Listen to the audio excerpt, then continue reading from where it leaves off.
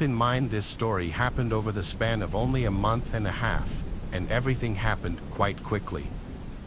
For context, my name will be June, and his name will be Luis. His mom is Dora.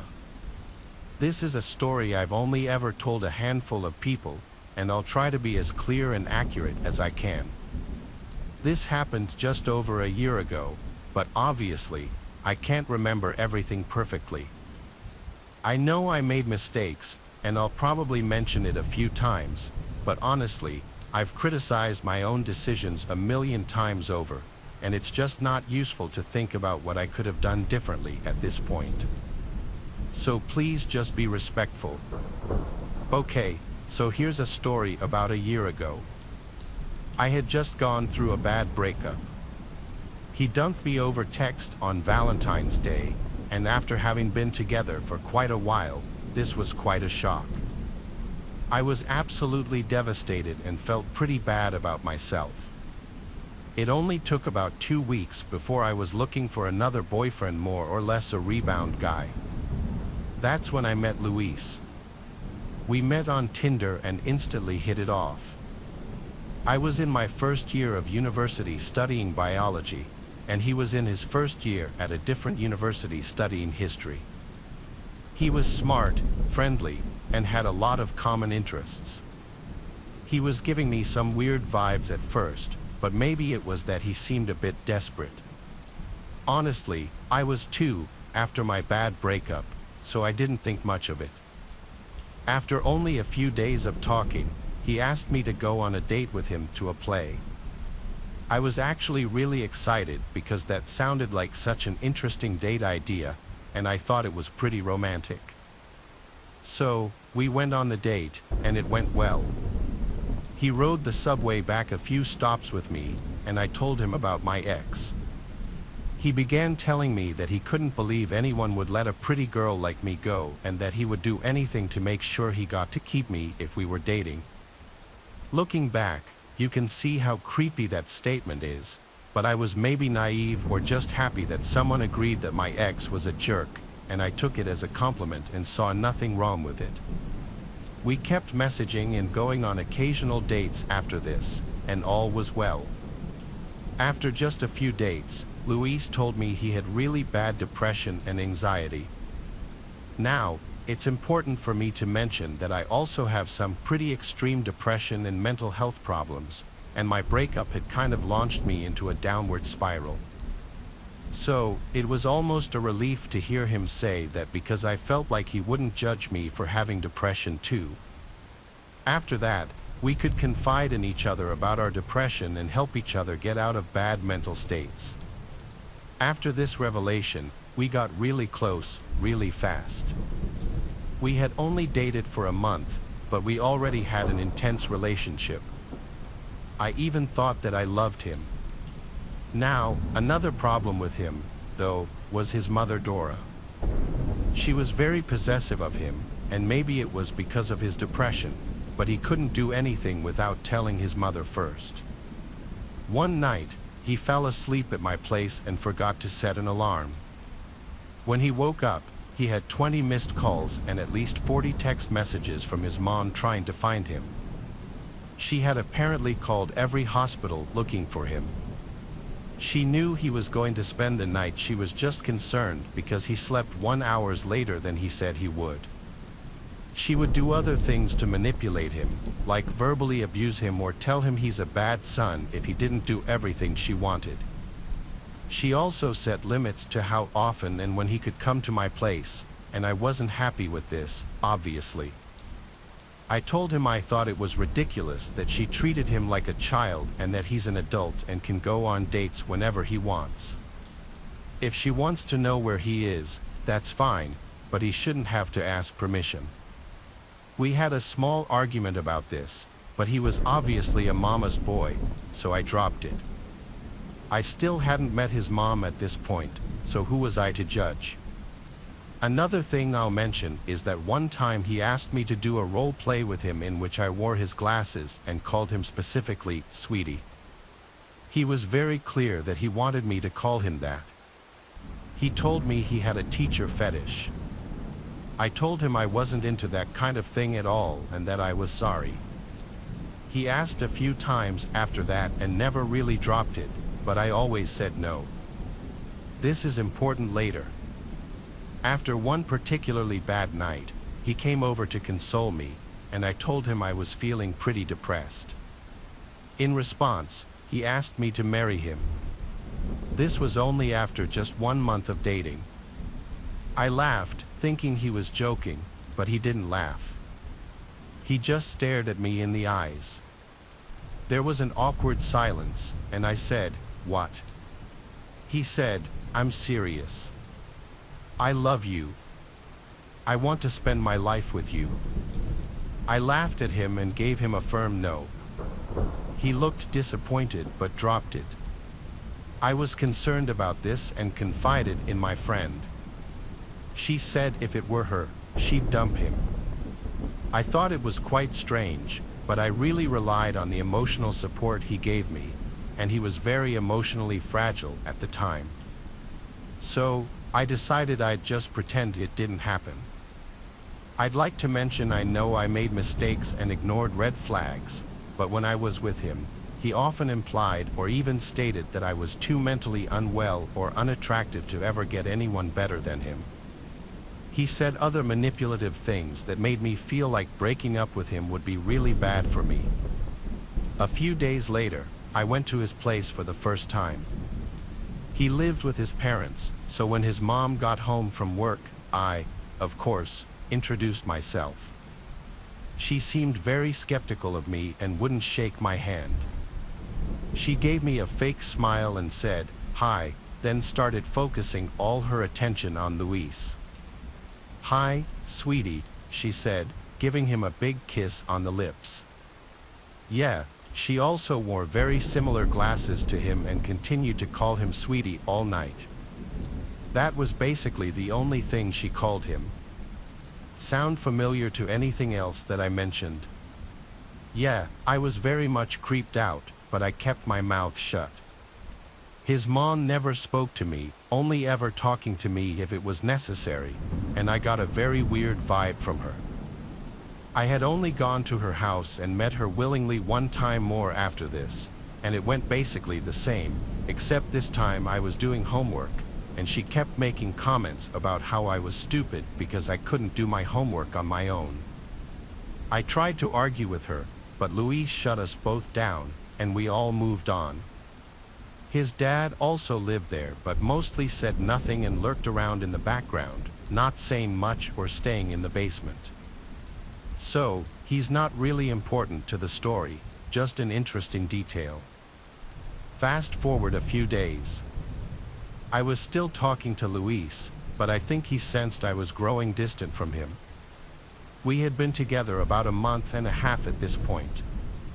I get a text from Luis very late at night telling me he was upset and needed me.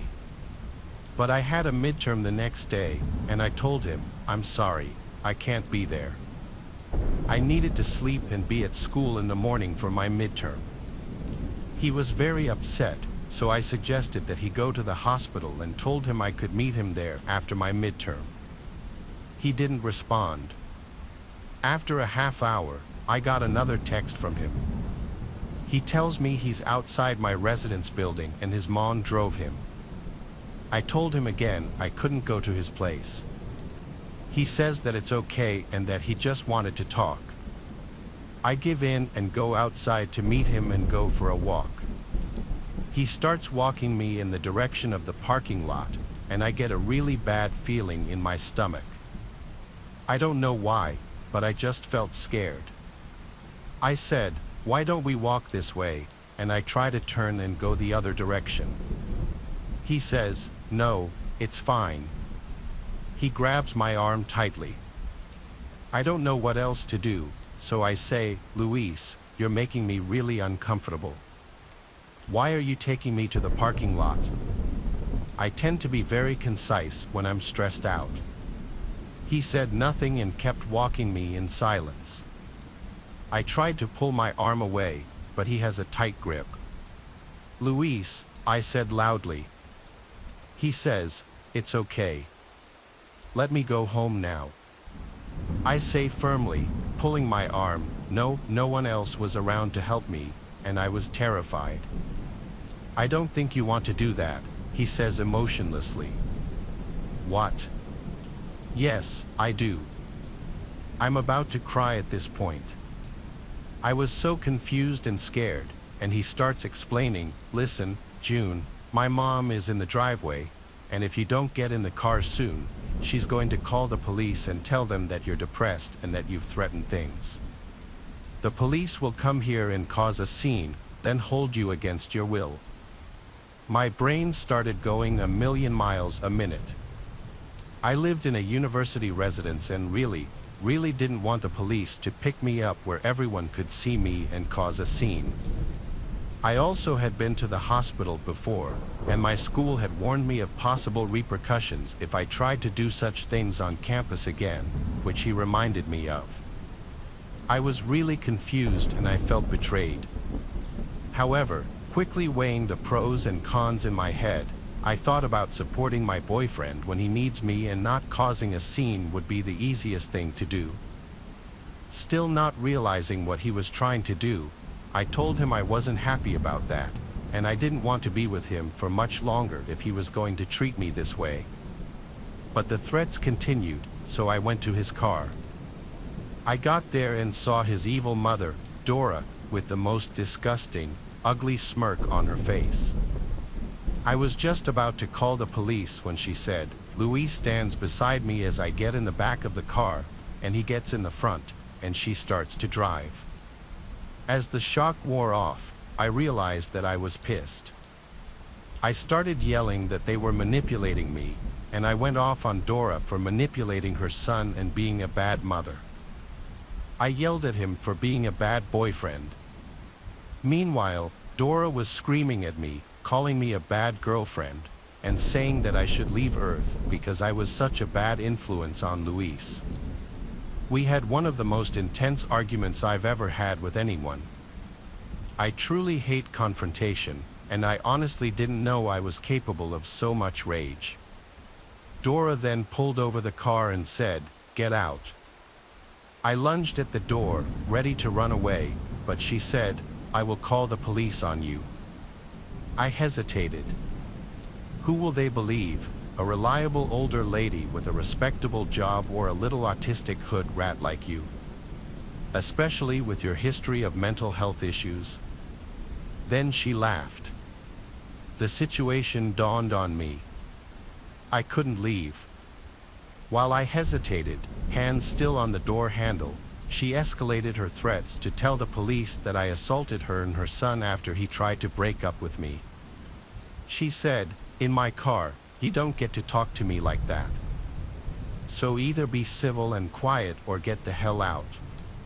Luis stayed quiet throughout the whole car ride, not defending himself or his mother, or even helping me, just stone cold and expressionless. I started crying and begging her to please let me go, to which she said, "You have every right to leave." But I felt like I had no option, so I swallowed my pride, apologized to Dora, and let myself get driven to their house. I tried texting my friend about what was going on, but she wasn't answering. Once we got there, it was like 2 or 3 in the morning. I wasn't sure because, of course, my phone had died. Great timing. Dora had been taunting me and making fun of me the whole way home, and I wasn't even able to defend myself after her new threats. I was still crying, and Luis helped me out of the car. He held on to me as I went inside. I don't know if it was because he wanted to get me in quickly or because I could barely move. I was crying so hard. They kept shushing me, and Dora raised her hand as if to slap me if I didn't shut up. In her words, so I held my tears until we got inside. Once we finally got inside, Luis brought me straight into his room. He asked if I wanted to watch a movie, but I just lay down on his bed and sobbed. He sat beside me and touched my arm in what would have been a comforting way under different circumstances. I pulled away, and he just quietly watched his videos, occasionally telling me that this was for the best. Now I couldn't hurt myself as long as he was protecting me. Now we could both be safe together. His dad was home, but the whole time everything was happening, he said nothing to me. He only came into Luis's room one time to give me a strange look and then leave. Really weird guy. Luis's mom came in a while later and told me to sit up and stop crying, saying that this was the best for me and Luis and that she was only doing this because she cared about us. I didn't have anything to say to her, so I just petted her dog and didn't make eye contact. She berated me, insulted me, and made fun of me with no reaction other than a few snide comments from me that Luis said were uncalled for. In more tears and silence, she then started going after me for petting the dog. Why won't you make eye contact? What are you, autistic? She then proceeded to call me an idiot and other slurs. All of this was even more disgusting because of her respectable job. She works with disabled teenagers. I ignored her, and then she started saying really hurtful things. Now, I can take an insult, but she crossed the line when she started talking about how my mother was abusive and how I deserved it. She could see why I was abused. My mother may have been abusive, but that crossed a line. She had no right to talk about that, and Luis had no right to tell her. She then went on to say that she was a much better mother and I should be grateful that she was doing this for me. The whole time I was there, she kept implying that this was in some sick way supposed to help me. I felt like I was only there for Luis to have someone with him, though. I lost it at the comments about my mom and started yelling at her about how she was the abusive one and worse than my mother, that I hated her. We had a screaming match for a while, and again, Luis didn't defend me and only said that I should listen to his mom. After more insults and yelling, she stormed off, and it was just me and Luis. I told him I was breaking up with him and that I wanted to leave now. He went to get his mom, who said I was just having a rough night and didn't mean it, and that we should both just sleep. They gave me pajamas to where I got dressed in his closet and went to bed, with him sleeping beside me. I wasn't afraid Luis was going to hurt me, don't worry, he didn't, not physically at least. He was more self-destructive than violent. But I was still uncomfortable sleeping beside him because I felt betrayed, scared, and even violated to a certain point. I wanted to leave more than anything. I felt like an animal in a cage. Then I got up and bolted to the front door, only for him to run behind me and grab me, with Dora blocking my way. I started screaming, "Let me go, please. I'm sorry, let me go." I was sobbing, trying to be as clear as I could through my tears. Dora looked at me like I was the most disgusting thing she had ever seen and scoffed at me. "Grow up," she said, and walked off. Luis brought me back to his room and locked the door. His mom came back, and he let her in a few minutes later. She had some kind of pill to help me sleep, she said, but I refused to take it. She kept insisting, and I kept saying no. "I'm not trying to poison you," she kept shouting, but I didn't trust that at all. Luis took one first to prove they were safe. After over an hour of arguing and Luis taking one, it was clear I wasn't going to have a choice. I pretended to take one at first, but she shoved one in my mouth after realizing I didn't take the other one. After a while, I felt very tired and fell asleep. I still don't know what she gave me, but it tasted awful. It was the kind that dissolves under the tongue. She had them in a clear plastic bag with no label. I woke up the next morning to find Luis and his mom in the kitchen eating breakfast. I saw my chance. I got dressed quickly, found my phone where he had hidden it, still not charged. He had my fare card for public transport in the case, though, so I pocketed my phone and quickly snuck to the door. Nothing had ever been so intense for me before. I put on my shoes quickly, opened the door, and ran. I ran like the wind, on the verge of tears and shaking. I had never run so fast. I didn't know the neighborhood well and didn't know how to get home, but I just needed to get away. I have no idea if they chased me or not, or if they even noticed right away. The dog stayed quiet. I eventually found a bus stop and got on the first bus that showed up. I pulled out my card, tapped it, and of course, it didn't have any money on it. My brain just buzzed. I had no way to get home. I needed to be on this bus and I had to get away. The bus driver shrugged and said, "You should have money." Meanwhile, I was still staring at my card. Then I just started crying. I practically fell over, crying so hard, trying to explain what was happening, but I was crying so hard and talking so fast that I made no sense. The bus driver said, "Whoa, are you okay?" I screamed, "No," and started crying harder. He quietly handed me a transfer. I thanked him and sat down quickly, noticing everyone staring at me. I put my hood up and cried quietly. I still didn't know how to get home, but I realized the bus was going to a subway station. Even though it was a long ride, I could get home from the station. As soon as we got there, I ran onto the subway, still crying and shaking. I probably looked like quite the sight. The subway eventually got to my school. Then I realized I couldn't go home because Luis knew where I lived. Thank God he would have called the police. I knew it. I didn't know what to do. I saw someone with a phone charger and ran over, asking if I could please charge my phone, that it was an emergency. Typical millennial me didn't know my friend's phone number. I charged my phone, face covered in tears and probably smudged mascara, and immediately texted my friend.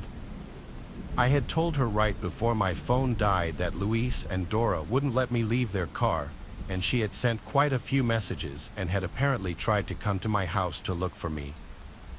I told her where I was and asked if I could go to her place. She lived somewhere else on campus. I got many messages from Luis as well. He just said that he needed me and that I needed him, and that I was making a huge mistake, absolutely anything and everything to try to make me respond. Now, you guys will probably judge me for this, but I went to visit him in the hospital. I don't know why, after all that, I decided to do this, but I did. After I got to the ER, nurses took me aside and asked if I was depressed. Of course, I said no. I was legally an adult, so they couldn't take Dora's word over mine and didn't hospitalize me. I told Luis we were over and I hoped he got better soon, but he was mad at me. He said his mom I was depressed and that she heard the nurses talking about how I was lying to get attention, and all this other stuff. I tried to defend myself to him, but I just left defeated, gave Dora the middle finger, and literally ran the hell out. I never looked back. I crashed at my friend's place that night and slept on her floor for a week. A while later, I got a text from one of Luis's friends, basically insinuating he was extremely depressed and that it was my fault. I told the guy that after what that family did to me, they could all go to hell and to never message me again. I blocked his number. I have no idea if Luis is alive or not to this day. But I did get some revenge in the end of story for another day. As you might have noticed, I didn't call the police. I did speak to a police officer about it eventually, and the concern was that Dora would be more reliable than me. I didn't have much evidence, but they said if I wanted, I could file a report. Honestly, I never did. Two don't want to have anything to do with them anymore. I grew up during the 1960s in a fairly large North English town. It was a nice place to grow up, and I liked it very much. But when I turned 16, my mom and dad told me I needed to start paying rent. Luckily for me, My mom had already gone and sorted me out with a job. The only problem was it was down at the local hairdresser's. It wasn't a bad job, all I did was sweep up hair, and I could have as many biscuits and cups of tea as I wanted. But unfortunately for me, being a boy and working in a ladies' hairdresser's meant that the other kids my age began to spread rumors about me. I'm almost certain you'll be able to guess what those rumors were. For the most part, I didn't give a monkey's bottom what anyone thought about me. Only I did care about one person who thought about me, and her name was Lucy. Lucy was the prettiest girl in my street, and when I realized Lucy might think that I was batting for the other team, I just couldn't have that. So one day, as I was walking home from the hairdresser's, I bumped into Lucy, who was on her way to the corner shop. She asked if I really did work in a ladies' hairdresser's, emphasizing the word ladies for maximum humiliation. When I answered yes, she followed up by asking if I liked working there. This forced me to think on my feet. I told her no, I didn't like working in the hairdresser's, and I was actually on my way to join the army the very next morning. Lucy seemed awfully impressed by this, which was fantastic in the short term, but I was also faced with the long-term problem of having to actually apply to keep my word. So that's how I joined the army, to impress a girl, assuming I could just leave if I didn't take to it. Only I did take to it. Soldiering was bloody hard work, but I loved it, and I don't think I can really explain why outside of reeling off the usual cliches. But they're true. You make the best friends you ever have in your life, then you blow things up with them. As a teenage boy, what's not to love? I kept in touch with Lucy for a while after I was sent to live on base, but after a while, her life moved on, and mine moved on too. Lucy moved on to some fancy university down in London, whereas I moved on to North Ireland. In the late summer of 1970, myself and the rest of Lancashire regiments for battalion were sent to Belfast, North Ireland's heavily divided capital city. For those that don't know, the mostly Catholic IRA were at the throats of rival Protestant paramilitaries, and the mistrust among civilians in both communities led to a very volatile kind of segregation. They didn't want to live together, but they also couldn't stop fighting. Our mission was to keep the two warring parties separate. But as time went on, we increasingly sided with Protestant paramilitaries since their loyalties lay with the UK. The whole thing was a bloody great mess that never should have happened in the first place, but we got sent there, so we all just tried to make the best of it, don't get shot, come home in one piece, and really, nothing else mattered. We were billeted in a place called barracks, which was right next to prison. We used to joke about not being able to tell the difference between the two and how the food in Kremlin was probably better than the stuff we were getting. There was also very little for us to do with the barracks. It was great if you liked table football, pool, or reading, but anyone with a pulse was itching to get into Belfast city centre whenever weekend passes were handed out. Mainly so we could go down to the local pubs to relieve the stress of living and working in a bloody war zone. Only, this war zone was unlike any other British forces had ever operated in. The older blokes in our company had served in places like Aden or Malaya, big open deserts or thick jungles where you could use all your core soldiering skills. But there we were, operating in an actual city full of innocent people, and even more jarring was the fact that it was a city within our own national borders. Before I left, my mom and dad were telling me to look after myself and all this other stuff like I was headed halfway around the world. I remember telling them something like, "I'll be fine. We're not even leaving the bloody country."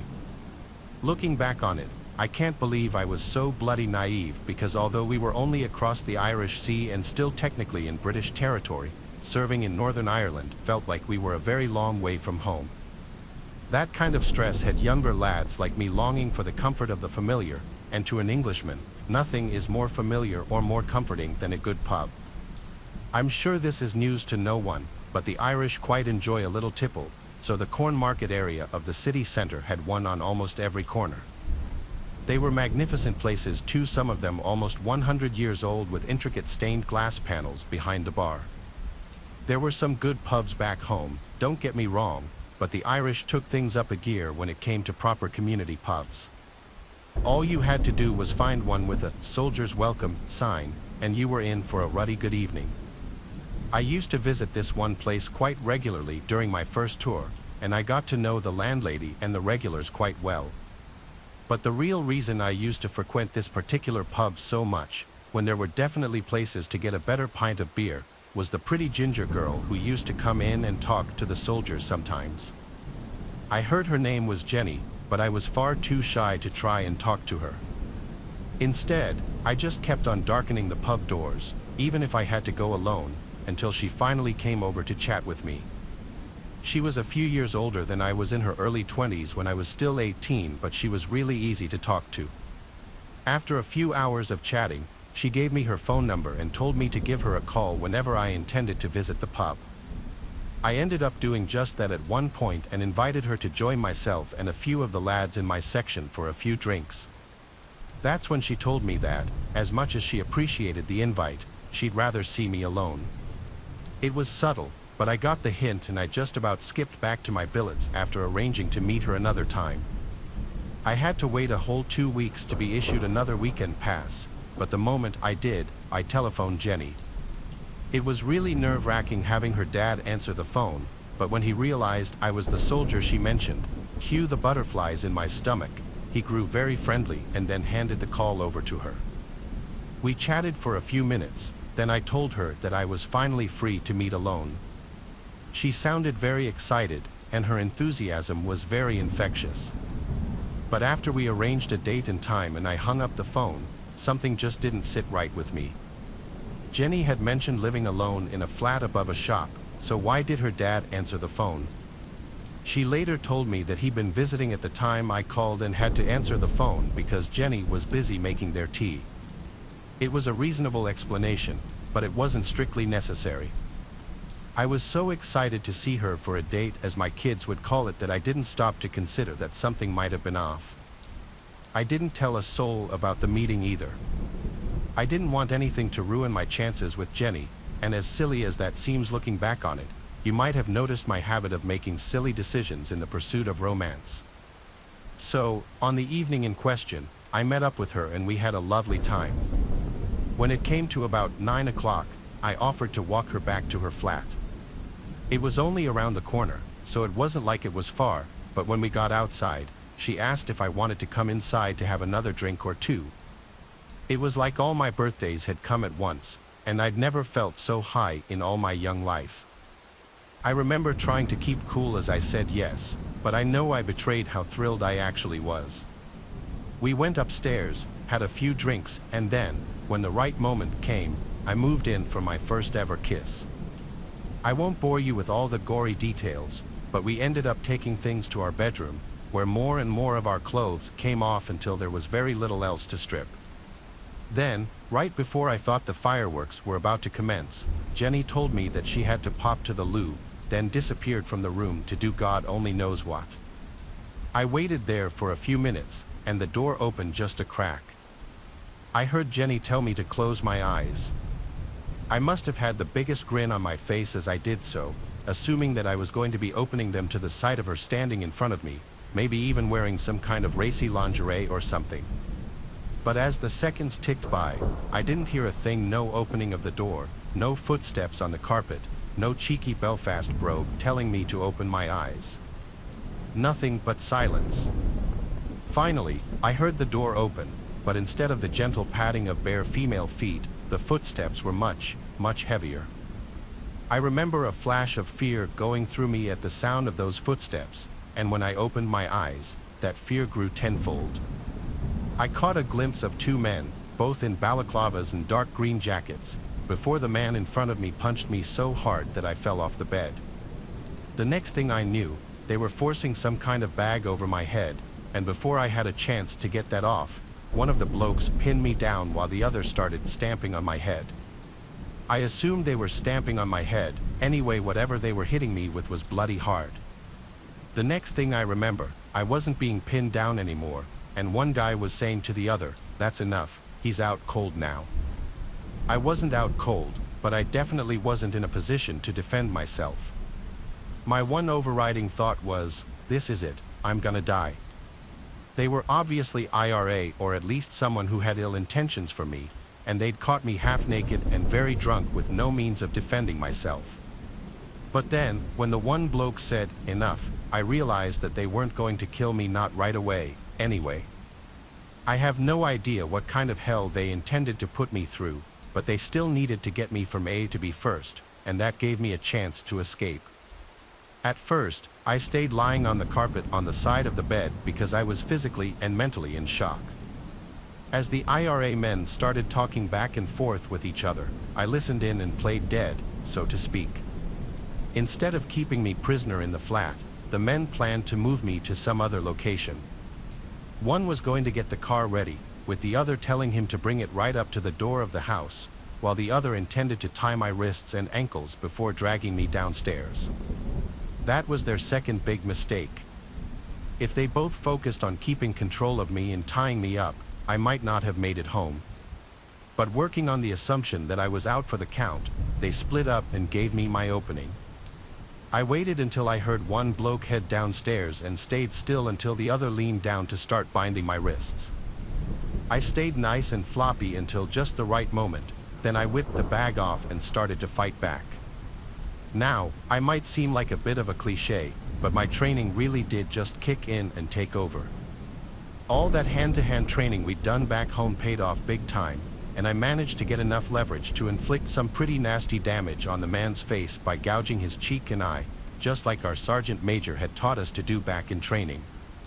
The rest is a bit of a blur, but I do remember opening the bedroom window and shimmying out onto the lower roof just as the second IRA man came back upstairs to check on the first. I somehow managed to get down to ground level without breaking or spraining anything. When I realized I could still run, that's all I did until I reached a main road. Then it was only a matter of time until I reached a British checkpoint. Some military policemen, or red caps as we called them, drove me back to the barracks, assuming that I just had one heck of a wild night. When we arrived, I was then told to clean myself up, get some sleep, and to expect a disciplinary hearing in the morning. I was so glad to be back on safe ground that I just nodded, went to the shower block, and then drifted off to sleep after the adrenaline crash. The next morning, I was told to report to my company's sergeant major's office, where the man himself was waiting for me along with the MP who had driven me back to the base. Again, I think they just expected me to shrug my shoulders and make some excuses to why I ended up drunk and half naked in the corn market, but as I told them what actually happened, both of them had to pick their jaws up off the floor. When I'd finished, I had some nasty bruising on my face to back up my story, and I gave up so many intricate little details that they knew I couldn't have been making it up. The MP still double-checked everything just in case I made up some elaborate lie, but one phone call to the pub me and Jenny had been at confirmed at least one major chunk of my story. They basically let slip at my next hearing that they believed the rest of my story too. Although they were well within their rights to send me to the glass house or army prison, I was going to be let off with a slap on the wrist on account of what I'd already suffered. I was confined to barracks for a while, and the whole company got hit with a 3-week drinking ban, which made everyone hate me for a while. But I was alive. We started getting briefings telling us to be careful who we associated with, how the IRA had spies and hitmen out there just waiting to ambush us in our cities. They hoped it would stop it from happening again, but young men remain young men no matter where they're from or what year it is. A few years later, someone else fell for the same trick that I did, and it actually cost them their lives. I didn't touch a single drop of alcohol for the entire rest of my tour, and whenever I got leave, I spent it in the gym or in the Nafi. After we got back, I spent a few more years in the services, but I got out before they could send me back to Northern Ireland again. After that, I didn't tell anyone that story for 15 years, not until I met my wife. Even then, I waited until we were married. Mine isn't the kind of war story you tell in pubs so you can drink for free. Mine was something I was ashamed of. I was young and stupid and had been easily tricked. The thing that really hurt the most was that a pretty girl had made me feel handsome, interesting, and funny, and it all was just some big lie. As a father of a daughter, this incident will haunt me for the rest of my life. My 16-year-old daughter Laura grew up to be the brightest young lady, and my wife John, and I couldn't be prouder of her. Laura was so jolly that she made friends wherever she went. It was the month of November, and everyone was getting ready to celebrate the winter festivals coming our way.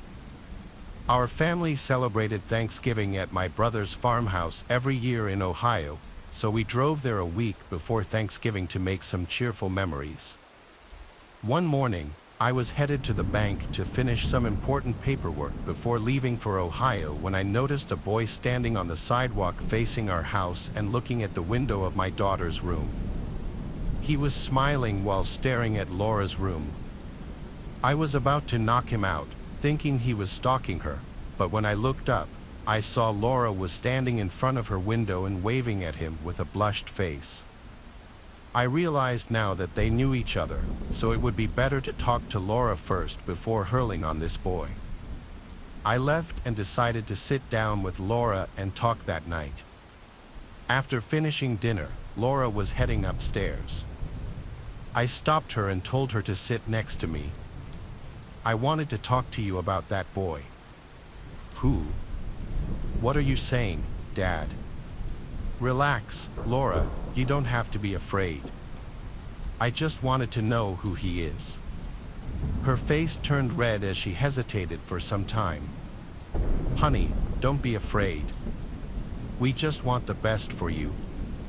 Come on, tell us about him, John added.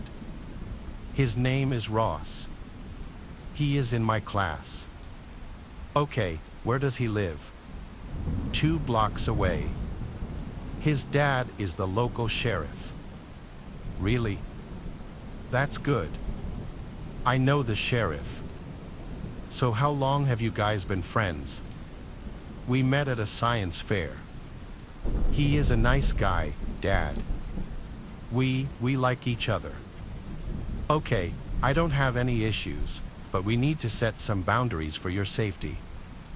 No matter how much John mocked me for becoming a bit possessive about my daughter, it was natural. I set the common boundaries that any dad would to protect his teenage daughter in her growing years. Soon, I started to see Ross walking Laura home after school. I couldn't find anything wrong with him, and being the sheriff's son, I was a bit relieved, thinking maybe he is better than other high school boys. One day, I was coming home from work, and on my way, I stopped at the local department store to buy some necessary things before leaving for Thanksgiving. There, I met the local sheriff, Mr. Daniel Truman. He was shopping for some groceries as well. I walked up to him and said, "Hello, Daniel." "Hey, how are you, Alex?" "I am good." "So, any plans for Thanksgiving?" "Not much, going to stay home with my son, I guess." "Talking about your son, are you aware that he and my daughter are becoming friends now?" I expected him to be happy about it, but instead, his face turned all serious, and he replied, "I see. What happened?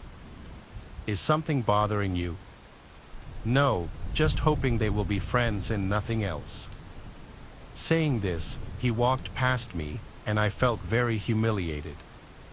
I couldn't move for a few minutes as a sudden rude behavior caught me off guard. I came home and told my wife about this encounter. She too couldn't guess what could be the reason behind Sheriff Daniel's off-putting attitude. I mean, both the kids belong to good families. Then why did he seem so upset his son was going out with my daughter? I didn't tell Laura all about this because I didn't want to complicate things for her at such a young age. We started to pack for our trip, and slowly this matter slipped away from my mind. 2 nights before our trip to Ohio, Laura came to me and said she doesn't want to go to her uncle's farmhouse this year. I asked her why. Laura remained silent, keeping her face down. I asked if she wished to spend Thanksgiving with Ross, and her face lit up immediately. I couldn't see my daughter sad, so I told her Ross could come with us if he wants to. Laura ran to call him, but I made sure his father agrees only then. The main reason why I allowed Ross to tag along was to keep my daughter close and also not to break her heart in this vulnerable age. The next morning, Ross came to my house. We talked about this entire trip thing, and I was stunned to see how confident he was. He was way more mature than half of the kids his age. He said his father has approved, and he is ready to come with us. Without much to do, we hopped into the car and got on the road. Ross was very well behaved, and my wife John kept saying the entire journey how cute they both looked. After driving for 3 hours, we reached Crystal Lake. The sun was about to set, and a dying yellow light mixed with the blue night sky made the horizon look like a dream. My brother and his family greeted us in the house, and Laura introduced everyone to Ross. To my surprise, Ross won everyone over in a very short span. He was helping in the kitchen, playing with the kids, and also showed interest when we watched the game. It didn't feel at all like he was an outsider. Although he was settling completely well, I couldn't help but feel a bit weird about all this. I don't know why things were seeming too good to be true to me at that moment. As the night fell, we all sat down for dinner, and everyone was laughing and cheering.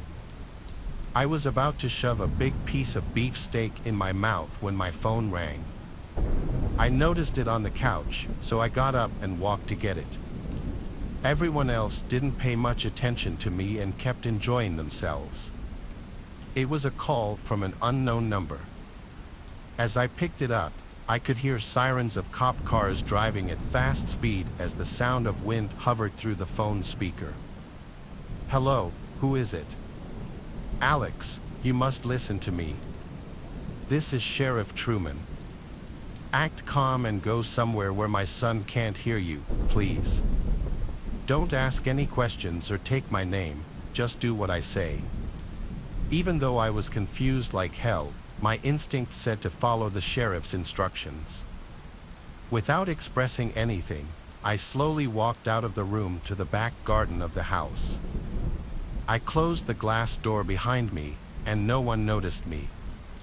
Ronald was laughing with everyone else. I am alone now. What the hell is going on, Daniel? Where is Ronald now? In the living room. Eating dinner with my family. Will you please tell me what's going on here? Alex, my son is a deranged psychopath, and the only reason I wanted to keep him away from your daughter was to keep them both safe.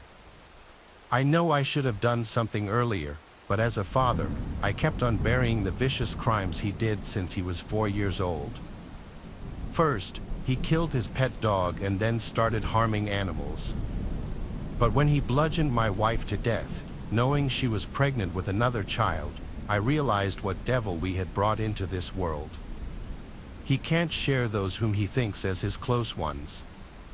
I didn't permit him to travel with you guys, so he threatened me with a gun and tied me up in the basement. When I finally managed to set myself free, I noticed he was going with one of my guns. He has taken them all and is going to murder your entire family to get Laura just for himself. You must stop him before becoming violent. Keep a close eye on him. I'm coming to your place. I have already tracked down your location from this call. Just please don't make him mad, or he will snap out like a venomous snake.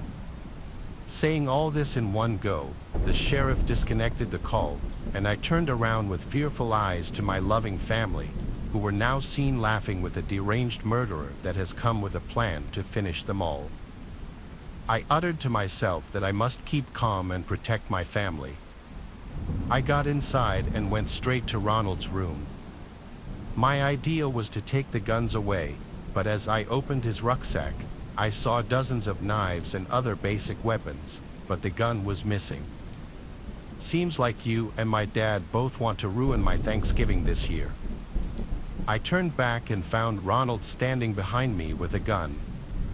I lunged at him to take it away, but he dodged carefully and hit me on the head with the middle end of the gun. I fell unconscious on the floor with throbbing pain and heard Ronald say, "Happy Thanksgiving." I don't remember when I came back to my senses, but a squashy sound followed by a metallic smell started to take over my drowsy mind. I opened my eyes slowly and saw Laura tied up to a chair with a huge bruise on her head. She was unconscious as well, but as I laid my eyes around, I realized the danger is much bigger than this. All my family members, my wife, my brother, his wife, and his 2 kids, were lying on the floor bludgeoned to death.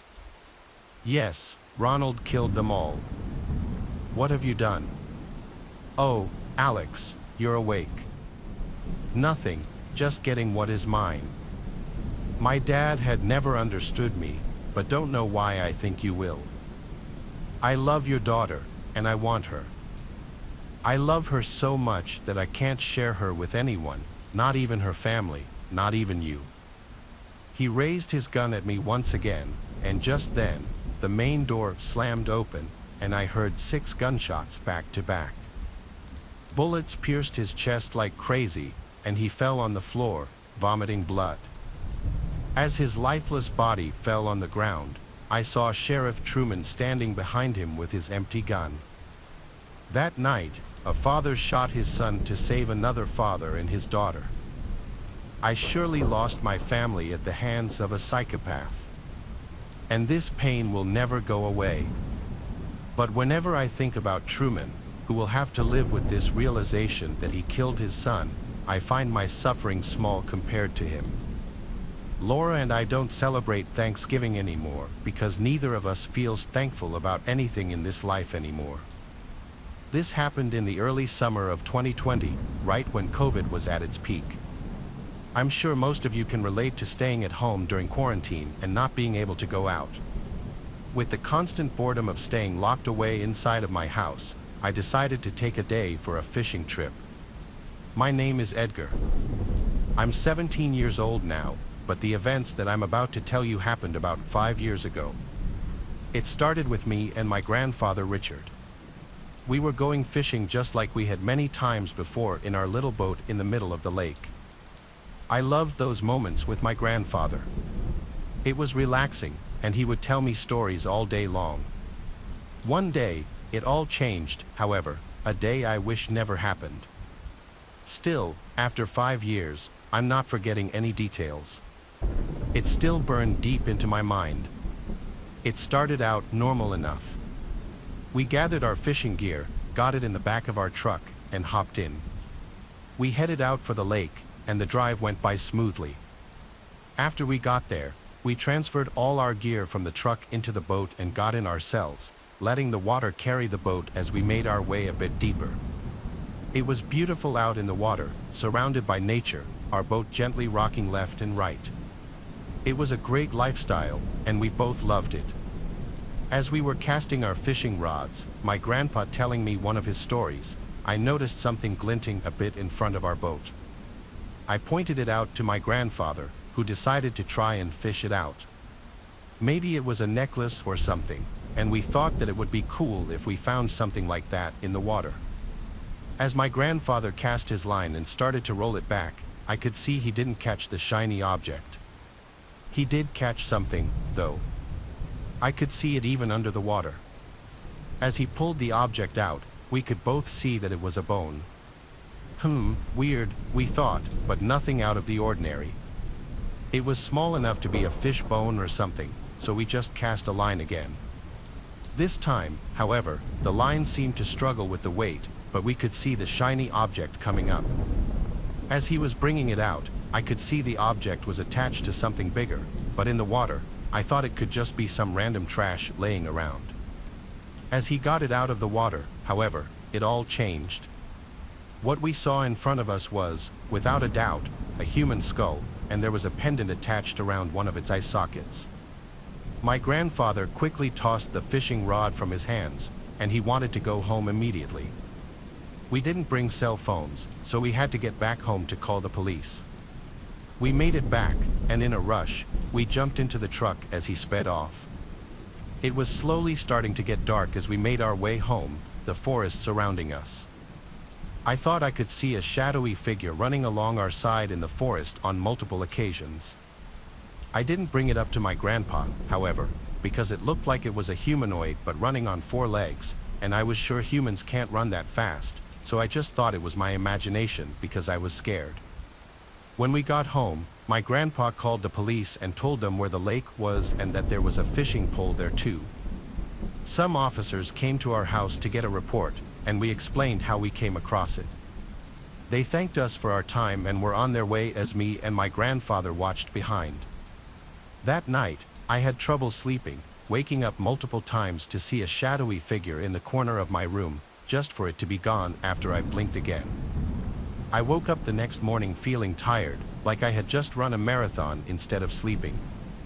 I went downstairs, and my mom had already cooked me some waffles for breakfast, which made the morning a bit more bearable. I loved waffles. I finished up eating and headed outside to play with my friends, but I could never shake the feeling of being watched. When I brought it up to my friends, they would say that they felt normal and that I'm just paranoid. I believed them. I hadn't seen anything, after all, and I was ruining fun for myself and them because of my paranoia. It still didn't help. In fact, every day that went by, the feeling became stronger and more frequent. It had gotten to the point where I didn't want to leave the house at all, because I was feeling unsafe. When my grandfather saw me acting strange, he asked me what was wrong. "I don't know, Grandpa. I saw something moving parallel to our car when we were coming back from that lake," I said, expecting him to comfort me and say how everything is going to be fine. What I saw instead was a pure look of terror and panic on my grandfather's face as he got up and frantically paced around the room. They followed us. I should have known they'd follow us. They never found that damned skull. "It was a trap all along," he said as I saw a couple of tears forming in his eyes. "Why the hell did you tell me this now? Huh, why didn't you tell me earlier?" he yelled as I started to cry, thinking I had done something terrible. "I'm sorry, Grandpa. I thought it was my mind playing tricks on me because I was scared. I couldn't, I trailed off as tears coated my cheeks and dripped from my face. My grandpa didn't even look at me as he headed for the stairs. "We're doomed," I could hear him mumble as he made his way up. I couldn't sleep at all that night. I felt guilty. I didn't know why my grandfather was so upset. Sure, I could sometimes see a figure in the shadows or feel something watching me, but it never affected me otherwise. When it was about 4 a.m. and I could finally feel my eyes getting heavy, I could hear some sort of chanting sound mixed with buzzing. Right after that, I heard a loud crash in the hallway. I didn't know what it was, but I was too scared to look. I stayed in my bed until I heard my mom scream loudly. I jumped out of bed, not caring about the fear anymore, thinking something bad had happened to my mother. As I rushed out to the hallway, I saw my mother crying over my grandpa, who was lying on the floor. When I got closer, I saw the reason she was crying. My grandpa looked like he had drowned, blue color enveloping his skin, his clothes wet. I couldn't hold my vomit in any longer. I puked all over the floor, feeling nauseous and lightheaded as I passed out. I woke up in my room, my mother sitting next to me on a chair. She hugged me after I woke up and cried on my shoulder. I asked her if Grandpa was dead, and she just nodded her head. His lungs were full of water. No one knows how it happened or how he got to the hallway in that condition. It was all a mystery. My mother did, however, report that she heard whispered chants along with buzzing. After I told her I heard the same thing, she was shocked, thinking it was all in her head from the lack of sleep she'd been getting recently. We both went to bed that night, my eyes growing heavy as soon as I lay down on the bed. I dozed off almost immediately from exhaustion, but I was awoken by the sound of whispered chanting and buzzing coming from the hallway. Thinking it was whatever had killed my grandfather, I stayed in my room, silent as the night outside my house. That was until about 20 minutes later, I once again heard my mother scream and then gurgle like she was drowning. I jumped out of bed again, but as soon as I reached for the door, the sound stopped. As I opened it, I could see my mother in the same state my grandfather was the night before, blue skin, wet clothes. I started crying uncontrollably for hours until I finally found myself going to the phone and dialing 911. An ambulance and police officers came. I don't remember any of it. The funeral, those couple of days went by in a blur. I found myself in a foster home right up until last month.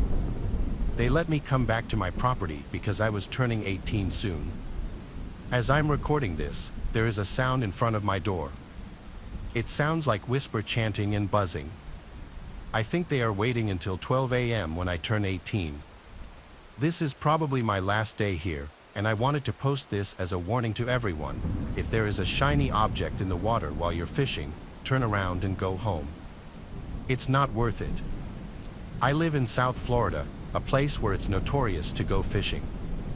My state was still on lockdown, but I didn't care. I drove about an hour's drive away to Key West and went under a bridge to where I was sure I would get a decent catch. The waves were a little rough, but it didn't matter. Fast forward to about 30 minutes later, I'm still fishing, waiting for a bite.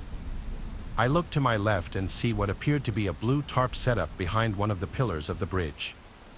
I thought nothing of it, but for whatever reason, I looked back and saw a man standing there looking at me. To be honest, he kind of startled me as I jumped a little bit and nodded my head as a hello. However, he didn't seem to acknowledge my greeting as he kept staring at me with this blank expression I couldn't even describe. By the looks of it, he looked homeless, worn, torn clothes and had a full-on white beard, kind of like what you would picture as your typical old fisherman. What made me unsettled, however, was that his right hand was always behind his back. I pretended to concentrate on fishing, but I could still feel his gaze looking at me. Suddenly, he then jumps into the water and is swimming directly toward me. Even with the rough waves and the current from under the bridge, he was extremely fast. I was out from under that bridge in less than 15 seconds and got in my car with my foot glued to the gas pedal. I also left my stuff behind as, obviously, my life was more worth saving than that. I drove about a few miles where I stopped at a gas station for a snack and then proceeded to go home. What that man was going to do to me or what he wanted, I don't know. I assumed he was probably a dangerous homeless person who didn't like people near where he lived. The next day, I drove back to the bridge and tried to get my stuff, only to find it gone. Not only that, but the blue tarp and the man were also gone. Nothing was left except for an old hunting knife left on one of the platforms where the pillars were held up. After seeing it, I knew that's probably what he was hiding behind his back. This might sound odd to some of you, but I've always dreamed of being a bartender on a cruise ship. I don't know why, but life at sea just sounds so peaceful to me. Plus, I'm what you'd call a social butterfly, and the people you meet on cruise ships always have the most fascinating stories. A few years ago, I made that dream a reality. As a cheerful woman in my mid-20s with a couple of years of bartending experience tucked under my belt, I breezed through the interview process. Royal Caribbean welcomed me as a bartender, and things were off to a great start. I won't bore you with the irrelevant details about my tenure, but you should know that this position came with lots of travel, sometimes too much. After just 2 tours, I interacted with 3 times the number of people that I had while working at my local bar for 2 months. The influx of people was overwhelming, but that's one of the reasons I vied so adamantly for this job. This story takes place during my 3rd tour, a 12-day transatlantic cruise from Miami to Portugal and Spain. It was a long one. We'd be at sea for 5 days straight. There was a silver lining, though. I'd finally be back in Europe, and Royal Caribbean might let me take a week or 2 to return home to Lyon. To preface, I know how to hold my own against drunk, overly flirtatious men buying drinks from me. Handsome or ugly, old or young, I always work nights, so that's just part of the trade. During this particular cruise, one customer stood out from the rest, though. This tall, attractive 30-something-year-old kept catching my eye night after night. He'd find a seat at my bar, nursing his drinks slowly. Eventually, we struck up a conversation about each other's lives, and he was always the last customer to leave the bar at the end of the night. For the first time in a while, I started looking forward to those late nights when Anatole would hang around my bar. I could tell there was some depth behind those light green eyes. A sorrowful look seemed etched into his features. On the third night, I got him to open up about it, and the story was downright depressing. He reluctantly told me about his troubled marriage, pausing often as if weighing each word. His wife Rosalind had been having an affair with his best friend from college, Douglas. I won't get into the specifics, but it sounded brutal. There were a lot of specifics. He literally told me their full names, as if he had been waiting to vent to someone about this for years. He went on to tell me that he had boarded the cruise alone, hoping the vastness of the sea would help him forget his pain. I honestly didn't know how to react other than continuing to fill his glass. The night before we were scheduled to dock in Ponta Delgada, he expressed his gratitude for my company and listening ear. "You've made this trip bearable," he admitted. "Let me buy you a drink to show my thanks." This wasn't the first time I'd been offered a drink, but this time was different. I felt a genuine connection with this man, and it seemed unfair what he had gone through. I obliged, telling him I was happy to have helped him through such a difficult time. Normally, I'd pour my own drink, but he insisted on doing it himself, saying it was the polite and fair thing to do. I should have maintained professional boundaries, but his insistence, combined with his apparent vulnerability, persuaded me otherwise. Reluctantly, I agreed and invited him behind the bar, a decision that might have changed my life.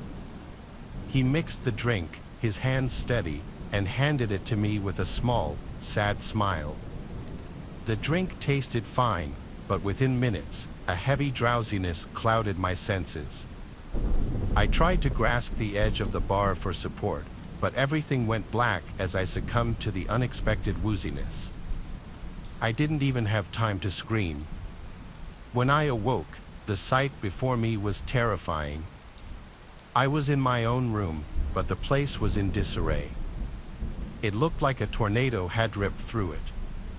Panic surged through me as I realized I was tied to my own bed with a towel shoved down my throat. A wave of relief washed over me as I concluded that my clothes were all still intact, untouched. An hour later, room service found me and freed me. It had been a full day. We were already pulling out of Jamaica. I was more angry than anything else. How could I have been so stupid? I had fallen for Anatole's charming ploy, and he had taken advantage of my sympathetic nature. I doubted Anatole was even his real name. My suite, as I already said, was utterly trashed. My jewelry, phone, and personal belongings were all gone. The safe was wide open, its contents vanished. My suitcase had also disappeared. The cruise ship security team made a massive deal over this, not to the passengers, obviously, but amongst themselves. They reviewed the footage only to discover that the guy had disembarked early in Ponta Delgada, not returning to the ship. The crew had no choice but to leave him behind when he didn't show up at the gangway at departure time. They urged me to keep my mouth shut about all this, telling me not to go to the public. They offered me substantial compensation and promised me they'd find him eventually. After all, he must have used a passport to book the cruise. In the weeks after the cruise, they contacted me and filled me in on what their search turned up. Because the cruise hadn't actually returned to the States, it was a nightmare trying to contact American police and give them details on the crime and the perpetrator.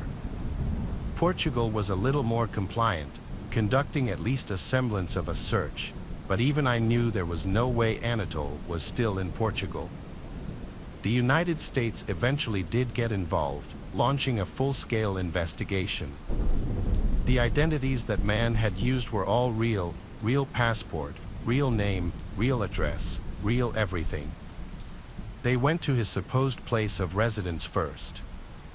The landlord told them that Anatole had moved just over a month ago, leaving nothing behind. The landlord did have a personal phone number of his, but that was of course disconnected. The police looked for any property in his name, but there was nothing. His criminal history was also suspiciously clean. The guy had never even gotten a parking ticket.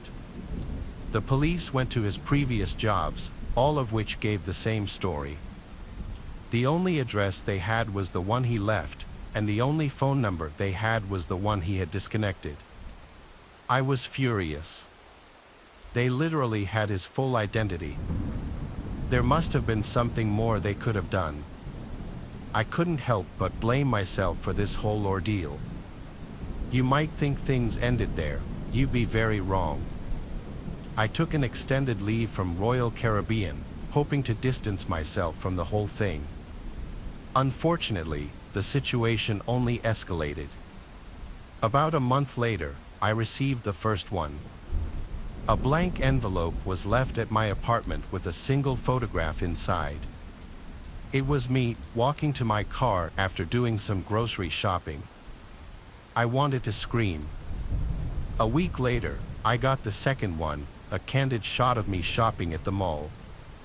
At first, I tried ignoring the pictures, but they just kept coming. The envelopes came one after another, each one a picture of me unaware of the camera. Each picture felt like a taunt, a reminder that he was still out there, watching me. I can't describe the terror I lived with during these weeks. I was afraid to leave my house. I couldn't go to work, hang out with friends, or shop without constantly looking over my shoulder. After the sixth envelope, I went to the police. I know you're probably wondering why I didn't go after the first envelope. Honestly, I can't even answer that question. The police were not very helpful. I don't think they even knew what to do, but I wanted them to have a record of my case in the event that something more serious came of it. And that's exactly what happened. One night, knocks echoed against my bedroom window. I knew it was him. The police investigated, found nothing, and left me more scared than I had been before they arrived. I had had enough.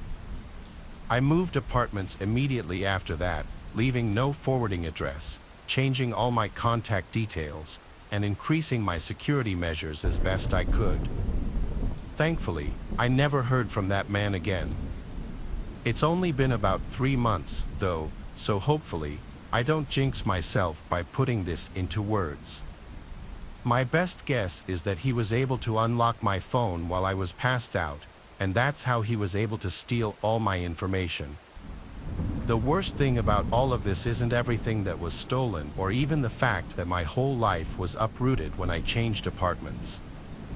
The worst thing about this situation is that I'll never aspire to work on a cruise ship again.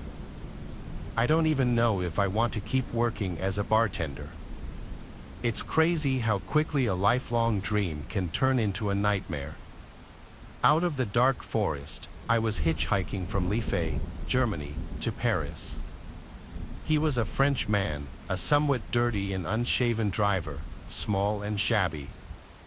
He agreed to give me a ride in his car, a ride with him to Paris where I needed to pick up.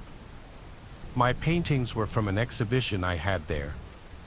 It was October, I was 30 years old, and he seemed about the same age. He spoke broken English, I spoke no French at all. I really didn't have a clue who this guy was. The day was mild, sunny, and blue. It was a warm and comfortable French day, a great day to hitchhike. It was around 4:30 p.m. when I met him at a gas station somewhere in France. I hopped into his little old car, happy to have scored a ride. We drove off to Paris on the main highway. After some small talk, mainly about where I'm from. He reached over my lap and opened the glove compartment. He pulled out what looked like a bunch of passports. They were passports. He handed me all four. The first was a pretty girl who was his girlfriend and had died falling off the back of his motorcycle, he said. The second was a girlfriend who had died in a car crash. He told me the third girlfriend died from a brain tumor and the fourth fell off a horse. He said, "I'm such an unlucky man." I agreed he was unlucky. The uneasiness started then and only grew as the miles rolled on. He was in possession of 4 young women's passports.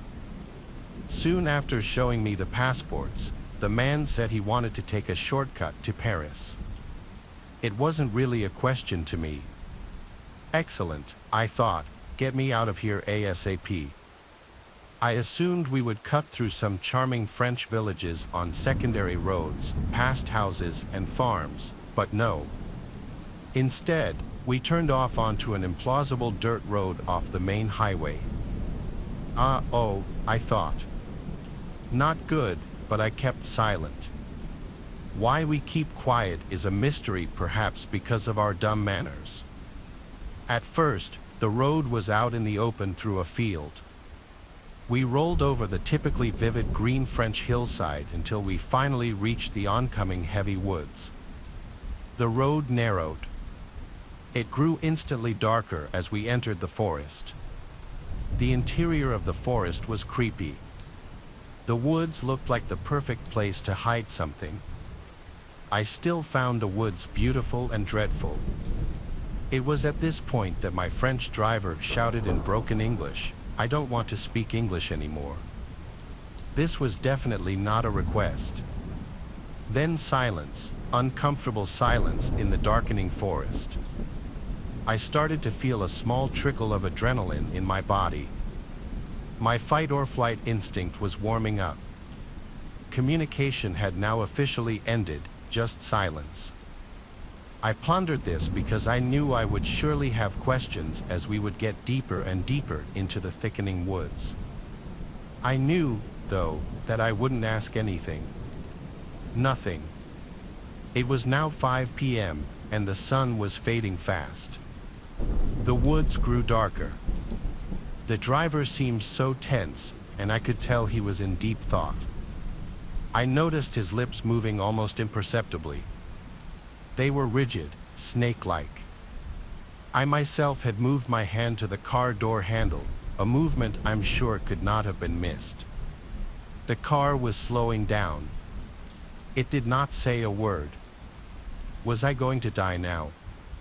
Did he have a gun? All these questions ran through my head. My life was now surreal. This was not my plan. Maybe I communicated with my captor in some secret way. Maybe I gave off some kind of male pheromone perceptible only to men. Facing off, I possessed my own rage issues, and I was not going down without a fight. That I knew. There would be no begging or cries of mercy from me, not to this. I also had my own secret store of crazy. I was big and strong at that time, rode tough through my travels, and there's no substitute for my nothing-to-lose stare. That is all I gave him. Something very primitive transpired between us then. I think rather quickly, in a matter of seconds. It's a sort of inner calculus as to whether one can overcome, stop, or kill the other guy or not, and all its peripheral considerations, not the least blood, gore, strength, and alas, dying. I don't think these calculations are the same when the victim is small and scared, begging and weak. I think between those two uneven people, it just becomes bloodlust, power, panic, scratching, and doom. 5:12 p.m. The car was now moving really slow. I entered a very strange and new place in myself. I was transformed with very little preparation, transformed into a potential killer myself, maybe. My chauffeur could read my mind, or my body language, or sense my intent, or see my hand on his dirty door handle. It was the moment of truth, and then we suddenly started to speed up. Thank God. Out of those woods. Odd how these memories have come back to me as I write this. Some memories I'm not certain of. Like, did he say he had to hit one girlfriend with a shovel because she attacked him and would not be quiet and leave him in peace? Did he really explain the 2 backpacks on the back seat? Did I not hear that on purpose? Did I later imagine those words? Did I see more passports in his glove box than the 4 he pulled out? Why didn't I say, "Stop the car," after the passport show?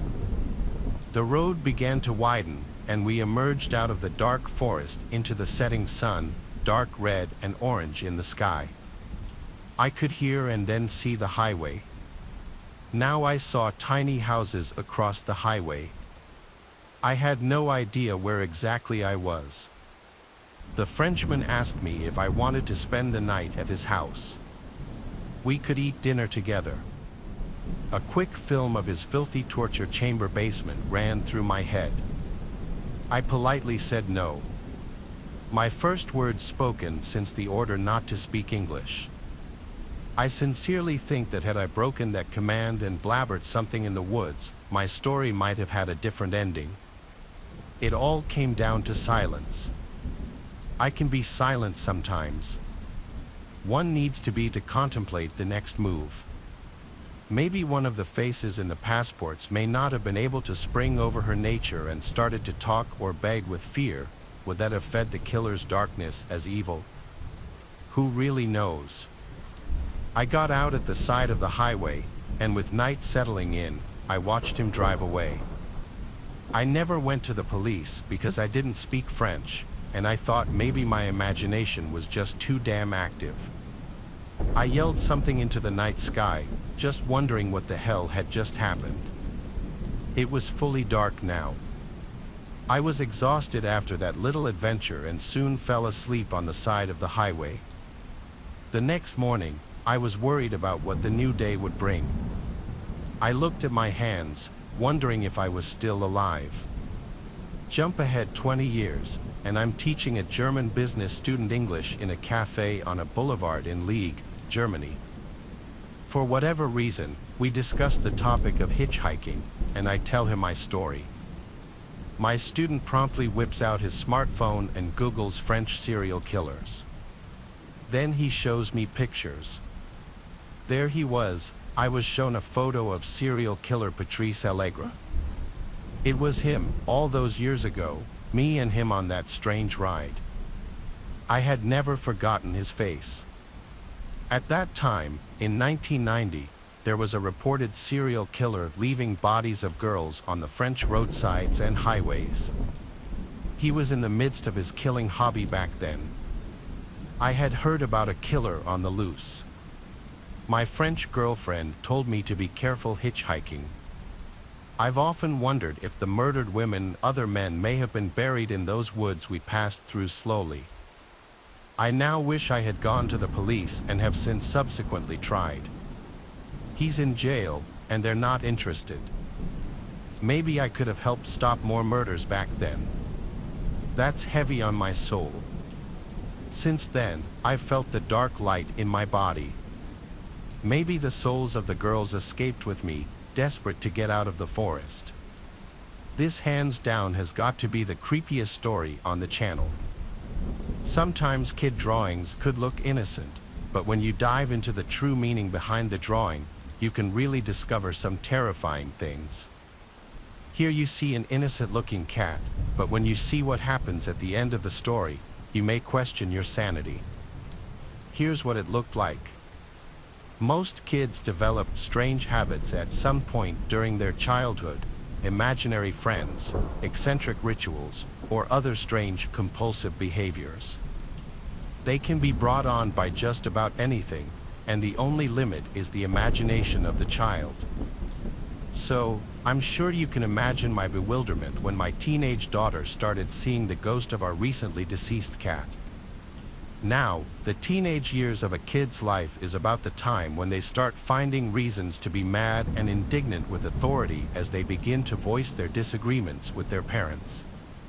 But all that stuff is usually over things like curfews, bedtimes, and chores, not about a disagreement over whether or not the cat is still alive.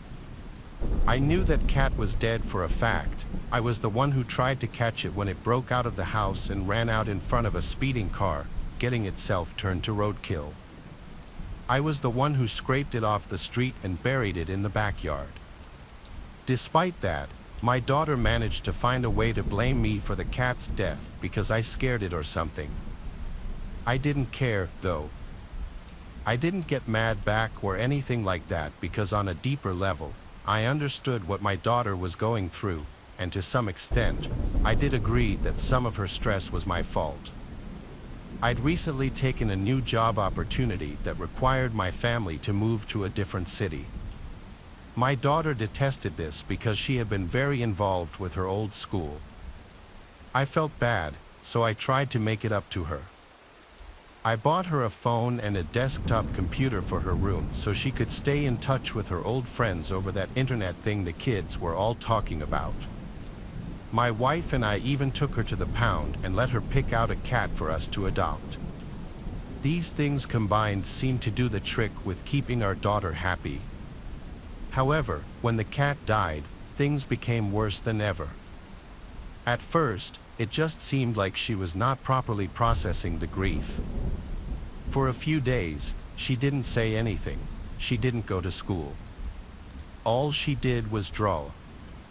I'd go into her room from time to time to remind her to study and stay caught up, but it was like she didn't even notice my presence. She just kept drawing pictures of the cat, like a little kid with a brand new box of crayons. Except her drawings of the cat were actually pretty good. When she finally started talking again, my wife and I wanted to celebrate, but we couldn't because our daughter wasn't talking to us, she was talking to the cat. "I'm so glad you came back, precious. You really are precious, aren't you?" "Yes, you are." "Who are you talking to, Sweeney?" "I'm talking to Precious, obviously." She came back. "I guess that means you have to start buying cat food again. Don't forget she's so hungry." My wife and I were taken aback. Our daughter had never had an imaginary friend before, so it was that much stranger to see her develop one now, or at least that's the way things looked. We tolerated the strangeness for the time being. However, as our daughter at least seemed to be happier, she started to go back to school again, which we felt was good. The only problem was that when she came home from school every day, she would start doing her old routine of taking care of the cat, dishing out some food and water, petting it, talking to it, and carrying it around, except there was nothing there. She was just pantomiming. Still, we appeased her and got a few cans of cat food, thinking that she would surely come to her senses at any moment. But that's not what happened. We watched her set the food out, and the next day it would be gone. We didn't have a dog, so to us, there was only one explanation. "Wendy, we need to talk. We've noticed that you've been talking to yourself lately, and we're worried. And about the cat food, you haven't been eating it, have you?" "Oh my God, no." "What, do you need glasses?" "Precious has been eating it, obviously." "But Precious isn't here anymore, sweetheart. She's not coming back." "What do you mean?" "She's right here in my arms." "You guys are so blind, I can't stand you." My wife and I just didn't have a clue on what to do. That night, I was losing sleep, stuck awake worrying that my daughter had gone crazy. That's when I heard a noise from downstairs that sounded exactly like a cat sharpening its claws, tearing up some fabric.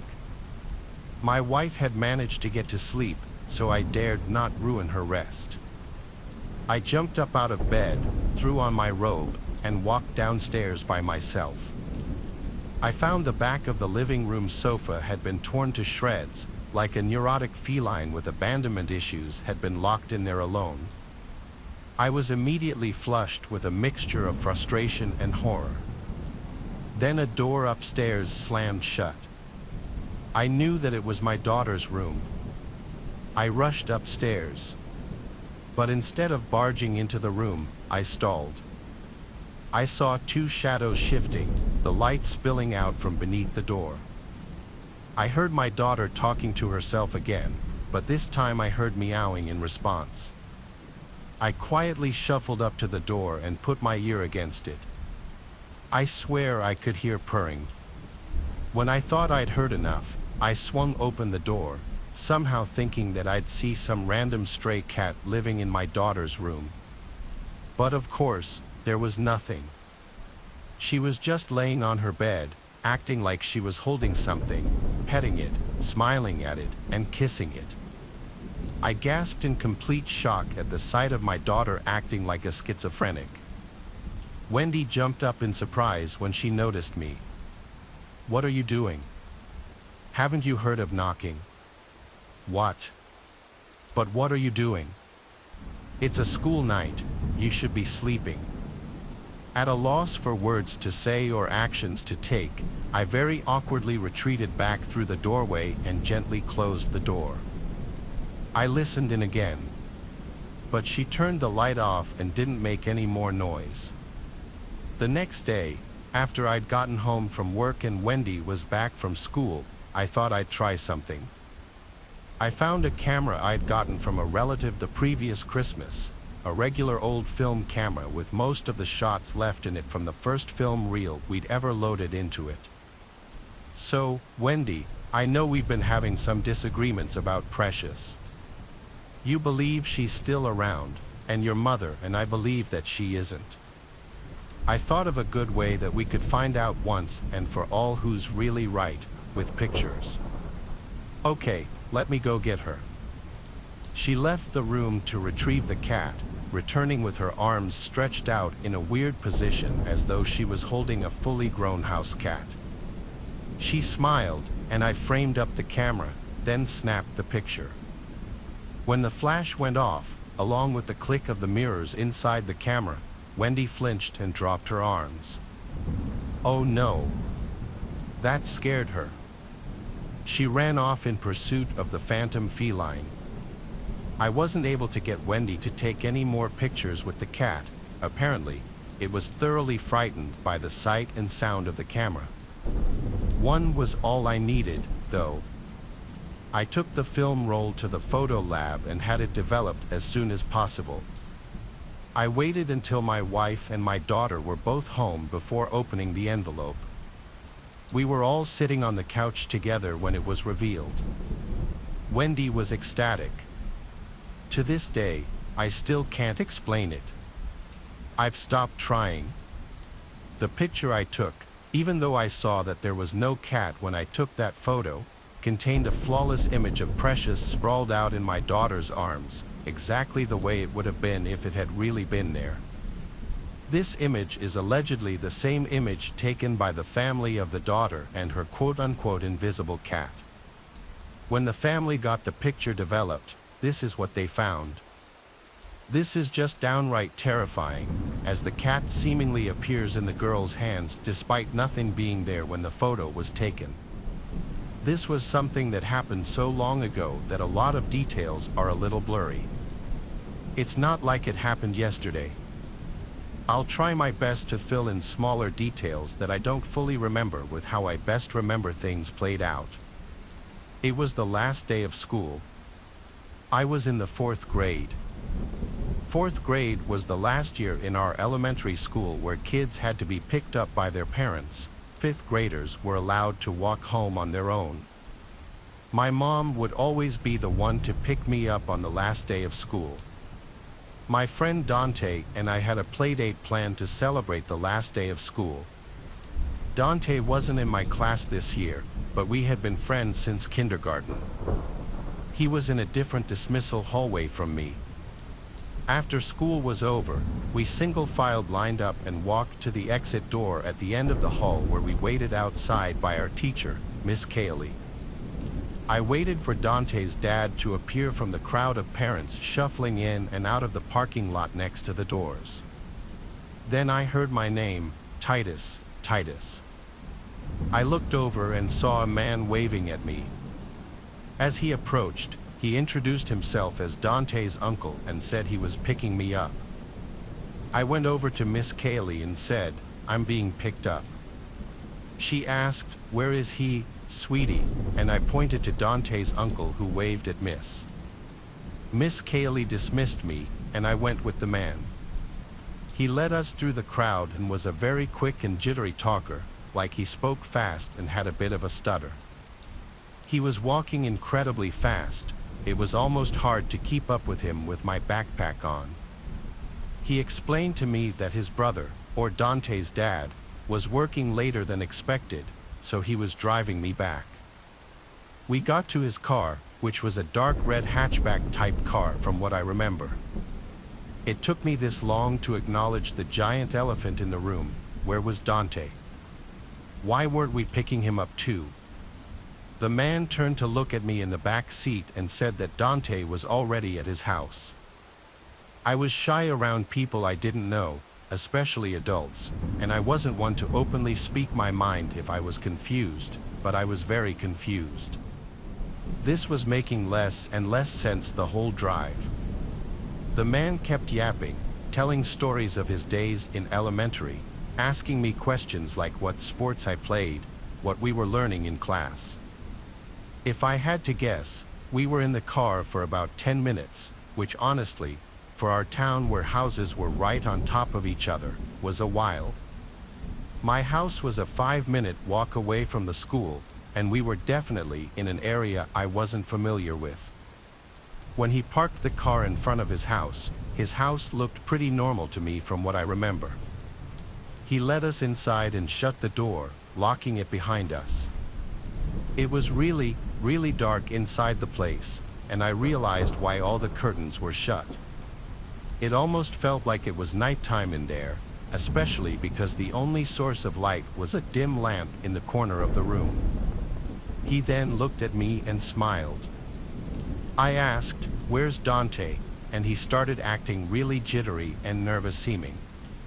He said something like, "Oh, I think he's downstairs playing video games. Give me a second. Wait here." He then disappeared into a nearby room, and I heard a door open and then footsteps descending into a basement. I know my heart was already racing. I knew I was in danger. I went to the door to quietly try to open it, but I couldn't.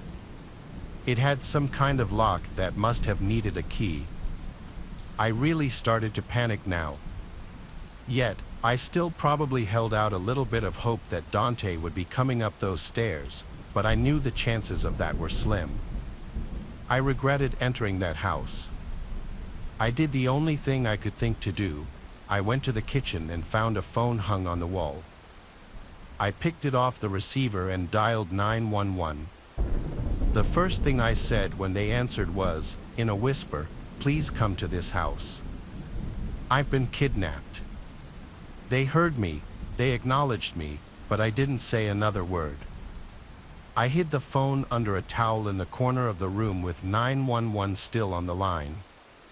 I hurried back to where the man left me as I heard his footsteps coming back upstairs. Then he called my name, saying, "Come down. Dante is down here." Then there was a pause. He repeated my name, and when I didn't answer, he came up the stairs fully to look at me. He asked me if I was okay. I felt so sick and was so scared. I hated myself for walking into the situation and not being wiser. I asked in a very scared voice if I could leave, and I remember the change in his face. His fake friendly smile disappeared as he realized that I was no longer falling for this. He walked closer to me in a gentle manner until he was close enough to grab my wrist aggressively, and he started pulling me towards the basement. I screamed and cried and he screamed at me, "I'll let you go if you stop and behave." So I listened. I went down the stairs, and halfway down, the door slammed shut behind me and I heard it lock. I walked fully down the stairs to an empty, unfinished basement with a concrete floor and one singular support beam in the middle of the room.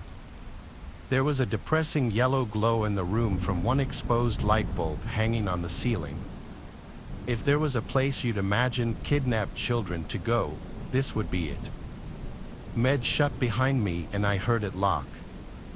I walked fully down the stairs to an empty, unfinished basement with a concrete floor and one singular support beam in the middle of the room. There was a depressing yellow glow in the room from one exposed light bulb hanging on the ceiling. If there was a place you'd imagine kidnapped children to go, this would be it. I heard his heavy footsteps upstairs. You could hear everything in this house. I don't know what he was doing, but I heard him walking around for a while. Then he came to the basement door, opened it, and called down asking if I'm hungry.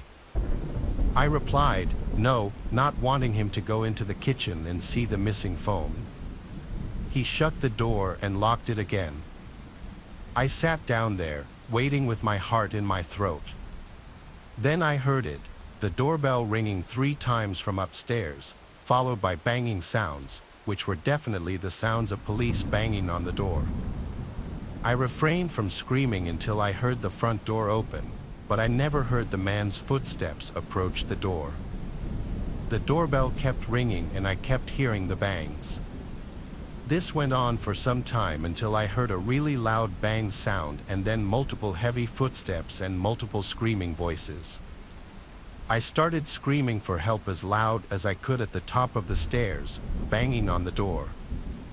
The door was unlocked, and a police officer on the other side grabbed hold of me and hurried me outside. There were at least 3 cop cars outside.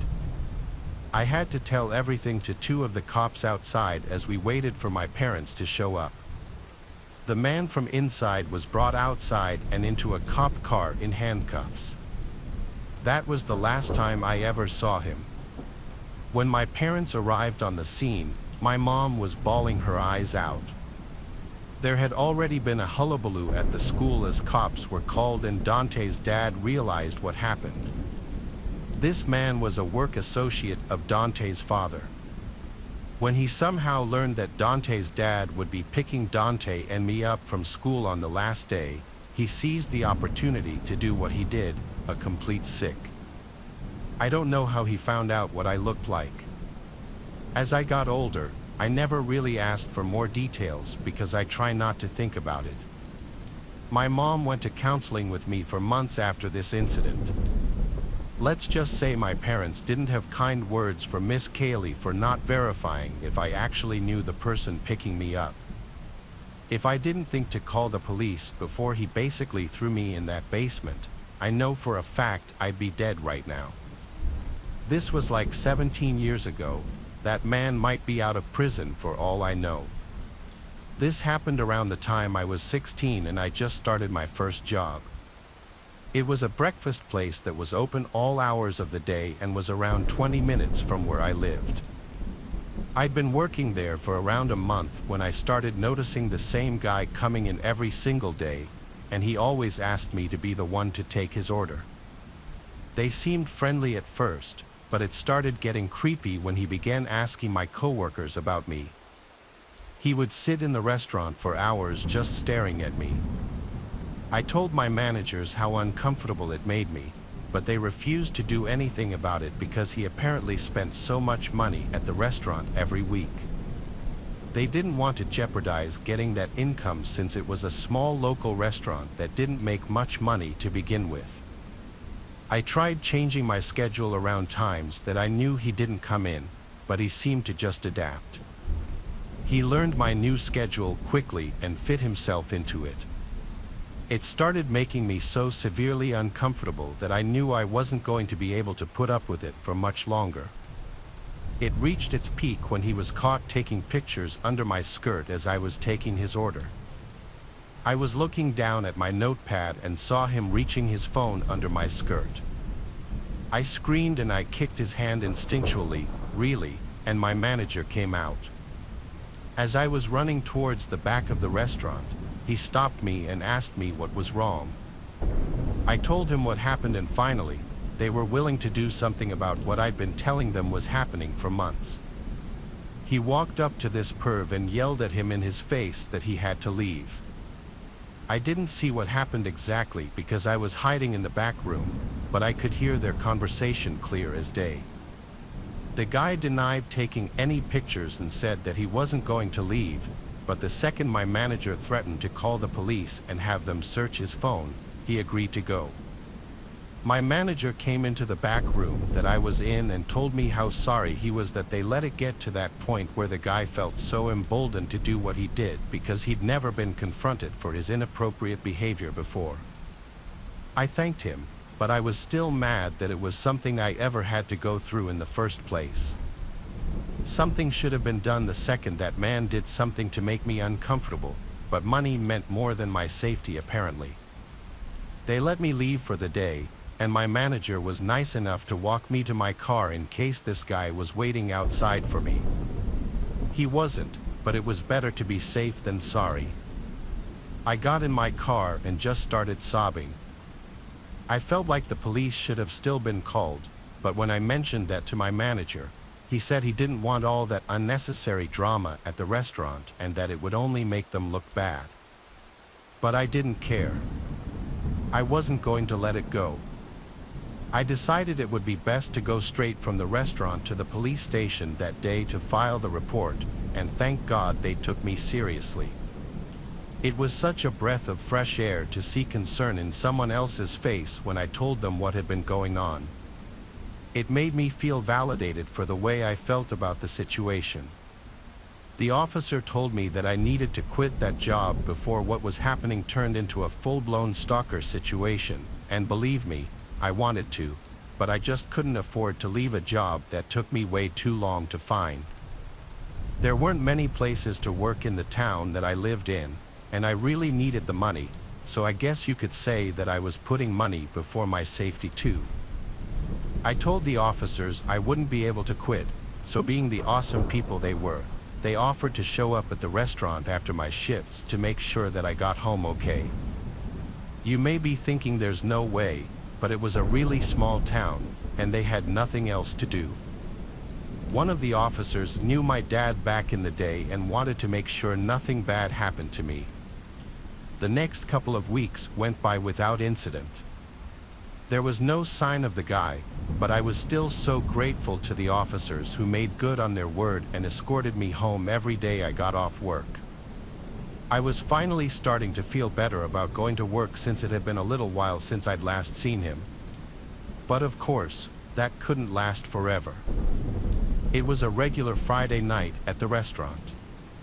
My manager and other coworkers had left for the night, and I just had to clean the bathroom before locking up. I saw the police car pull up outside the front doors and was grateful that I'd be leaving soon.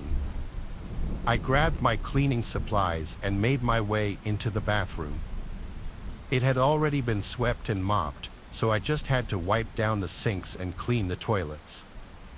I opened the first stall and did what I had to do, but as I was wiping, I heard a slight cough, almost like someone was clearing their throat. My heart started to race, and I wanted nothing more than to just run out of there, but if there was someone in there, I didn't want them to know that I knew. I stepped out of the stall and slowly made my way towards the bathroom door, and just as I was about to pull it open, I heard footsteps behind me. I turned around quickly, and there he was. I didn't know how long he'd been there waiting for me, and I really didn't want to find out what he planned to do to me in that bathroom. I asked him what he was doing there and told him we were closed, but no matter how creepy I found him, there was no way I could have prepared myself for his response. He just started touching himself as he said, "I just want you so bad. I'm so into you, and you're so sexy. Please, please just let me have you." He paused for a few seconds before saying, or I can always just take you." Tears were beginning to well up in my eyes, and I was trying to think of an escape plan that could get me out of that restaurant and to the officer before he could get me. Fight or flight kicked in, and I turned around, opened the door, and just started running as fast as I could towards the front of the restaurant. I heard the guy's footsteps behind me as he was starting to catch up to me, and I had begun to panic. I didn't know if my heart was racing because of the running or because I knew that he was so close to reaching me. I was only a few feet from the door when I felt his body press against me as he took me to the floor. I started to scream and kick and fight back as much as possible, but the guy was strong and he was heavy. I felt like there was no way that I was going to be able to fight him off. I looked around for anything I could find to hit him with. The only thing I was able to grab onto was a pen that I had dropped earlier in the day. I snatched it off the floor and went with my first instinct. I stabbed it directly into his eye. He yelled in pain, and his body flew backward off of my body, giving me the opportunity to get up, open the door, and scream for the officer outside. He saw me and immediately got out of his car and drew his gun. He called for backup on his walkie-talkie and was inside the restaurant holding this man down at gunpoint before I knew it. Several more officers arrived, as well as an ambulance to check me out, but I only had minor scrapes and bruises. The man was arrested, and as of this moment, he's still awaiting trial. I just hope that I can get justice and he can be put away for a long time so no other woman has to experience what I did at the hands of a man who could have easily ruined or ended my life. Hey friends, thanks for listening. Click that notification bell to be alerted of all future narrations. I release new videos every Monday, Wednesday, and Friday at 7 p.m. Eastern, and there are super fun live streams every Sunday, Tuesday, and Thursday night the night before. So if you've got a story to submit, you can submit them to my subreddit r/letsreadofficial and maybe even hear your story featured on the next video. If you want to support me even more, grab early access to all future narrations and bonus content over on Patreon, or click that big join button to hear about the extra perks offered for the channel. Check out the Let's Read podcast where you can hear all of these stories in big compilations and save huge on data, located anywhere you listen to podcasts. Links in the description below. Thanks so much, friends, and remember, years ago, I worked as a barista at a locally owned coffee shop that doubles as a popular venue for local artists and musicians to host all sorts of small-time gigs. Even today, it gets most of its business in the evenings during the open mics and stays open until 1 a.m. However, when I worked there pre-2020, they were open 24/7 from Thursday to Sunday. For the most part, everyone that worked there hated the graveyard shift. It was easy hours, but the tips were abysmal as barely anyone came in. As far as I was concerned, however, I didn't mind the lower pay. What I hated was being alone and running the only place that was still open for miles. The shop was in a good part of town, if not a little close to a bad part, but the fact of the matter is that there's really no such thing as a good side of town during these overnight hours, if we're being completely honest. I was advised to never keep more than $50 in the drawer during the graveyard shift for a reason. I was always afraid that somebody would drag me into the back of the store, so every time I was scheduled for the overnight shift, I asked one of my male friends to come hang out with me. The one guy who would help me more than anyone else was named Bob. It usually turned out to be a good time. I made some money, I slipped him some beers under the table, and of course, I felt much more comfortable not being a woman on her own. Bob would work on his laptop while I was busy, and we would talk when things were slow. We had been friends for a while, but we became close after spending a lot of time together. It was always platonic, though. Bob was also friends with many of my coworkers, and lots of us joked that Bob knew so much about the coffee shop that he might as well work there himself. But he always laughed it off and said his career in photography was more important, which we always gave him a hard time for. I didn't really think there would ever be any bad blood between us, and if there was, I was sure it would be because we slipped up and had an awkward one-night stand. But then came a slow Saturday night in the summer of 2019. I was working the last overnight shift of the weekend. I had worked the last 2 nights in a row without Bob because he had bailed on me to go to a wedding for one of his family members. I managed to get another friend of mine to fill in for him for Thursday and Friday, but on Saturday night, they were too tired and never showed up. I was anxious about being alone in the shop, but I knew I could manage. Thankfully, it was surprisingly slow that night for some reason, and by 3 a.m., I had only made $10 in tips. But I was glad I didn't have to deal with any crazy people. Unfortunately, that's when things took a dark turn. The shop was completely empty except for me. I was putting a batch of coffee into the roaster when, out of the corner of my eye, I saw a figure walk past the front window. I glanced over, but there was nobody there.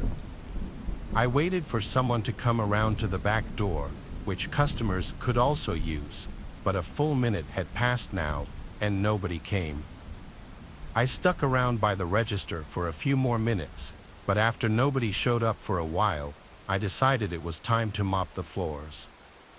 I went into the back to fill up the mop bucket, and of course, as soon as I turned the faucet on, I heard somebody come in through the front door.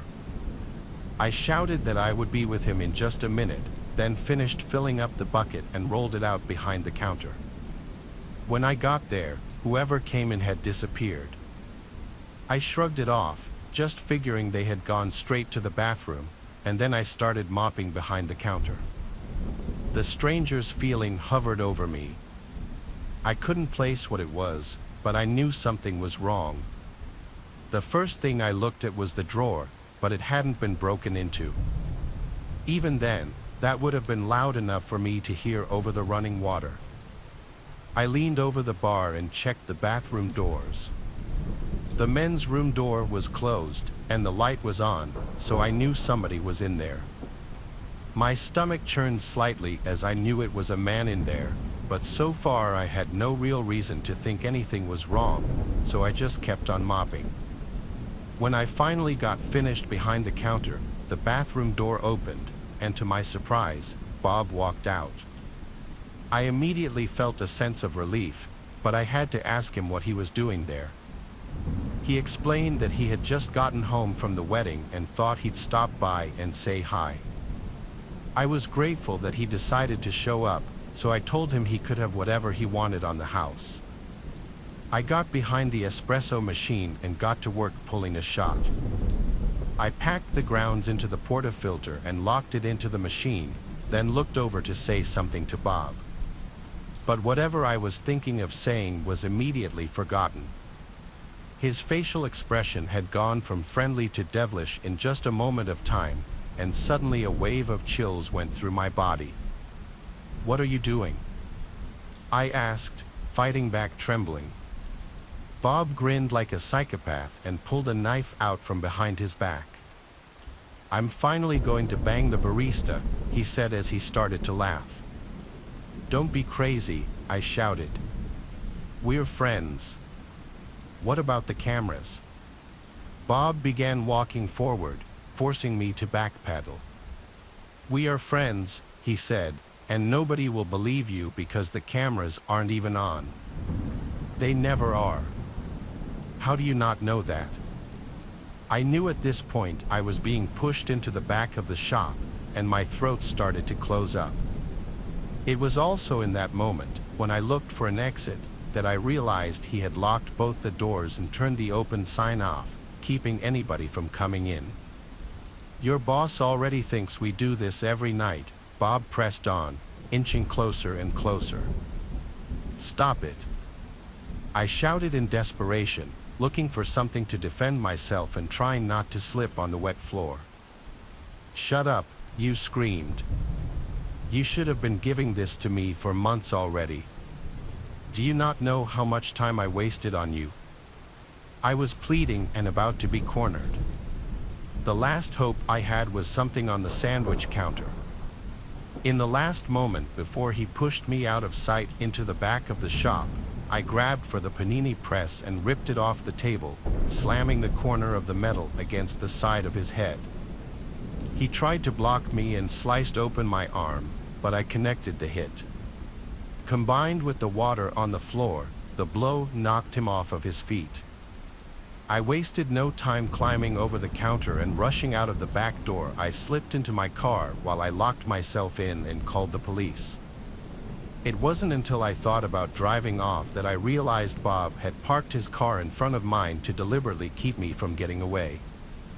Moments later, while I was on the phone with the operator, he came outside and attempted to break his way into my car. After he failed to do so for several minutes, he gave up and drove off, not long before the police arrived. I was treated for my wound and gave my statement about what happened. I didn't leave out a single detail. I was too much in a state of shock to even be in disbelief.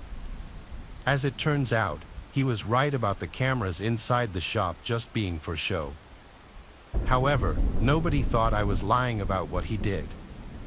Unfortunately, though, due to civil liabilities on the part of my employer and, more importantly, the fact that Bob completely up and disappeared after posting bail, I decided to drop the charges. I came to the conclusion not long after that he had already ruined his life sufficiently, and I simply didn't care enough to do anything else about it. Nobody has seen or heard from Bob in years, and the coffee shop has since stopped staying open overnight. My first day as a plumber started like any other. A call came in from an older woman in a creaky old house on the edge of town, reporting severe leaks in her kitchen. I was eager to make a good impression and maybe score a repeat customer. I had no idea what I was in for. When I arrived, the house was shrouded in an unsettling stillness. The lady, Mrs. Beatrix, was a frail, wary woman with sharp eyes that seemed to pierce right through me. She led me back in 2004. I was a broke teenager, so my mom made me get a job at our local McDonald's. It was nothing special. It was my very first day working at McDonald's. I was so nervous but excited to start my new job. I got the breakfast shift and had to be there to start prepping at 5 a.m. I hardly slept the night before, anxious about making a good impression. I arrived early, introduced myself to the manager, Callista, and she got me set up. I spent the first hour or so watching training videos and filling out paperwork. Callista said I was picking things up quickly and could start helping out up front. Around 7:30 a.m., things started to pick up as we got into the core breakfast rush. I was working the register, taking orders and collecting payments. We had a full restaurant, people eating, people waiting in line. I recognized a few regulars Callista pointed out. About a half hour into my register duty, the front door chimed as a customer walked in. He was a white man, probably early 40s, average height and build, wearing jeans, boots, and a plain black windbreaker. He quietly got into line, keeping his head down. When he got to me, he ordered a sausage McMuffin meal to go and handed me a $10 bill. As I opened the cash drawer to make change, he suddenly pulled out a gun from his coat pocket. I froze in terror and shock. This couldn't be happening, I thought. The man shouted violently for everyone to get down and shut up or he would start shooting. A woman nearby let out a scream, which agitated the man. In a flash, he rapidly fired the gun at her, and the bullet hit her directly in the chest. She collapsed to the floor, the whole scene unfolding in mere seconds. The robber grabbed me by the shirt over the counter and put the hot barrel firmly into my cheek. His eyes were bulging and frenetic, like he was on heavy drugs. He told me to empty the cash register drawer immediately into a bag he threw at me. My hands were quivering so badly I could hardly grasp the money. Meanwhile, the rest of the lobby had erupted into pandemonium, with some people running for the door and others ducking behind tables. Just then, the manager, Callista, came rushing out from the back area. She saw the woman bleeding out on the tiled floor, then the robber pressing the gun to my face. I could see Callista assessing the situation, hesitating for a moment on what to do next. In that pause, the crazed robber suddenly withdrew from me and fired 2 consecutive shots directly at Callista. A piercing temporary deafness filled my ears. Callista's body hit the floor with a sick thud. I looked at the gory wound in her chest in utter disbelief, expecting she might gasp for air or show any splinter of life, but she was already gone. An eerie silence fell over the restaurant. The reality and trauma finally set in for me. I became lightheaded and could feel myself nearly passing out. Through the fog, I could hear police sirens approaching outside. The robber grabbed the bag of cash from the counter where I had dropped it. On his way out, he fired the gun erratically behind him towards anyone standing nearby. I later learned one of those final bullets killed a man who had been waiting quietly for his breakfast order when the madness broke out. The survivor guilt crushed me for weeks, thinking if I had gotten the robber what he wanted faster, that man might be alive. But the trauma counselors told me that was misplaced blame. In the end, 3 people were dead, and I was left emotionally scarred from the events of my first day. The robber was caught the next day trying to skip town. Every time I pass a McDonald's now, everything comes flooding back as if it just happened yesterday. Into the kitchen where water was steadily pooling under the sink, spreading out across the faded linoleum. "Thank you for coming so quickly," she said in a voice that quivered like dry leaves. "It's been like this for days. I've had trouble getting someone out here." I nodded and got to work, sliding under the sink with my flashlight in hand. The smell hit me first, something foul and putrid, far worse than just mold or mildew. The pipes were ancient, corroded, and clearly the source of the leak. As I began to dismantle them, a thick, dark sludge oozed out, filling the air with a nauseating stench. "Looks like you've got some serious blockage here, Mrs. Beatrix," I called out, trying to keep the disgust out of my voice. She didn't respond. When I glanced over my shoulder, she was standing in the doorway, watching me with those unnervingly sharp eyes. I turned back to the pipes, focusing on clearing the obstruction. As I pulled out handfuls of the thick muck, I noticed something odd. Among the sludge were small bones, animal bones, I thought at first, but then I saw what looked like tiny, human-like fingers, complete with nails. A chill ran down my spine, but I kept working, trying to rationalize what I was seeing. Maybe a rat had gotten stuck in the pipes and decomposed, but the fingers, they were too perfect, too intact. As I probed deeper, my flashlight flickered and then went out, plunging me into darkness. The silence was oppressive, and the smell seemed to grow stronger, almost as if it were pressing down on me. "Mrs. Beatrix," I said, my voice sounding strange and hollow in the confined space. "Do you have another flashlight?" No response. I scrambled out from under the sink, my hands covered in the vile sludge, and found the kitchen empty. Mrs. Beatrix was gone. I fumbled for my phone, using its weak light to navigate the dim room. That's when I saw it, a small wooden door in the corner of the kitchen, slightly ajar, revealing a narrow staircase leading down into the basement. Curiosity and dread battled within me, but the plumber in me needed to know where the pipes led. I pushed open the door and descended the stairs, each creak of the wood echoing ominously. The basement was cold, damp, and filled with the same overpowering stench. My phone's light swept across the room, revealing a scene that made my blood run cold. There were jars, dozens of them, lined up on shelves, filled with murky liquid and what looked like more of those tiny bones. In the center of the room was an old, rusted tub connected to the pipes that ran up into the kitchen. Inside the tub was the source of the blockage, a grotesque, half-decomposed figure, its limbs twisted unnaturally and its face frozen in a grimace of pain. The fingers, they matched the ones I'd found in the pipes. Panic gripped me, and I stumbled back, knocking over one of the jars. It shattered, spilling its foul contents across the floor. I turned to flee, but there, at the top of the stairs, stood Mrs. Beatrix.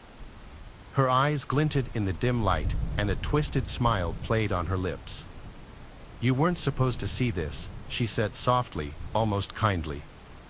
"But now that you have." I didn't wait to hear the rest. I bolted past her, adrenaline fueling my sprint through the house and out the door. I didn't stop until I was safely back in my van, my heart pounding and my mind racing. I reported what I'd seen to the authorities, but when they arrived, the house was empty. The jar, the body in the tub, everything was gone. Mrs. Beatrix had vanished without a trace. That was my first and last day as a plumber. The memory of those tiny fingers in the pipe still haunts me, and I can't shake the feeling that Mrs. Beatrix is still out there, watching, waiting for the next unsuspecting soul to stumble into her web. This happened when I was in high school. For some details, I'm a female and was a junior at the time this took place. I used to walk to school and back every day because I lived pretty close to the school, so it would usually take me around 10 to 15 minutes to walk there, and I would take sidewalks basically the entire way. One morning, I left when I usually did at about 7:30 a.m. because school started at 7:50. After walking out the front door and leaving my house with my backpack, I saw a car on the side of the street. It was right in front of the sidewalk where I would normally walk past. I had never seen it before, so I didn't know who it was. I planned to just go right past it, but when I did, I saw the passenger side window rolling down. Somebody said something, and I looked over. The car was an older dark gray BMW, and the driver was a young-looking guy but seemed to be a little bit older than me. He then asked me if I needed a ride to school. I had never seen this guy before and didn't think that he even went to my school. He told me his name was, I think, Ryan, but I can't remember exactly. He said which school he went to, which happened to be a school in the next city over. Then he said that he was good friends with Erica, who happened to be one of my best friends.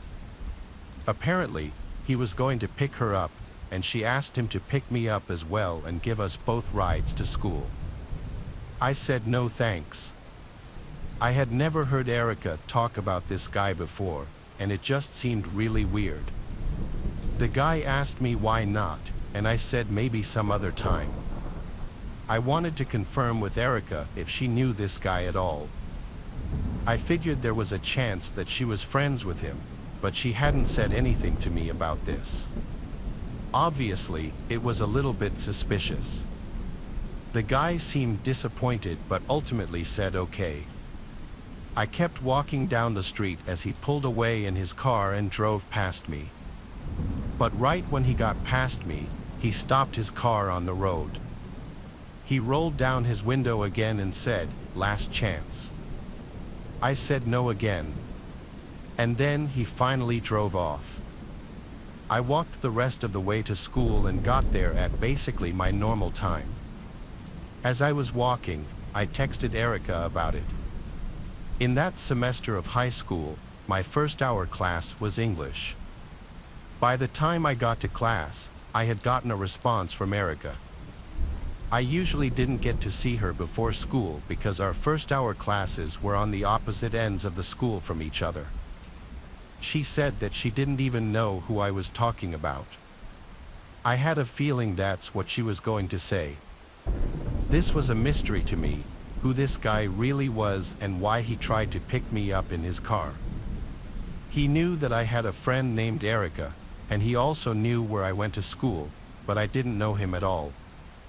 During that same first hour English class, probably about 30 minutes in, the school went into a lockdown. I had no clue what it was for at the time. We had never had a lockdown before in my entire time at the school, just a few drills. We were all told to sit at the back of the class. The classroom lights were turned off, and the door was locked by our teacher. We all sat in mostly silence for what felt like a really long time. It didn't really last that long though. It was probably about 20 minutes. Eventually, the lockdown was lifted. By that time, we were all very curious as to what was going on. By the end of the day, I had found out a man apparently walked into the school after class had started and right past the receptionist. The only door that was open after class started was the front door. He was then spotted by a hall monitor who asked him for a pass. The guy walked past him without saying anything and went to the locker commons. Then he hid there, and the school was locked down. Unfortunately, the guy ran out from the locker commons to the nearest exit and was able to get out. The school and property were searched, but he had gotten away. It was good that he was gone, but it was also bad that he wasn't caught. Some of us were wondering where he went, but it could have been anywhere. There was large woods behind our school, and I think they pretty much gave up on the search when they found out he wasn't on the school property anymore. Still, I had no clue who the guy was who had been inside the school. I didn't even connect the dots at all. After school that day, I walked home like I always did. I was less than halfway there when I once again saw the car that was at my house earlier. I got a bad feeling. This guy was not who he claimed to be, and I knew that. The car was parked on the side of the road again, on the side that I had to walk past. I sped up and started walking faster, but when I got even with the car once again, I heard him say something.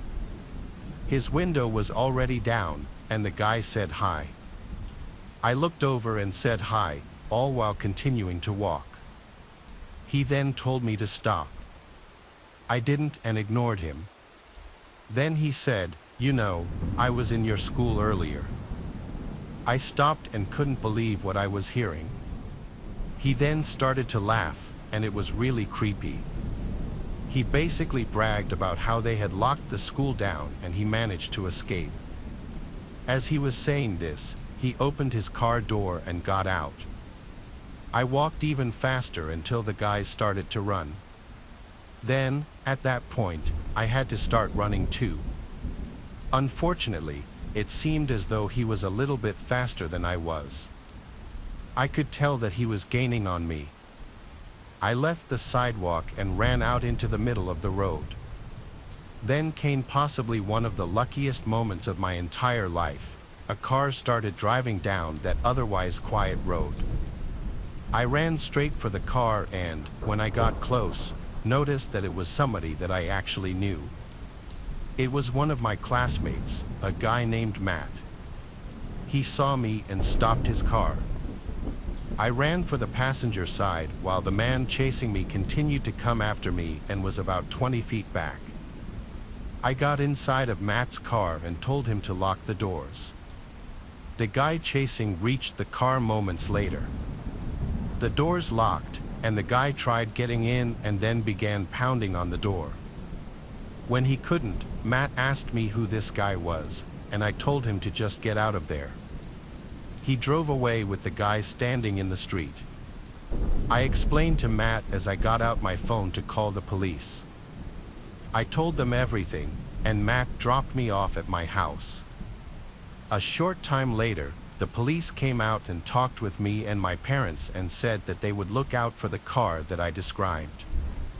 That same day, the man was located by the police. He had been stalking me for several days without me even knowing. I'm not sure exactly why he went into our school. Maybe he was waiting for me to get back to my locker. He could have honestly passed for a student because he looked young, but he was actually in his mid-20s and not a student at all.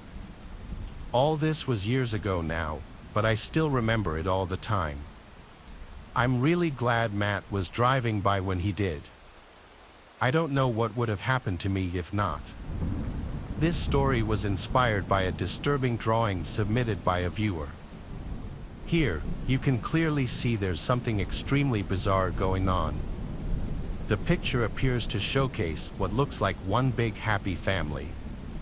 Over by the left, you can clearly see what looks to be the parents looking over their 8 children.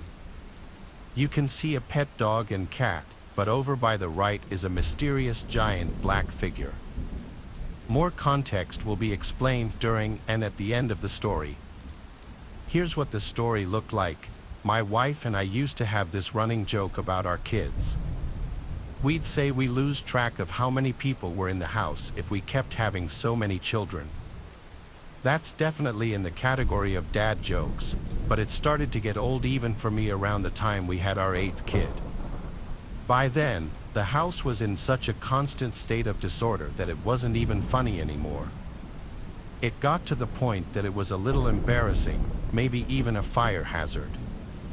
I guess we were lucky that it wasn't a fire that made us come to our senses about keeping the house a little more organized.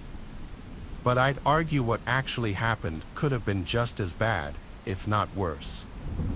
It's one of those things you would struggle to believe on TV, but when you see it happen to your own family, you aren't afforded the luxury of disbelief. I always thought a house full of kids and animals would be its own security system. I mean, with 10 humans and a dog and some other creatures, you'd think there would always be at least one of them awake to sound the alarm if they noticed something. But if the business as usual state of the household is absolute chaos, nobody ever knows what's going on in a deciphered between normal and not normal. Even now, I can struggle sometimes with telling whether or not something one of my kids is doing is normal. Like a 5-year-old boy's drawings, for instance. They always look kind of deranged and manic just because a 5-year-old only knows how to scribble with crayons. But for the most part, they're harmless. 90% of them are the same thing anyway, just a bunch of stick figures with names and a couple defining features here and there. Maybe a table or a chair, and with boys, sometimes there's a gun or a decapitation or some crude act of violence seen in movies and video games. But that's all normal kid stuff, at least I think so. Every once in a while, though, something a kid of mine does makes me do a double take. Most recently, it was my youngest son, Brandon. I honestly forgot exactly how old he was when this happened, but I think he was around 4 or 5 years old. The first thing I noticed was that he wasn't sleeping right. I wake up at dawn every day to go to work, and usually the only other person who's awake in the house at that time is the dog, waiting for me to let it out. However, one morning, Brandon was sitting at the dining room table lazily scribbling on a piece of paper with a bunch of crayons around. It was like he'd been up all night just layering colors over the same piece of paper with a picture of the family on it. "Hey bud, what you doing there?" I asked.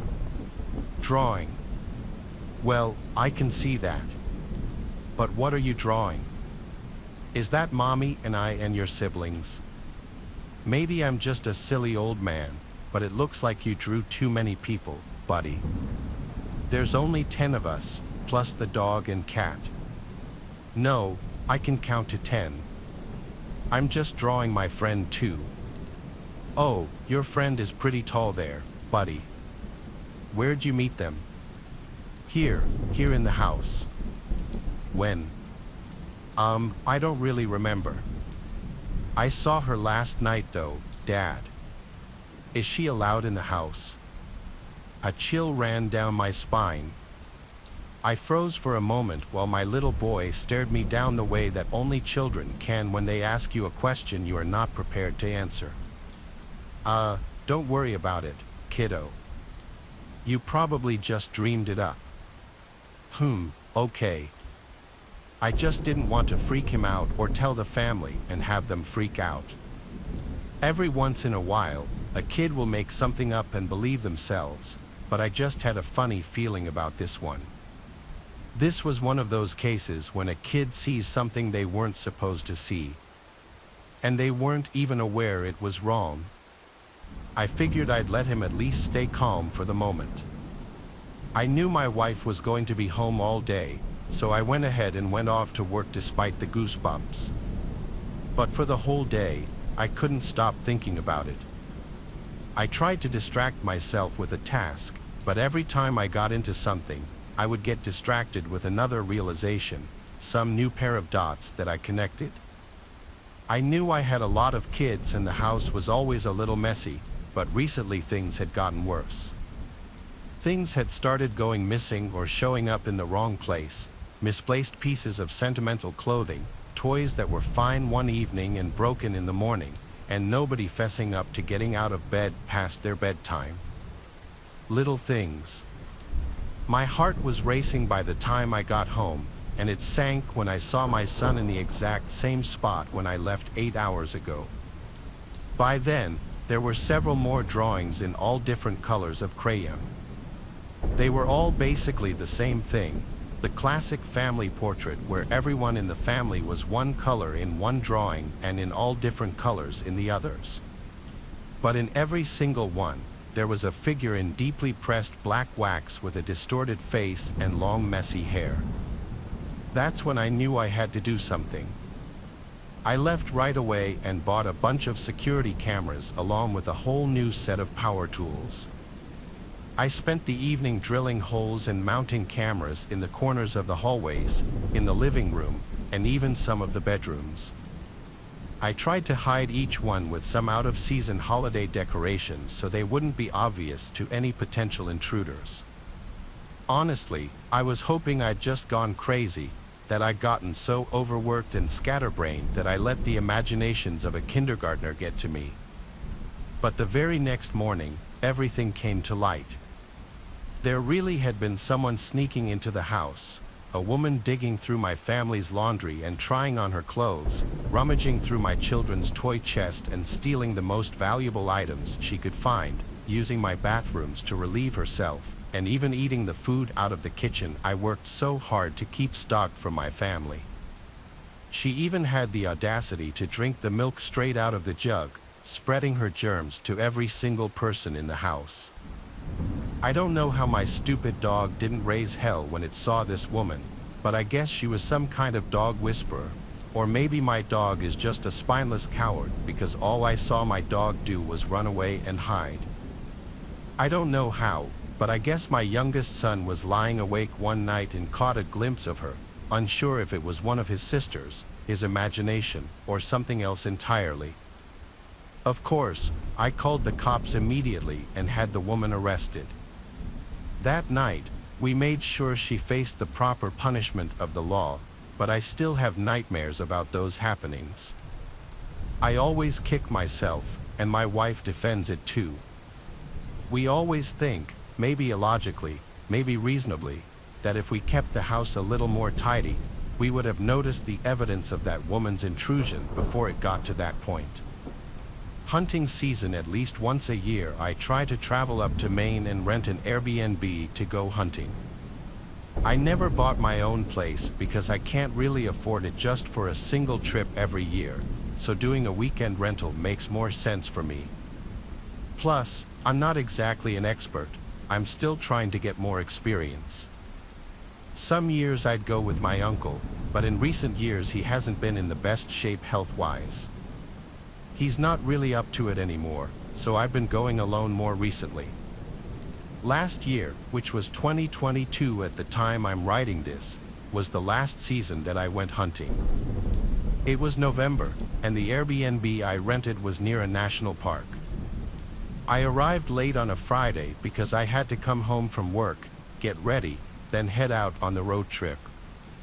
When I pulled up into the long stretch of private dirt road to get to the cabin-type Airbnb, it was pitch black outside, and it was dead silent too. This time of year, there's obviously no bugs or crickets left, so the nights are dead silent and dark up there. Especially if the place you're staying is secluded like this one. I pulled up as close as I could to the cabin, and the owner told me the key would be hidden under the mat. Sure enough, it was there. I brought my 2 bags inside the cabin and unpacked my things onto the bed in the one bedroom. It was a very cozy cabin, and the owner already had the heat turned up for me, which was nice. Maine gets pretty cold up there in November. There was cable and Wi-Fi in this Airbnb, so I set an alarm to get an early start at dawn, which in my opinion is the best time to find deer or even moose if you're lucky. The next morning, I was up as soon as my alarm went off, and I was out in the woods in less than half an hour. Since this was foreign territory to me, I posted up behind a blowdown I found, some knocked over trees. Usually, this would now be a waiting game, but I heard a man's voice call from behind me. I had a mini heart attack and turned around to see some man with gray hair but who looked like he was only 50. He was approaching me slowly. He said slowly in a very angry sounding voice, "What the hell are you doing here?" I responded, "Excuse me." He said, "Hunting is restricted here." I actually was unaware of this. When I explained this to him, he said, "I watched you right up here. You best leave the way you came." This scared me. I said, "What do you mean you watched me right up here?" He told me he always sees people riding up to that cabin, always out-of-town folk who come up here for the wrong reasons. I apologized to him and told him I'd leave. I grabbed my things and started walking back the way I came, and when I looked behind me, the man was gone out of sight. I walked back to the cabin, then took my car and drove to a different park that, according to some website, allowed hunting. I posted up there and had a failure of the first half of the day. Around midday, I went back to the cabin to just regroup and have a meal. But when I got back to the cabin, I found that the door was unlocked. I could have sworn I locked it before. When I got inside, I was almost positive certain things had been moved around, and the zipper to my bag was unzipped. I couldn't remember if I left it zipped up or not, but it was typical for me to always keep my bag zipped up. I just checked every room quick before settling down. I was way too hungry to just prepare a light meal, so I drove to the little village nearby and picked up some Chinese takeout. Then I drove right back to the cabin. I was planning on heading back out to the park at dusk. When I got back to the cabin, I just ate my food and went straight to take a nap. After my nap, I headed back out to the park. I spent about an hour walking maybe a quarter mile very slowly, and I wasn't finding anything. My uncle always told me you could find a deer or a moose in 10 minutes or 10 days. It just depends on how many are present and being in the right place at the right time. Sadly, luck was not on my side this day, and so when it was starting to get dark, I packed up and started heading back to my truck. It was just a short drive back to the cabin. I cooked the pasta and meatballs I brought with me for dinner as I had the TV on in the background. Then I laid down on the little love seat couch as I ate and watched some old black and white movie. While sitting there, I thought back to earlier, how the door was unlocked and things appeared to have been moved. Only, I didn't notice anything missing. I wondered if it was just in my head or not. Long after this, I brushed my teeth and shifted to the bedroom where I began to watch another movie in there, planning on falling asleep to it. I was starting to drift into that half-sleep state where what was going on in the movie was actually starting to blend into this half-awake dream I was kind of having. So I heard the distinct sound of a door clicking open that snapped me out of my half-sleep. I groggily looked up and noticed the closet door in the room was now cracked open. This immediately woke me up completely. Now the door being unlocked and belongings potentially being moved did not seem like a coincidence. I waited a moment and got out of bed, went to my hunting pack, and grabbed my CZ75. I went back to the bedroom, turned on the light, and pointed my gun at the closet door. I yelled, "Come out now or I'll shoot." A big part of me still didn't believe there could actually be a person in there, and I thought that I was just being overly cautious. But when the door actually pushed open, I was in pure shock. That older man from earlier in the day stepped out, and his unhappy-looking face switched to a gross smile missing a front tooth. He said, "You got me." I said, "Don't move," as I went to grab my cell phone and call 911. Thank God I had service here. The sheriff's department was on their way, and I let them know I was armed and had the intruder at gunpoint. It was an excruciatingly long wait before the sheriff's deputies arrived. During that time, the man was telling me how he's sick of people like me having no respect for the parks up here. I had no idea what he meant, but I wasn't entertaining him. I kept telling him to shut up. When deputies got there, it was an obvious arrest for breaking and entering and possibly robbery, though I don't think he ever actually stole anything from me.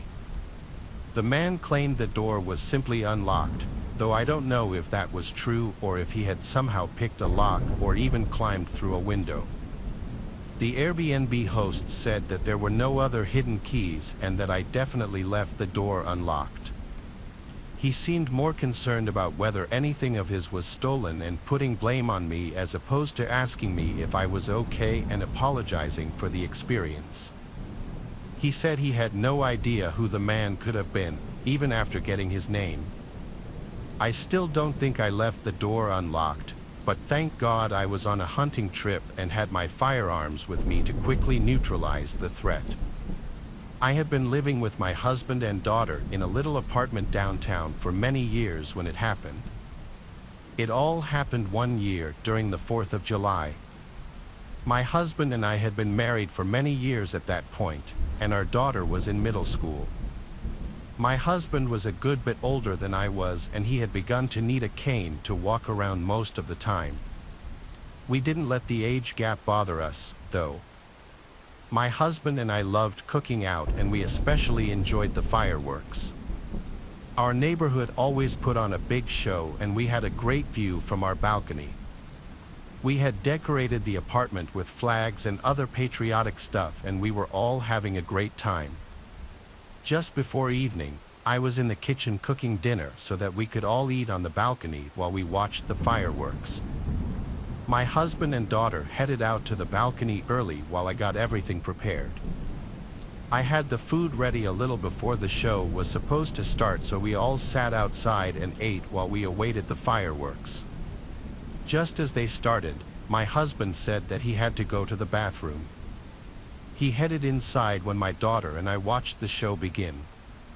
"Hurry up, dear, you're going to miss it."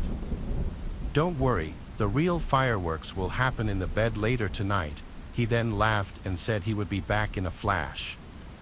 A few minutes later, I heard loud noises coming from inside. I didn't know what it could be, so I got up to check.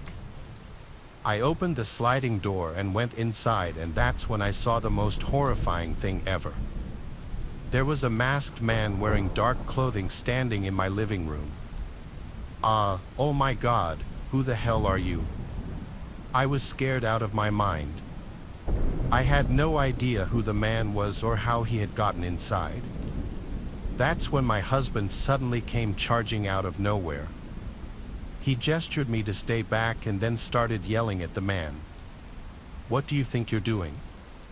Get the hell out of here before I call the cops. You think I'm scared of you, old man?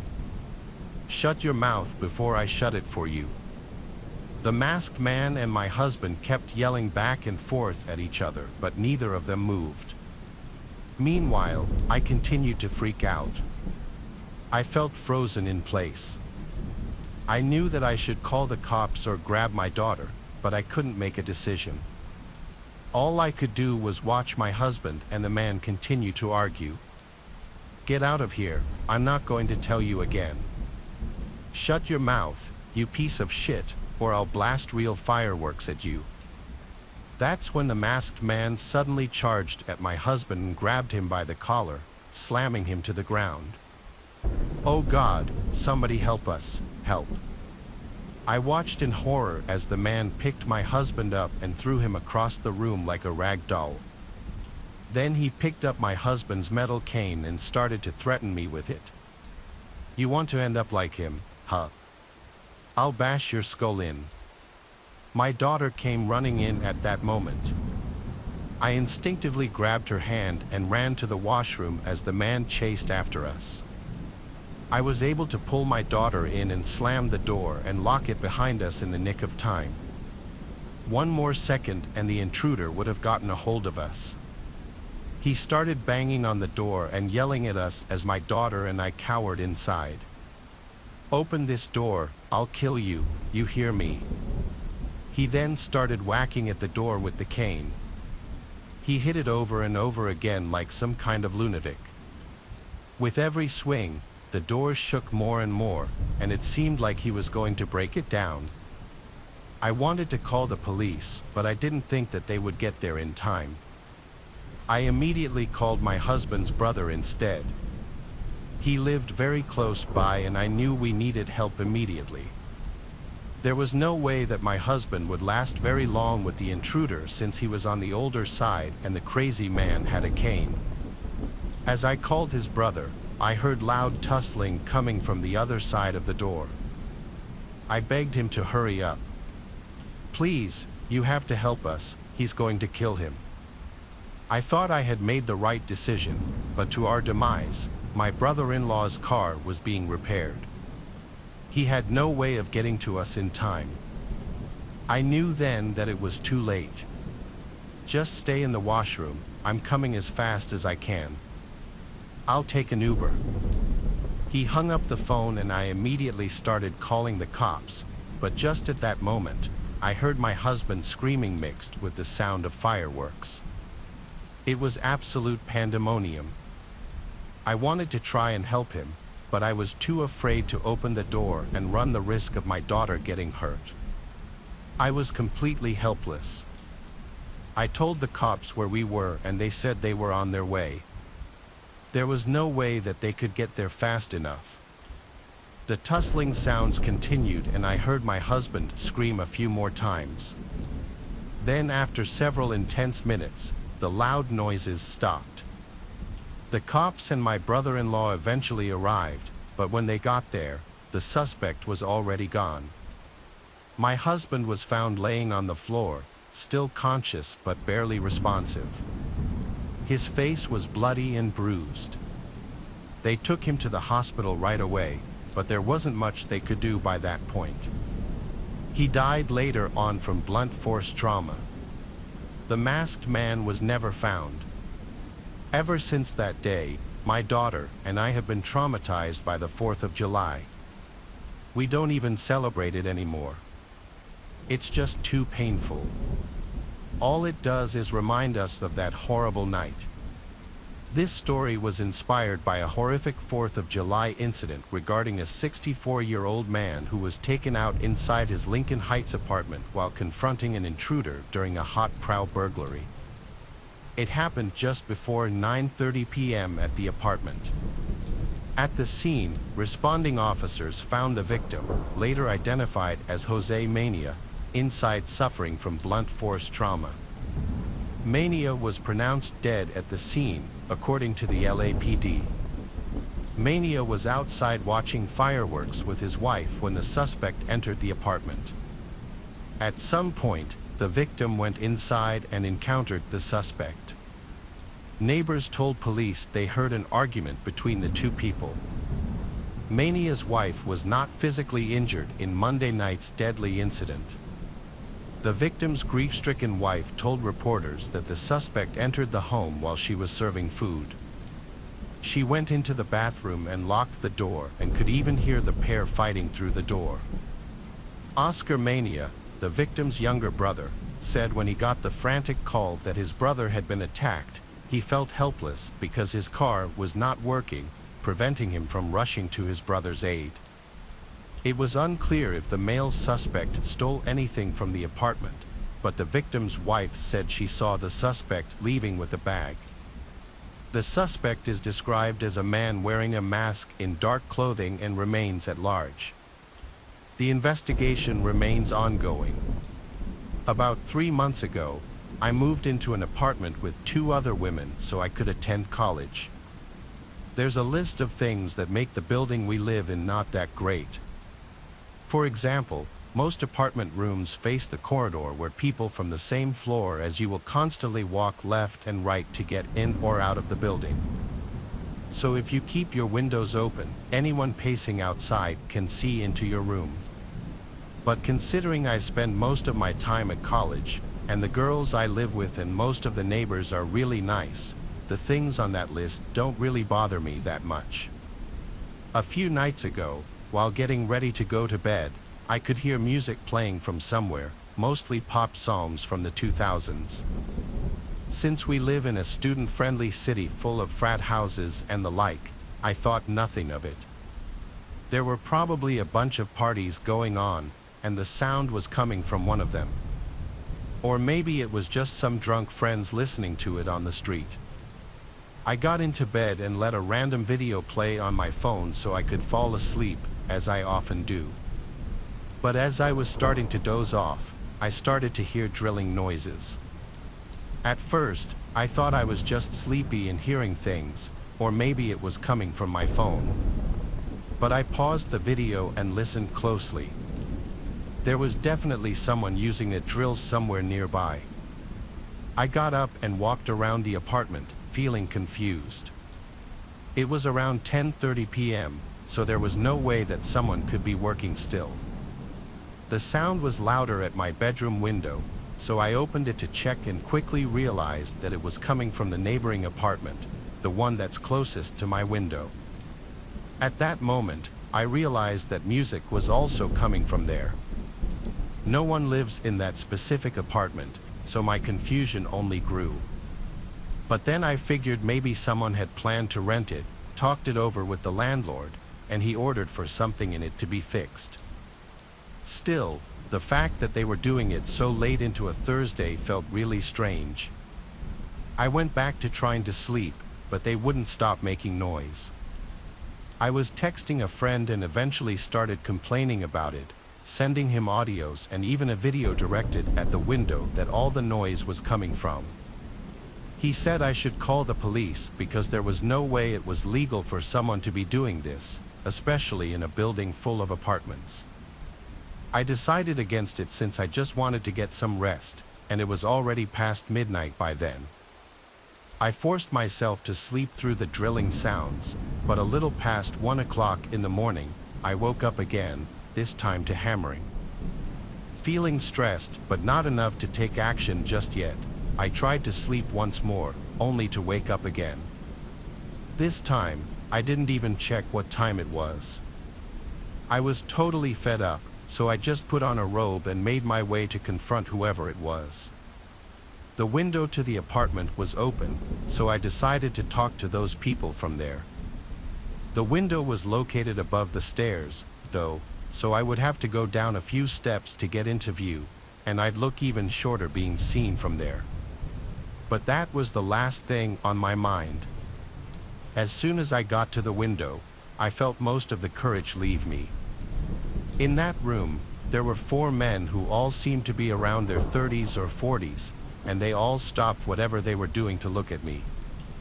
Now only the song coming from the radio could be heard, and somehow it felt chilling to have all those other noises stop so abruptly. Even though that's everything I wanted just seconds earlier, I definitely didn't want to be the one thing these 4 men were focused on. Another thing that bothered me, but I didn't think about until the next day, was those men's peculiar choice of music. It just felt creepy to realize that middle-aged men were listening to stuff that teenagers or even preteens would be listening to. Anyway, none of them looked shocked to see me. They just had puzzled looks. Remembering why I was there in the first place, I said, "Excuse me, it's pretty late and most people here have work early in the morning. If it's not too much to ask, can you guys do this some other time?" Now, mind you, I'm a pretty short and puny 19-year-old who didn't even think to put on something other than a robe.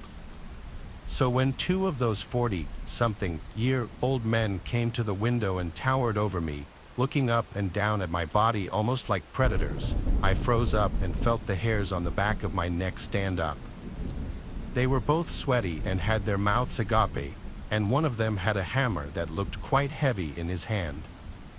They started smiling in a sick, twisted way, and I felt a sudden urge to throw up. Extremely unsettled, I started slowly making my way back to my apartment, not taking my eyes off the men, feeling like they might try to grab me. When I got to the last step of the stairs and close enough to the window, as soon as I was out of their view, I dashed to my front door, got inside, and locked it. One of the girls who lives with me was out of town that night, and I presumed the other one was asleep since she hadn't seen my text on our group chat asking them if anyone had moved into that apartment. I got back into my room and didn't hear any tools again. In reality, even the radio seemed to have been turned off. I wasn't really sure how to feel about that because now I wasn't angry, just disgusted and creeped out. I know I should have called the cops by then, but I was just too stressed to deal with that any longer. Checking the time, it was about 2:15 now. I got into bed again, tricking myself into thinking I wasn't scared, just craving some sleep. Eventually, I passed out. I woke up in the middle of the night again. This time it was around 3 o'clock, and I could hear no sounds coming from the apartment. Everything was quiet, and that quickly started to bother me. It was too quiet. I had to have heard or felt something in order to wake up.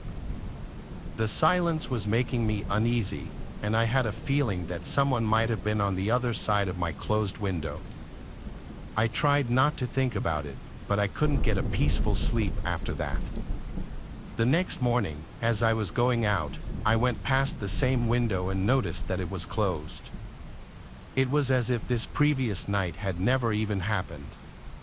But I asked the girl who was home with me if she heard anything.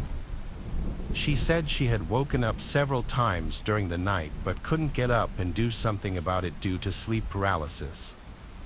Either way, that confirmed I wasn't delusional, those people really were there. But then how did they have the keys to the building and that apartment? Why did it seem like they didn't want to be seen during the day? What were they thinking of doing to me or maybe any passerby? It's been a week now, and thankfully I haven't seen those men again. Still, I have no idea who they were or what they were doing, and I'm honestly scared to even think about the possibility that they might come back or still be lurking around. Throughout my life, I would go through phases of different hobbies. I'd pick something that interests me, obsess over it for a year or so, and then find something new to keep myself entertained. During the summer of 2022, I was big into fishing. About an hour's drive away is a shore house my family has owned for decades that's on the water with a lagoon and a small Boston whaler. My friends and I would take frequent trips there to fish and just chill. It was the following October, after summer, when my two friends, Asher and Victor, decided to hit the shore house for a weekend to try to catch some striper, as they're abundant during the fall months. Asher was an avid fisherman, which was a big reason why I got into the whole fishing craze in the first place. Unfortunately, during this time, our boat was out of the water due to maintenance, so we'd have to fish off the beach and piers. This was no problem, though, as Asher had all the necessary rods and gear to do so. We got together on a Friday afternoon and I drove us all down. When we got there, we fished during the day off of different piers along the inlet. Night rolled by, and only one of us had caught a fish, which was Asher, of course. It was just a small base though, nothing too exciting. Bummed about our luck, we decided to stay up late to fish off the beach during the night. Asher said he knew a good beach spot about 20 minutes away, which took us down a desolate road with woods on both sides. It opened up into a small gravel parking area, or at least what seemed like one. Asher said since we'd have to walk a little ways to the spot, we should take everything we need now so we wouldn't have to go back to the car to get anything. We planned on staying up to catch the sunrise, so we packed accordingly. We walked about 5 minutes down this path, which opened up into a massive beach. We set up camp, which consisted of beach chairs, a speaker, and 2 coolers, one filled with ice for fish and one filled with snacks, water, and beers. Asher brought these massive fishing rods that were ideal for beach fishing and also rod holders that you would hammer into the sand. He also had these little bells that connect to the tip of the rod to notify you of any movement. We all cast our rods, cracked a couple of beers, and played the waiting game. Within 2 hours, each of us had caught decent-sized fish, which definitely lightened our spirits. We were having a great time, music blasting, knowing that no one was around on this deserted beach. Mid-conversation, Victor stopped talking, lowered the music, and jolted his head to the left. He asked if we heard that, to which we replied, "Heard what?" It looked like he was concentrating on something for a second and then said, "I heard someone yell something." We obviously thought he was hearing things or just joking with us, but he insisted he heard someone yell out something that sounded like a "yo" or a "hey." Either way, it seemed unlikely given that we were on some hidden beach at like 1 a.m., so he quickly forgot about it and our conversation resumed. It definitely made us more aware, though. A couple of minutes later, right after I cast in a fresh hook, I noticed something out of the corner of my eye. There was something on the beach in the distance, but I couldn't see what exactly. The others noticed it too. As it got closer, we realized what it was, a person walking towards us. We grew silent and turned off the music. He came up to us. It was a middle-aged white man, maybe 40 or 50. He was wearing a dark blue jacket with a hat and hood up. The way he walked up to us was really sketchy, and he had this intimidating look on his face. We said, "What's up?" kind of awkwardly. He just eyed us down for like 10 seconds and then said in a low voice, "What are you boys up to?" It was pretty apparent what we were up to.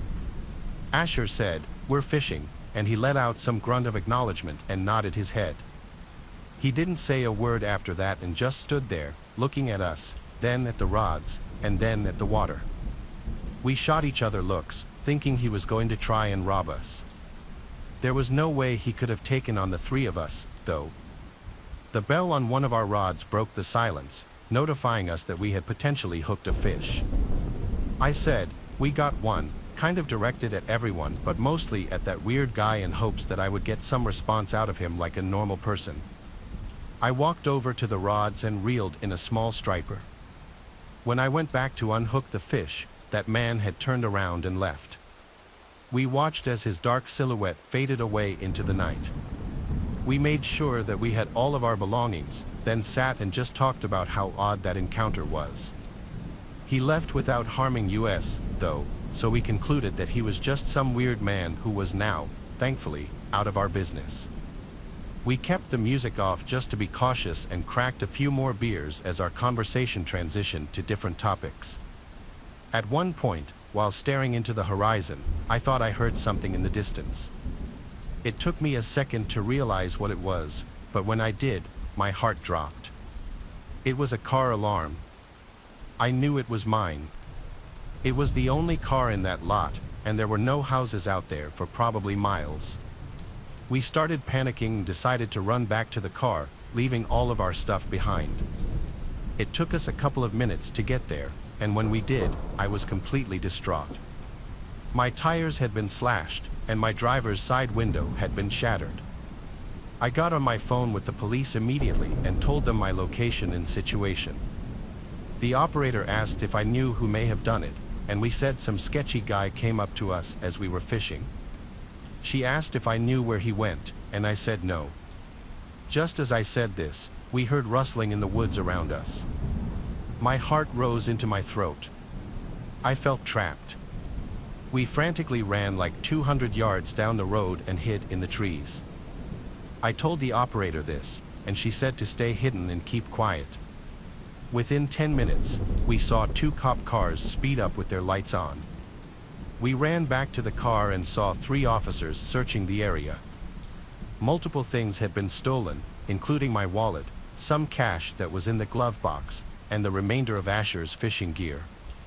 They found a large knife lying on the ground nearby, which they took for fingerprints and evidence. I told them the whole story, with my adrenaline still pumping. They said we were smart to run away and hide, as it's very likely this man meant us harm. Those words made me appreciate my life so much more. The officers made us feel safe and were nice enough to help us pack up the equipment and carry it back. They took down our information and gave us a ride back to the house. We stayed up all night reflecting on what had just happened. That morning, Victor got us a ride up north, and I picked up my car from the shop a few days later. To this day, this is by far the most frightening experience I've ever had. What was supposed to be a normal fishing trip became a terrifying ordeal that cost me hundreds of dollars worth of damages. I never got a call back from the police, meaning that guy is probably still out there. Needless to say, I gave up fishing as a hobby and haven't touched it since. My name is Mike, and this is a story about me, my friends Jack and Jeremiah. The story starts off smack dab in the middle of 2019 with Jack and me. In 2019, my friend Jack and I found this abandoned house when we were driving around on a dirt road one night. Exploring abandoned houses was what we liked to do, and it was kind of our thing at the time, so we got excited when we found this house. We decided to come back the next day in the daytime to check it out so we could see better. That way, we could look at everything there and then come back during the night so we would have a good feel for everything. This is what we usually did when we found a new abandoned house to look at. Anyways, the next day we went driving around trying to find it, and we couldn't find it for the life of us. We just decided to forget about it, and we agreed that we would find another house. Fast forward to the summer of 2020, I was bored of just sitting at home, so I decided to go out and try to find that house we wanted to check out months prior. After about an hour of just driving down the dirt roads, making a countless amount of turns, I finally stumbled upon the house. I had finally found it. I texted my friend Jack right away about it so we could go back there later that day when he got off work. When we finally got there, our faces lit up with the same excitement that we had when we first found it. It was a decent-looking house for being abandoned. It just had a few broken windows and tall grass around the property. We went through the back door, and we had to go through some branches to get inside. When we finally made it in and we looked around the house, we were surprised it still looked nice in there. It was a basic 2-story house, and it had a finished basement. We mainly only checked out the first floor because we didn't want to be parked out there for too long just in case we got spotted by a cop or someone driving around that would snitch on us. There wasn't really much on the first floor except for maybe some broken glass scattered around and a few different items on the floor. And a nice chandelier in the living room area. After getting some pictures and looking at the place, we planned to come back around midnight with a couple of friends to make it more fun. Around 11:30, we picked up our friends and Jeremiah and headed back to the house. When we got inside, we did exactly what you would think a group of teenage boys would do. We were probably being loud and obnoxious, and we were definitely trying to scare each other. We were mostly just roughhousing and being crazy. We made our way upstairs and spent some time looking around the rooms. At this point, we had been there for over 30 minutes, and there really wasn't much to see in the house, so we decided it was time to leave. As we were deciding who should lead the way down the stairs first, we were joking around about how someone would be around the corner waiting for us or something, just dumb stuff. I decided to go first because I wasn't scared, but as I was going down slowly, we heard a loud crash on the main floor. We just stood there, all shocked, staring at each other. My first thought was that Jeremiah was behind this because he was known for doing stuff like this, but there was no way it could have been him though, because I quickly remembered that he was behind me and that simply just wouldn't make any sense. After a few seconds of standing still, I slowly made my way downstairs to the main floor. No one was there, and there was nothing on the floor that looked like it fell. I thought it would have been the chandelier, but it was still hanging from the ceiling. We all just decided to bolt and get out of there as fast as possible. We all ran to the car, and as we were getting in the car, a big gray SUV pulled up right next to us. My heart dropped. We hurried in, and my friend Jack, who was driving, rolled down his window to try and see what was going on. "Hey!" Jack yelled at whoever was in the car. Then both the driver's window and the driver's side passenger window rolled down at the same time. "Oh no," Jack whispered. Then, with no hesitation, Jack put the car in drive and sped out of there. As we started driving down the street, I asked Jack what he saw, and what he said still gives me the chills. He said when the guy rolled down the window, he saw 5 guys, 2 in the front and 3 in the back, and that all of them had baseball bats or some type of weapon in their hands. As we were speeding down the dark road, headlights started speeding up behind us, and it was the same SUV that was so close to us that if Jack were to even tap on the brakes, they would have hit us. Jack picked up the pace and floored it. There was a highway up ahead of us.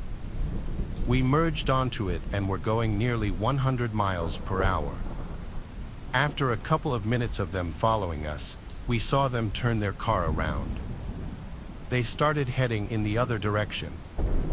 We turned off the highway, stopped the car, and regained our thoughts.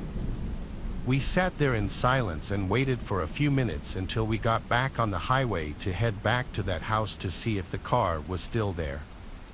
As we were parked across from the house, realizing that the car wasn't there that chased us, we started talking amongst ourselves about what just happened, and then Jeremiah's phone started to ring. It was his girlfriend, and what she said made us all look at each other in fear. "Did you guys go to that one abandoned house that one kid got killed at?"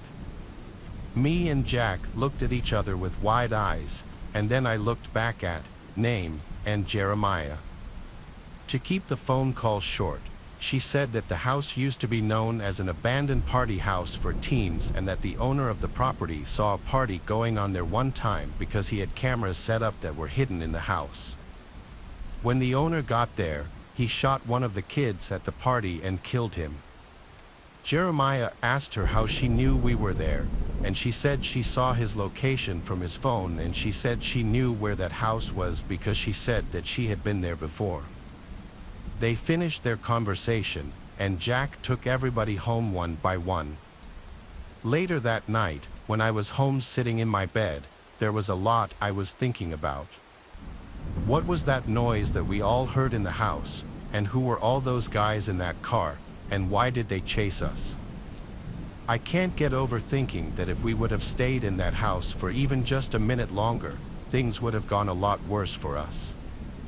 It's been 2 years since then, and Jack and I still think about that night from time to time. I also can't think of any solution to what that noise was that we all heard when we were in the house walking down the stairs. I don't know if it was something paranormal, but I haven't explored any abandoned homes since that night, nor do I ever plan on doing so again. I once matched with this girl that I'm still friends with on Tinder, named Min. She seemed cool right from the bat. She had a sleeve of tattoos on her left arm, red highlights in her hair, and in her profile, she mentioned she loved to work out. One of her pictures was taken on the rooftop of this cool-looking building with a sick view. I asked her where it was, and she told me it was some abandoned hospital on the edge of town that was super cool to explore at night and super easy to get into. There's usually one cop patrolling the huge parking lot at night to deter trespassers, but she said it was super easy to circumvent.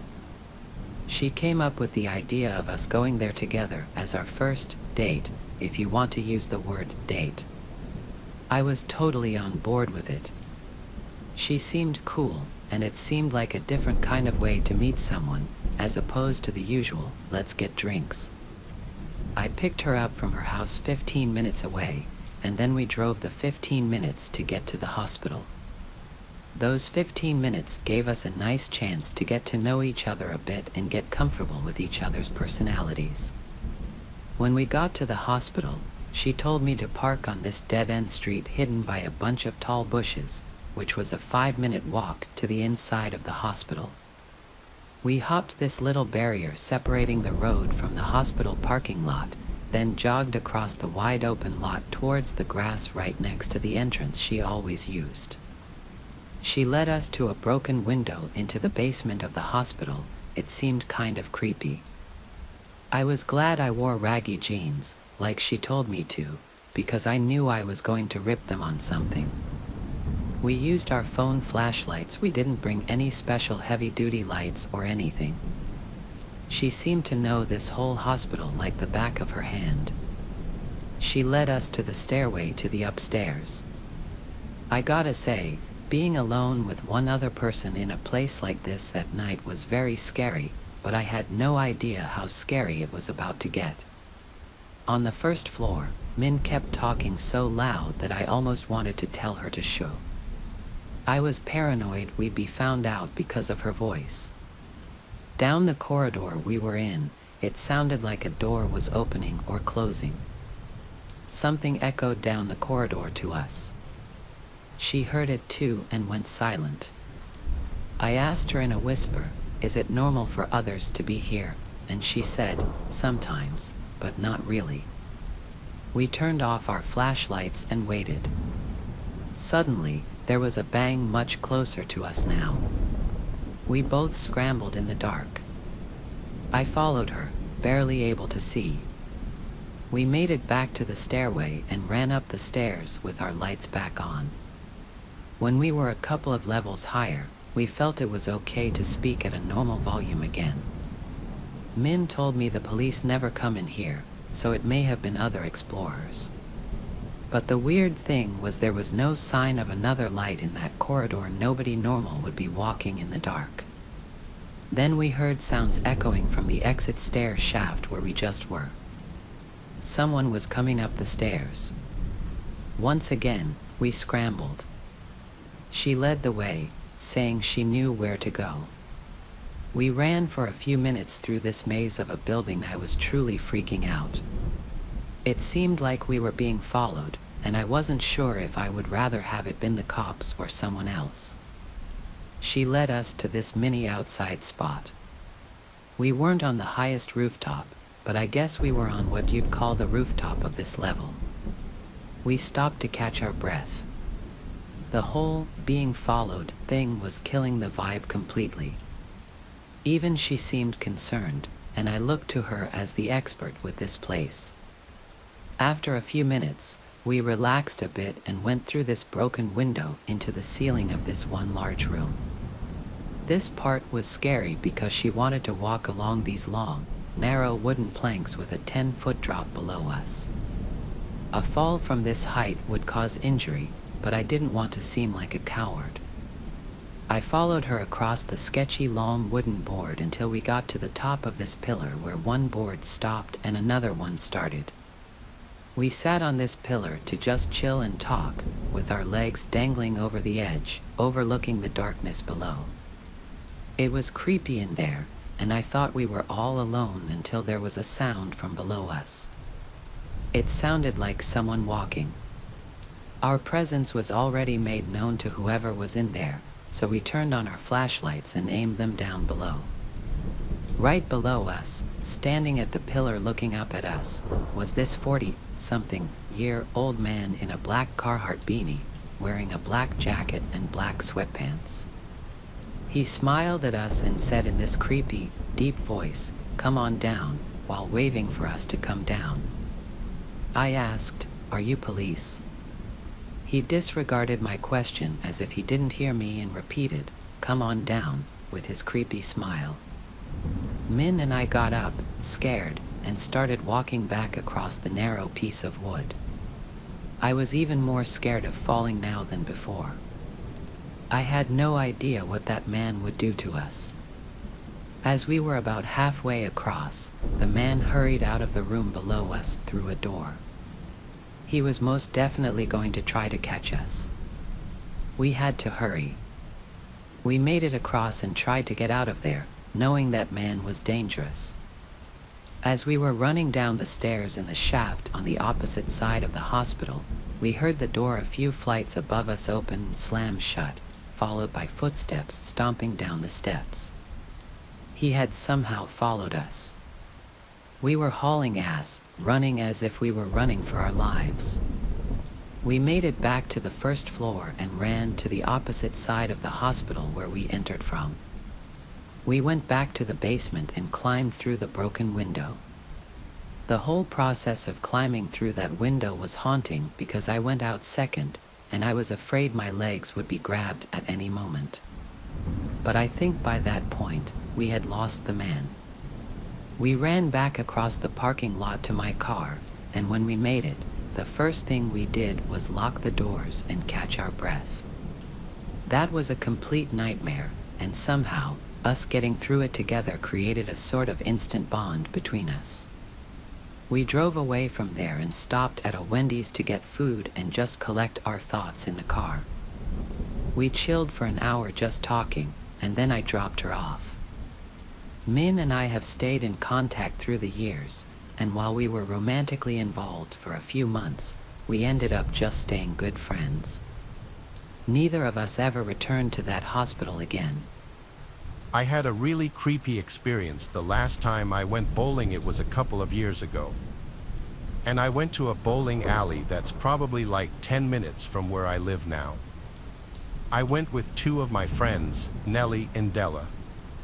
I had a really creepy experience the last time I went bowling. It was a couple of years ago, and I went to a bowling alley that's probably like 10 minutes from where I live now. I went with two of my friends, Nellie and Della. I had a really creepy experience the last time I went bowling. It was a couple of years ago, and I went to a bowling alley that's probably like 10 minutes from where I live now. I went with two of my friends, Nellie and Della. I can't remember how, but Lizzie had several games of free bowling at this particular alley, so we were using them. The place was actually pretty nice. There was also an arcade, a bar, and many food options inside as well. It was pretty busy that night, and most of the lanes, if not all of them, were being used. I remember that probably like 30 minutes into bowling, this employee guy came up to us. He asked us how everything was going, and we said good. He came back like 20 minutes later again and asked us once more, and then he said that our lane had had some problems recently. We said everything had been working fine, and it had been. The guy then told us to let him know if anything happened. We thought the place just had good service, and he was friendly. But the guy approached us again not long after that. He asked us if we were having a good time again, specifically me, and by now it seemed kind of weird how he kept coming up to us. This place was not like Top Golf or some bowling alleys where, as you're playing, you have a waiter or a waitress and they get you food and stuff. For this bowling alley, he just ordered food up at the counter, and it was like most of them. So I wasn't really sure why this employee kept going up to us and seemingly nobody else. After we told him that we were still having a good time, he asked us if we had any plans for later. We told him we were just hanging out and maybe we'd get some food. We didn't really know for sure. The guy then asked us if we lived around there, and we said yes. During this time, we were all in college but back home for the summer. This guy appeared to be around our same age, maybe slightly older. After talking briefly about how we were in college and stuff, he left. It just seemed like a friendly employee for the most part, but a little bit off. A short time later, though, I went back to the table behind our bowling lane to get a drink of water. When I did, the man was standing behind it. He told me that I was pretty good at bowling, which also indicated that he had been watching me. He then invited me to come back and bowl with him another time, saying we could bowl for free because he worked there. By this point, it seemed like he was probably interested in me, and that's why he kept going up to us. I was nice, but I told him that I was not much of a bowler and I would not be doing that. He tried convincing me for a moment, but then it was my turn to bowl again, and my friends called me over. I left, and they asked me why the guy was talking to me again. After this, I figured that he wouldn't be back, but only about 10 minutes later, he returned. He just walked up to us like he was part of the friend group. The guy told us that he was getting off very soon, and he was going to this club and asked if we wanted to join him. He then went on to say how the club was supposedly really hard to get into, but he knew the bouncer. We found this an odd thing for an employee to say to us and did not have an interest in joining him, so we declined. He finally left us alone after that. Now, at this point, we did not have much more bowling left and finished within probably 20 minutes after that. When we were at the counter returning our shoes to an employee, a different employee, she asked us how it went. Della told her that an employee of theirs kept bothering us the whole time. The girl working asked us who it was, and we described him to her. She was confused and said she didn't think anybody looking like that worked there. We looked around to see if he was still within sight. The place was really crowded. After looking around for maybe 10 seconds, though, I noticed him. He was sitting at a random table by himself, sipping a drink. When we pointed him out, she said she had no idea who he was but was confident that he did not work there. Then she told us she would be going to ask him who he was. At that point, though, we all just left. We had taken Della's car, and she drove the three of us. After leaving the bowling alley, we went to a local restaurant in town and stayed there for probably almost an hour. Then we continued back, and Della dropped me off back at my house. She pulled into the driveway, and I got out. Then they left. As I was walking up to my house, I remember hearing another car driving down the street. A street was usually very quiet, and I just looked over to see it. When I did, I saw the car come slowing down and appeared to pull over on the side of the road in front of our house. I was still walking towards the front door of my house, but I slowed down to see the person. What I saw next was the car pulling over and the driver's window rolling down. I saw that the same guy from the bowling alley was driving the car. I quickly hurried up to get inside. I got out my keys and tried to unlock the door as quickly as possible. While I was doing this, I actually heard the car door opening and then closing right after. I also heard footsteps and knew that the guy was approaching. Before he was able to get even halfway into the yard, though, I got the door open. I quickly went inside and then locked the door behind me. I hurried to find my parents and let them know of the situation. Maybe 30 seconds to a minute later, we returned to the front of the house and looked out of a window. When we did, the man and his car were gone. He had left, and after that, he didn't come back either. I'm still pretty creeped out by the situation. To go to my house, he must have followed my friends and me the entire rest of the night. I'm not sure what he was planning to do by going to my house. I'm just glad that he didn't come back. I never thought that I'd get married. I just never was the marriage type. I never really was the relationship type either. In high school, my mom always begged me to get a girlfriend because she didn't want me to end up alone, but I honestly didn't care if I did. It's not like I was a loner either, I just didn't like the thought of tying myself to one person for the rest of my life. But that wasn't until I met Linda. She was everything I didn't even know I wanted. The minute I met her, I knew that she was different.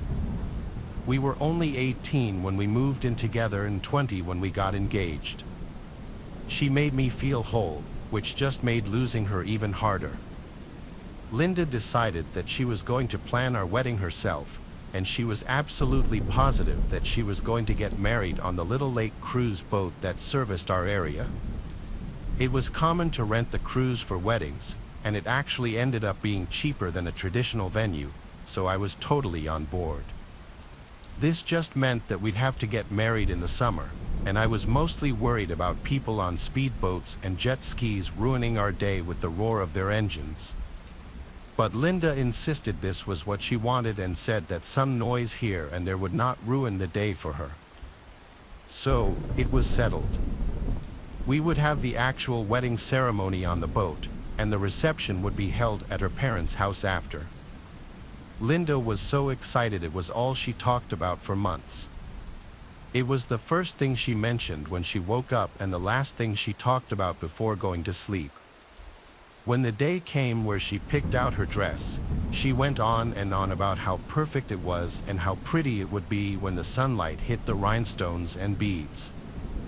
I had no idea what the dress actually looked like, but hearing her talk about how much she loved it had to mean that it was beautiful. Although she could have been wearing a white trash bag, she still would have been the most beautiful woman in the world to me. It was July. The sun was blazing, and the air was dry as we made our way onto the docks.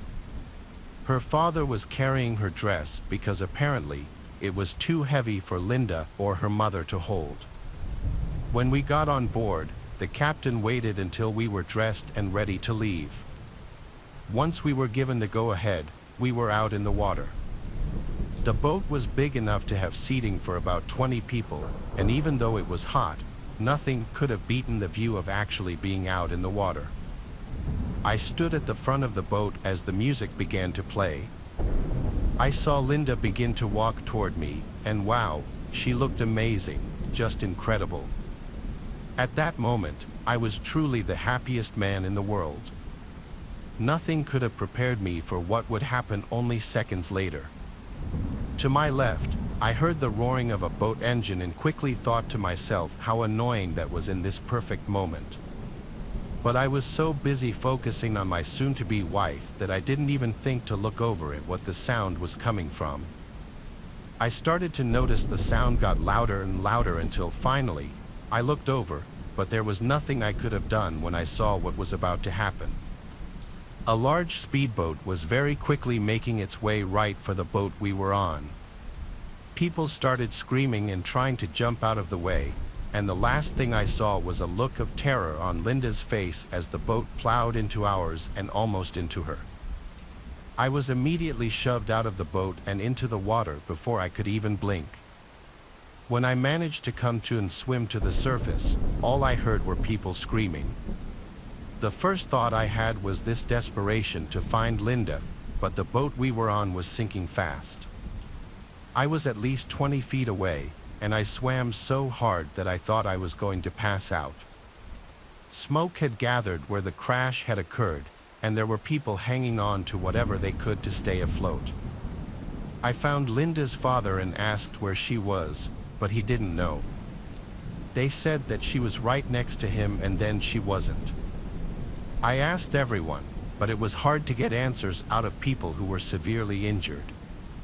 They were more focused on keeping themselves alive than looking for Linda, and it was absolute chaos. I was mad at the moment, but looking back, I thought it would be easy to locate her since her dress was so shiny. But out of the 25 people who got on that boat, almost 10 people were already missing, and I began to fear the worst. That dress was so heavy that it could have easily dragged her down. The lake was deep, and when I swam underwater, I couldn't see anything. Other boats started to arrive at the scene, and the people on them began helping us out of the water.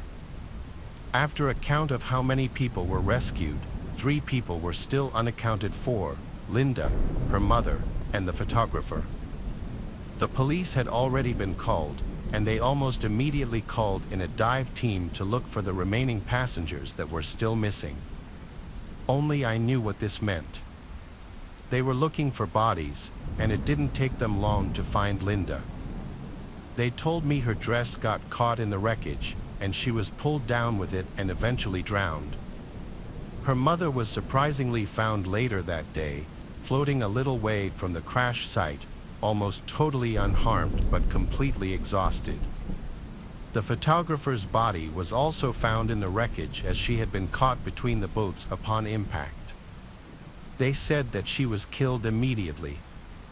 We held a funeral for her, and even going and seeing pictures of her was almost too much to handle.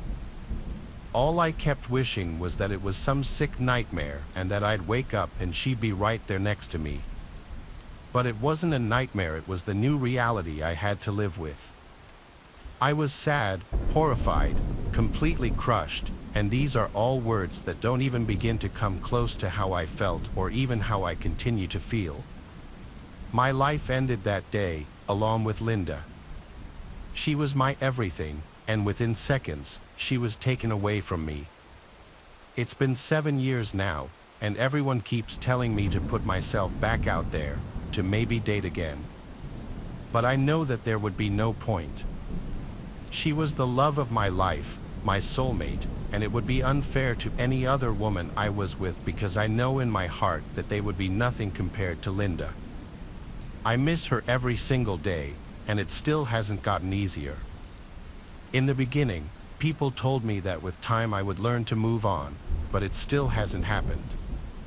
I'm just hoping someday I can learn to feel even somewhat normal again. But I suppose my mom was right. I will die alone, only now it'll be my choice. Most of my family lives in a rural part of Central Florida, closer to the East Coast. Though my Uncle Ben was hosting Thanksgiving one year, his house sits on a huge lake with like 5 other houses, that's it. I don't want to give the name of the lake or the town because that would be doxing my uncle. Basically, it's not a fancy house and setup like you're picturing. Trust me, it's rustic but private and spacious. My uncle is a bit of a redneck, but he makes our holiday gatherings more fun. Him hosting Thanksgiving this year meant that he'd be going all out, making it like a party basically, with music, cornhole, coolers full of beers, and all that good stuff. We got to his house around 3 during the day. We all drank some beers, ate snacks like chips and dip, and played drinking games together, card games, cornhole, and even basketball with my cousin, though the basketball didn't last long with 3 beers and a bunch of chips in our stomachs. This all went on for a few hours, with music blasting. An unusual way of celebrating Thanksgiving, I know. Then, as it started getting darker around 5:30, Aunt Mel and Uncle Ben started bringing the food out to the table. They set the table up under the big gazebo. It was around sunset when everything was set up and we were all eating. The gazebo has lights, so when it got really dark, the lights turned on by 6 o'clock. It was basically pitch black out. My uncle's probably the only one alive who insists on doing Thanksgiving dinner outside, but we all enjoy it. It makes it more fun. The fun soon ended, though. My cousin suddenly pointed out past me to the woods, saying, "Dad, who's that?" Uncle Ben turned around and said, "Who the hell?" There was someone standing out in front of the woods like a statue, watching us eat.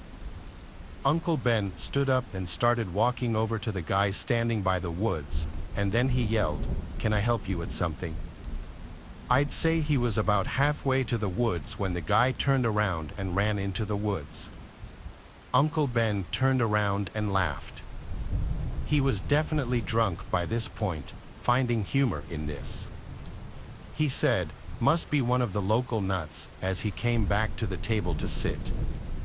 My Aunt Mel was not as amused, and I kind of agreed with her that it was creepy. My dad joked that between all the men here, there's nothing to worry about. The lightheartedness of this did not last, though. This time I spotted the guy. He was standing by the woods again, though closer to the lake this time. I pointed it out to everyone. My uncle got up, pissed off this time. He started marching over again, yelling and taunting the guy. His drunkenness was really starting to show now, just in the way he was confronting the trespasser. But then we noticed there was another guy in the woods on the complete opposite side of the yard, and when the one guy that Uncle Ben was approaching ran into the woods again, the other one stayed put. As Uncle Ben came back to the table, we said there's another one. So my cousin, myself, and my dad all got up now ready to help my uncle confront these people. And with that, the second guy ran into the woods. By this point, we decided it was time to clean up. We started all cleaning the table and bringing plates and food inside to the kitchen. When everything was cleared out of the gazebo, we all sat inside the living room. Uncle Ben left the lights on outside because I know he and Aunt Mel were on high alert with people running around their property being creeps. They didn't look like kids, that was the thing, and who would do this on Thanksgiving is the question. Our accepted theory was, at the time, that it was just some drunk older teens or young 20-year-olds with no family gatherings messing around being idiots. Eventually, I wanted to grab another beer, which was in the cooler outside still. As I got up, Uncle Ben and my dad both asked me to grab one too. So I went outside and walked over to the gazebo. I made it to the cooler, suddenly feeling really uneasy. The gazebo light was off now. I looked around, analyzing my surroundings. I grabbed as many beers as I could hold just so I wouldn't have to come back out here again.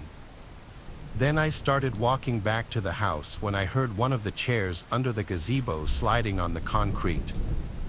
I turned around, and there was someone under the gazebo walking around the table.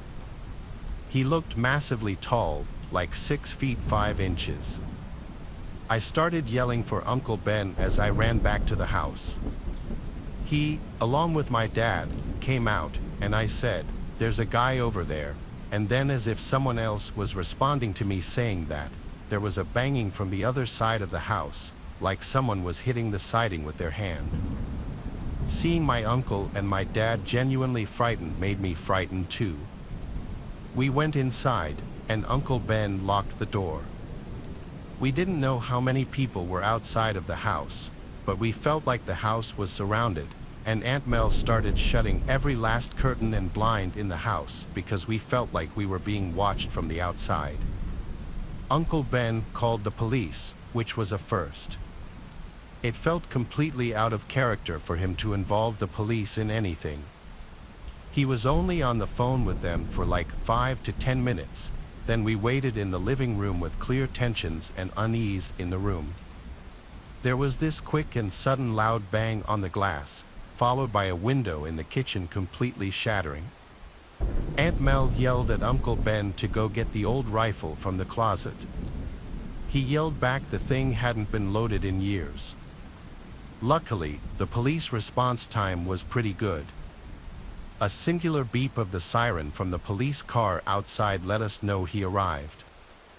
One of the people outside had thrown a brick through the window with a note attached to it saying, "Leave now you," which felt like a threat. His Trump flag was also missing the next day, which created the possibility of those people's motives being political.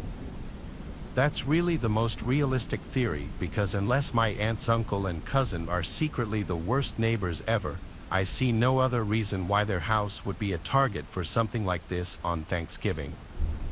Nonetheless, there really are some sickos out there. I was a nurse for over 40 years. I spent the majority of my career in hospitals, working in the ER in my earlier days and later transferring to the ICU. I've seen a lot of horrible things happen to people and built up a strong stomach for all sorts of things. There are 1,000 stories I could tell, but one above all is the worst thing I ever witnessed. It happened in my first year of working in the ICU, and I still don't have an explanation for it. Before he fell under my care, a man showed up in the ER with strange symptoms, delirium, vomiting, and what appeared to be first-degree burns all over his body. They thought it was caused by a chemical at first, which led them to believe they needed to cleanse his skin and purge his system. However, when they tried to wash his skin, it just came off. What had looked like a first-degree burn was actually just the tip of the iceberg, an iceberg of total tissue disintegration. At this point, the ER team had no idea what they were dealing with. This was decades ago, long before the internet. The man refused to answer any questions about what happened to him, and he had no forms of identification in his possession. It was like he had just been dumped there.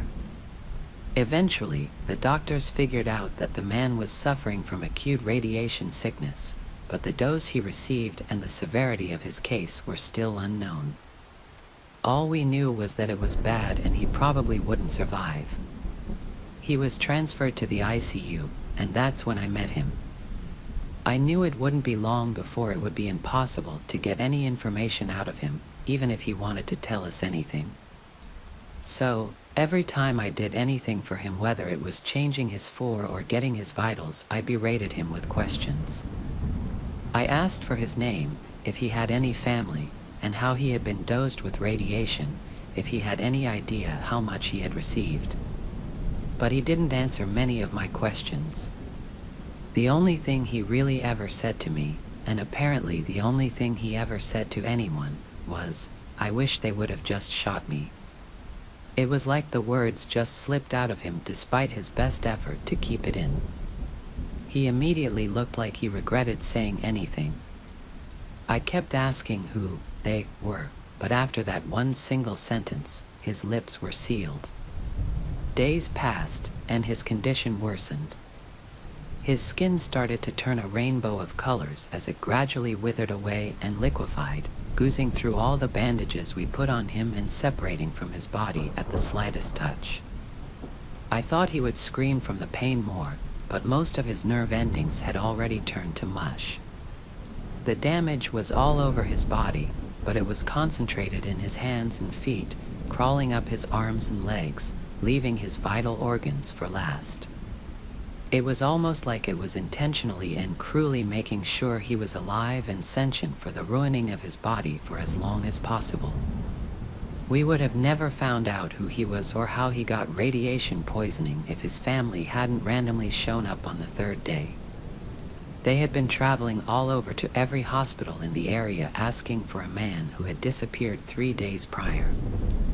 They described the man's appearance in great detail, which meant the man they were looking for was the one who was turning to goop upstairs in the ICU. These days, we might have had to deny them on account of HIPAA regulations, but things were different back then, and everybody in the hospital wanted that poor man to have something good before he died. We allowed his family upstairs to see him, but they couldn't stand to look at him without breaking down into hysterical tears. After the reunion, we asked them for information, and that's when we finally got some. He worked for the government as a nuclear waste management worker. He was one of the guys who buried the barrels of radioactive leftovers and had been compiling a long list of complaints against the lack of safety regulations.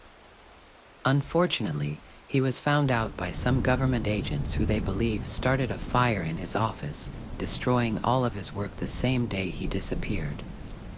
What I gather from that and what he said to me is that they forced him to clean up some deadly toxic spill and keep his mouth shut about it unless he wanted his family to suffer similar fates.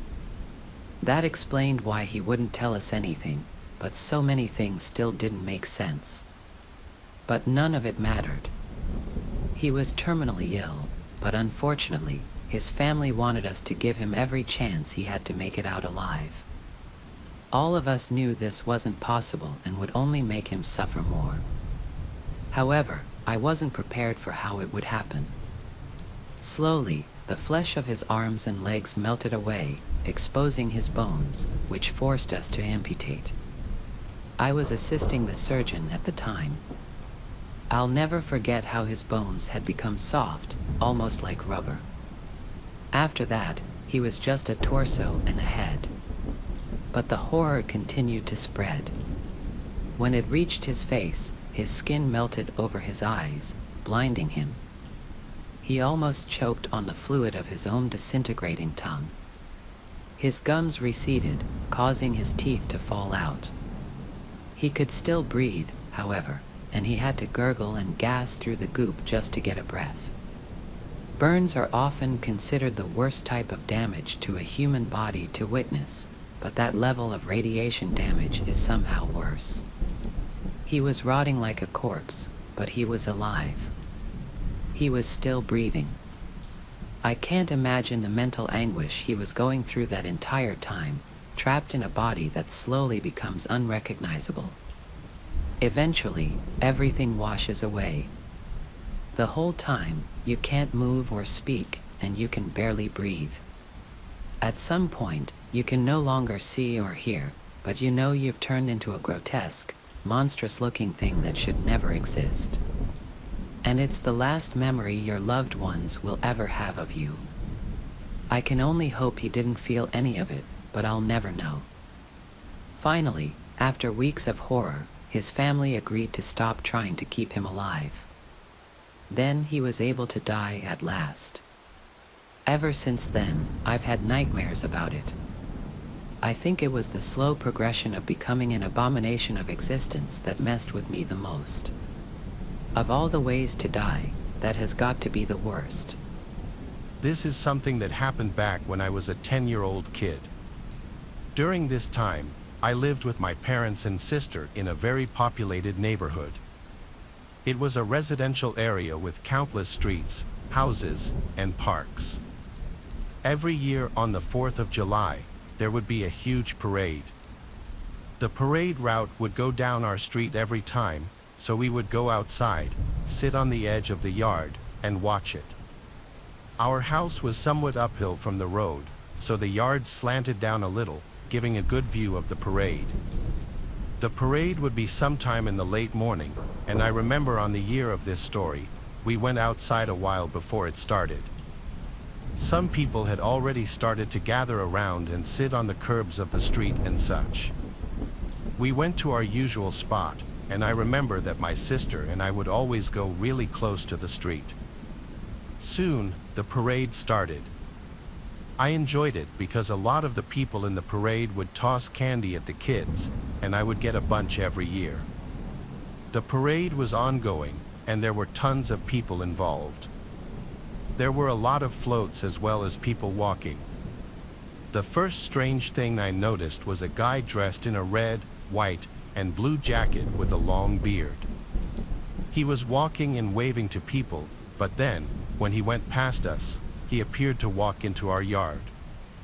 There were these two huge trees at the end of our yard. Well, one of the trees was in our yard, and the other was on our next-door neighbor's property technically. He sort of went between the two trees, and I didn't really know what he was doing there. That area is sort of out of the way because there was also a really big bush nearby. Yet, with all of these people around, I couldn't be the only one who noticed him, but it kind of seemed like I was. He went out of my sight, though, appearing to go into our next-door neighbor's property. I went right back to watching the parade and forgot all about it. As a kid, I didn't really think too much of it. The parade went on for probably another 20 or 30 minutes. And I had forgotten all about the man. When the parade ended, people slowly started to clear out. My family was going to my grandparents' house, who lived only a couple of miles away. We went back inside for maybe an hour and then left. So, we were at my grandparents' until probably around sunset. At that time, I remember we left and headed back home. After the probably 5-minute drive back to our house, we got out of the car and headed inside, but when we got to the front door, we noticed a couple of things that were strange. One was that the screen to our house was open a little. We had a screen door and then an actual door, and the screen door would never shut all the way unless you forced it shut, which we always did. So, it seemed as though somebody had been to our door. Also, there were some flowers planted below a window out front, and some of them appeared to have been trampled. We realized somebody had been in our yard while we were away, and this person had either tried entering our front door or had knocked on it. We figured that with it being the 4th of July, there were probably a lot of people out in the neighborhood. Many people on the street were having barbecues and that sort of stuff. It's possible some people were just messing around and cut through our yard or something. Perhaps some teenagers or drunk young adults did it. Either way, we went inside the house, but were a little bit nervous. However, after turning on all the lights, everything seemed to be just fine. I quickly felt much better and was no longer worried. We were going to go out into the backyard and play with some sparklers. We were also going to have a fire in the small fire pit that we had in the yard and make s'mores. I can't remember what my parents and sister were busy doing inside, but they said that they would be out in a minute. I decided to go out into the backyard first. I went into the dark backyard, which was only lit by a light in the back of the house. When I got back there, almost instantly after closing the back door, I heard a noise. I really wasn't sure what it was, but I knew that a bush had moved. In our neighborhood, with how populated it was, we really didn't get many animals, maybe an occasional rabbit and lots of squirrels, but whatever made this noise was definitely much larger. I looked over in the direction but did not see anything. There were several trees and bushes in the yard all around, and it wasn't well lit. I stayed out there, and after a few moments of nothing, I convinced myself that it was just some sort of an animal. I started to walk around the yard just waiting for my parents and sister. During this time, I was walking near the back of the house when I saw something. There was something blue on the ground underneath a bush. I honestly don't know how I spotted it, but I walked over and looked closer. There was a big blue jacket like the one the man in the parade had been wearing. It was all crumpled up and really small. I noticed that it was also red, white, and blue, and I looked inside the jacket. And there was the fake long white beard that the guy was wearing, too. This probably belonged to the same guy who was walking into our yard at the parade. I then remembered that I was creeped out and wanted to go back inside. Now, when I moved away from the bush, that's when I saw the guy. There was a man standing at the far back of our yard near the fence, and he was walking slowly along the edge of it. I quickly ran to the back door and went in. I locked the door behind me and found my parents. When I told them about the guy, they called the police. Then, we waited inside without hearing or seeing anything from the man. When the police got there, they searched the backyard, but the man was gone. His things that he had hidden in the bushes were also gone. After the police left, I was pretty nervous the guy would return, but he didn't. I think that when he noticed I saw him, he must have decided to leave. I don't know what would have happened if I hadn't noticed him. I'm sure you've seen some of the more modern videos online where truckers document their daily routines and provide tips for each other. Or maybe you haven't, but being as I'm on the younger side in this industry, every time I open TikTok or YouTube Shorts, that's all I see. I won't get into it, but I had to drop out of a pretty prestigious university for some personal reasons, and people always tell me I could have been more than a trucker. It's honestly not a bad gig though. I've been making deliveries for north of 2 years. Obviously, the only strenuous part of the job is the long hours. You can never truly gauge how the isolation will affect you without experiencing it firsthand. My only advice would be to make peace with whatever demons might be lurking in your subconscious, because they'll definitely eat at your brain in the lonely hours. That's what happened to me anyway. This happened to me 3 months after getting employed by my first company. I was basically as new in this trade as one could get.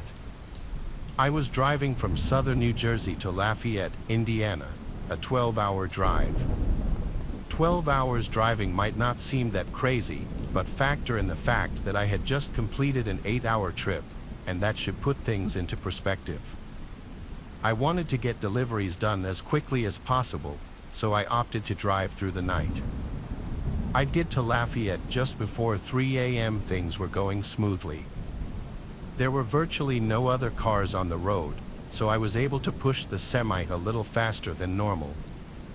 About halfway through the drive, I remember reaching down at the center console to chug a Red Bull, but there weren't any. Of course, I had forgotten to restock my truck after completing my previous delivery. After slapping my dashboard a few times, I groaned in frustration, knowing I'd have to stop somewhere. There was nothing I hated more than having to make stops during my drives. I might be unique in this, but I always get exponentially more tired when my vehicle is immobile, even if I'm only stopped for like 20 seconds. After glancing up at the navigation, I figured I had no choice, either fall asleep on the road or stop and get an energy drink. In my brain, those options were pretty much equivalent. Reluctantly, I pulled into the first service stop I saw. I had literally no clue where I was, probably somewhere in Ohio at this point. Too late, I realized this wasn't actually a service stop. It was what looked like an abandoned gas station and a repurposed convenience store. Not sure if there's any better way to describe it. Either way, it looked like there was another quick stop store not far up the road, so I figured I'd go there if anything. I parked the semi. I made my way over to the first convenience store. To be completely honest, I was expecting one of two things to happen. Either the place would be open, or the door would be locked. You can imagine my surprise then when the door swung open into a pitch-black store. I looked around, hoping maybe I'd get lucky and there would be a drink or snack left behind. Just before I was about to turn around, my eyes adjusted to the darkness, and I picked up on a faint glow emanating from the corner of the room. I made my way over to it, and the glow turned out to be coming from a back room of some sort. Curiosity got the better of me, and I opened the door slowly. To my pleasant surprise, there was a plugged-in refrigerator against the wall. Eagerly, I opened the door but found nothing. Literally nothing. The shelves had been removed, the whole appliance had been gutted. As I was shutting the door, I was 90% certain I heard a clatter from the main room, like something hitting the floor. I froze for a good 10 seconds. Had I imagined it? There was no way. Quietly, I walked back into the main room and looked around. Nothing. Part of me wanted to keep investigating, but I didn't have time for this. I walked out the entrance door and basically jogged to the other shop. It was open, thank God. I paid for my drink and made it back to my truck. Something about this whole stop felt wrong. I needed to get back on the road as soon as possible. I took one last glance at the abandoned store and noticed the door was now open. I was 100% positive I had shut it behind me. It wasn't my job to figure out what was going on here, so I started the engine and merged my semi back onto the highway. The caffeine started kicking in and snapped me out of my tired haze pretty quickly. My mind began to wander, and I started thinking about how bizarre that whole thing had actually been. I guess a squatter or an abandoned building wasn't the strangest thing in the world, but my brain couldn't explain that refrigerator, no matter what theory I thought of. I tried to forget about it and kept driving. It was then that I started noticing weird movements in the curtain behind me. Sweat started dripping down my forehead. I watched in the rearview mirror as the curtain seemed to billow and move, even though I didn't have the air on. I thought the worst, there was someone in my truck. I didn't have any weapons on me or anything, so I discreetly punched in the nearest police station on my phone. The drive there was the most tense and horrifying 20 minutes of my life. I kept imagining that person reaching out to grab me or trying to crash my truck. Finally, I approached the police station. I stopped the semi as close as I possibly could get and basically ran over to the police station.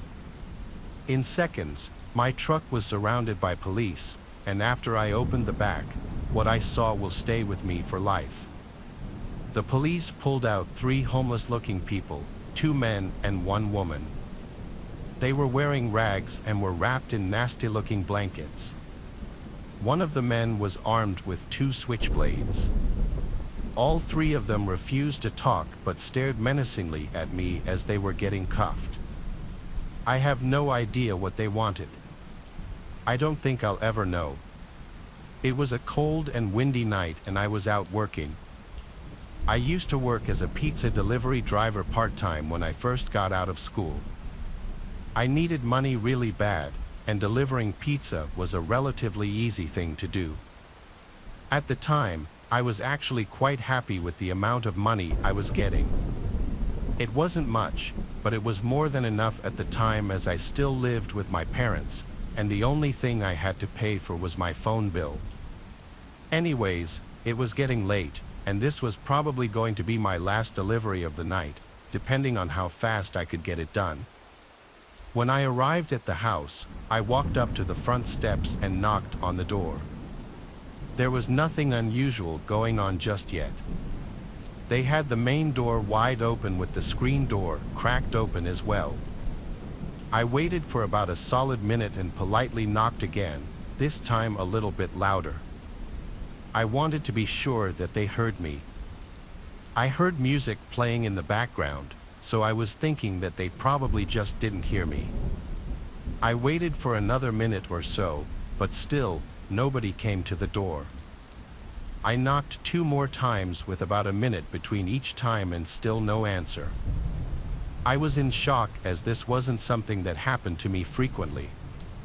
Usually, when I arrived at the house and knocked on the door, the customer would be there in less than a minute.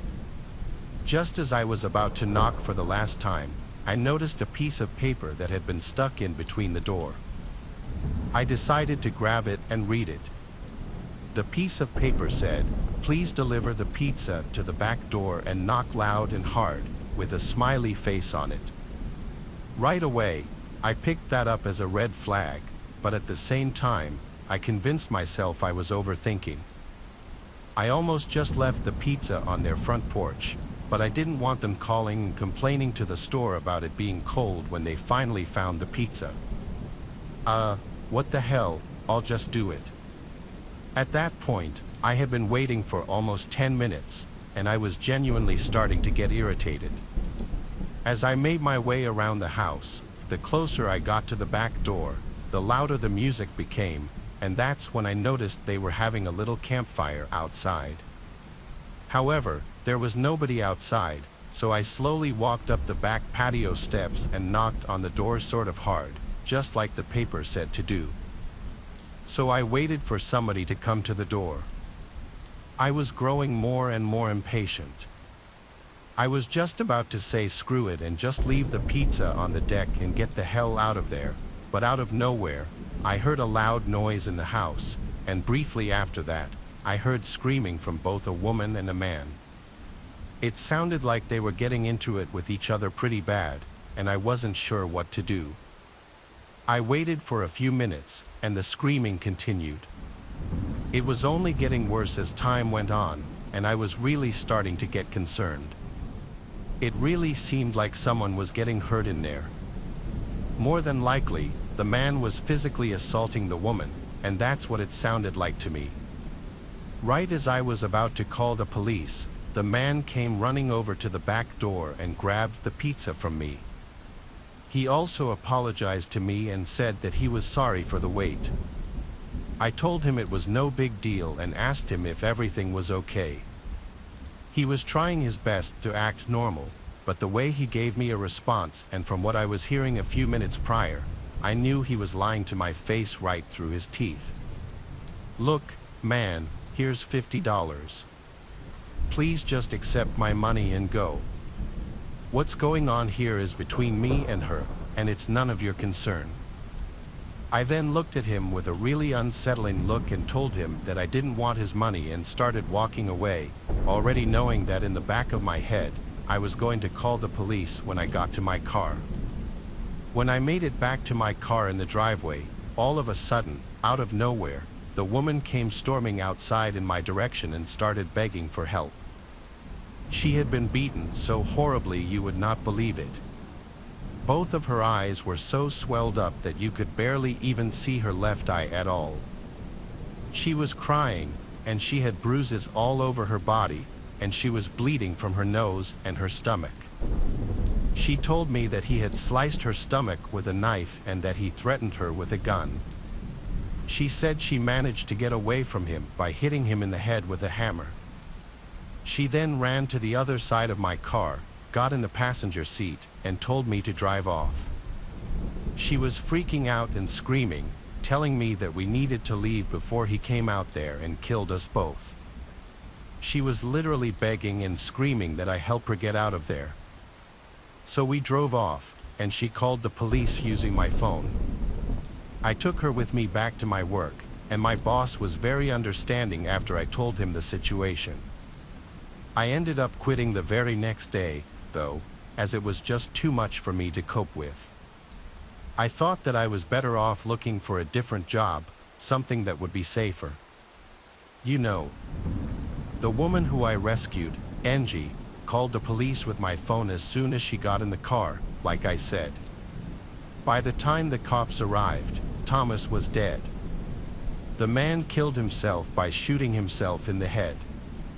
Thomas had been abusing Angie for years, and she had no way of escaping it. She didn't have a phone or any friends in the area, and he had been keeping complete control over her for the past 2 years. Apparently, she was pregnant, and Thomas didn't want to be a father yet, and that's what started the argument in the first place.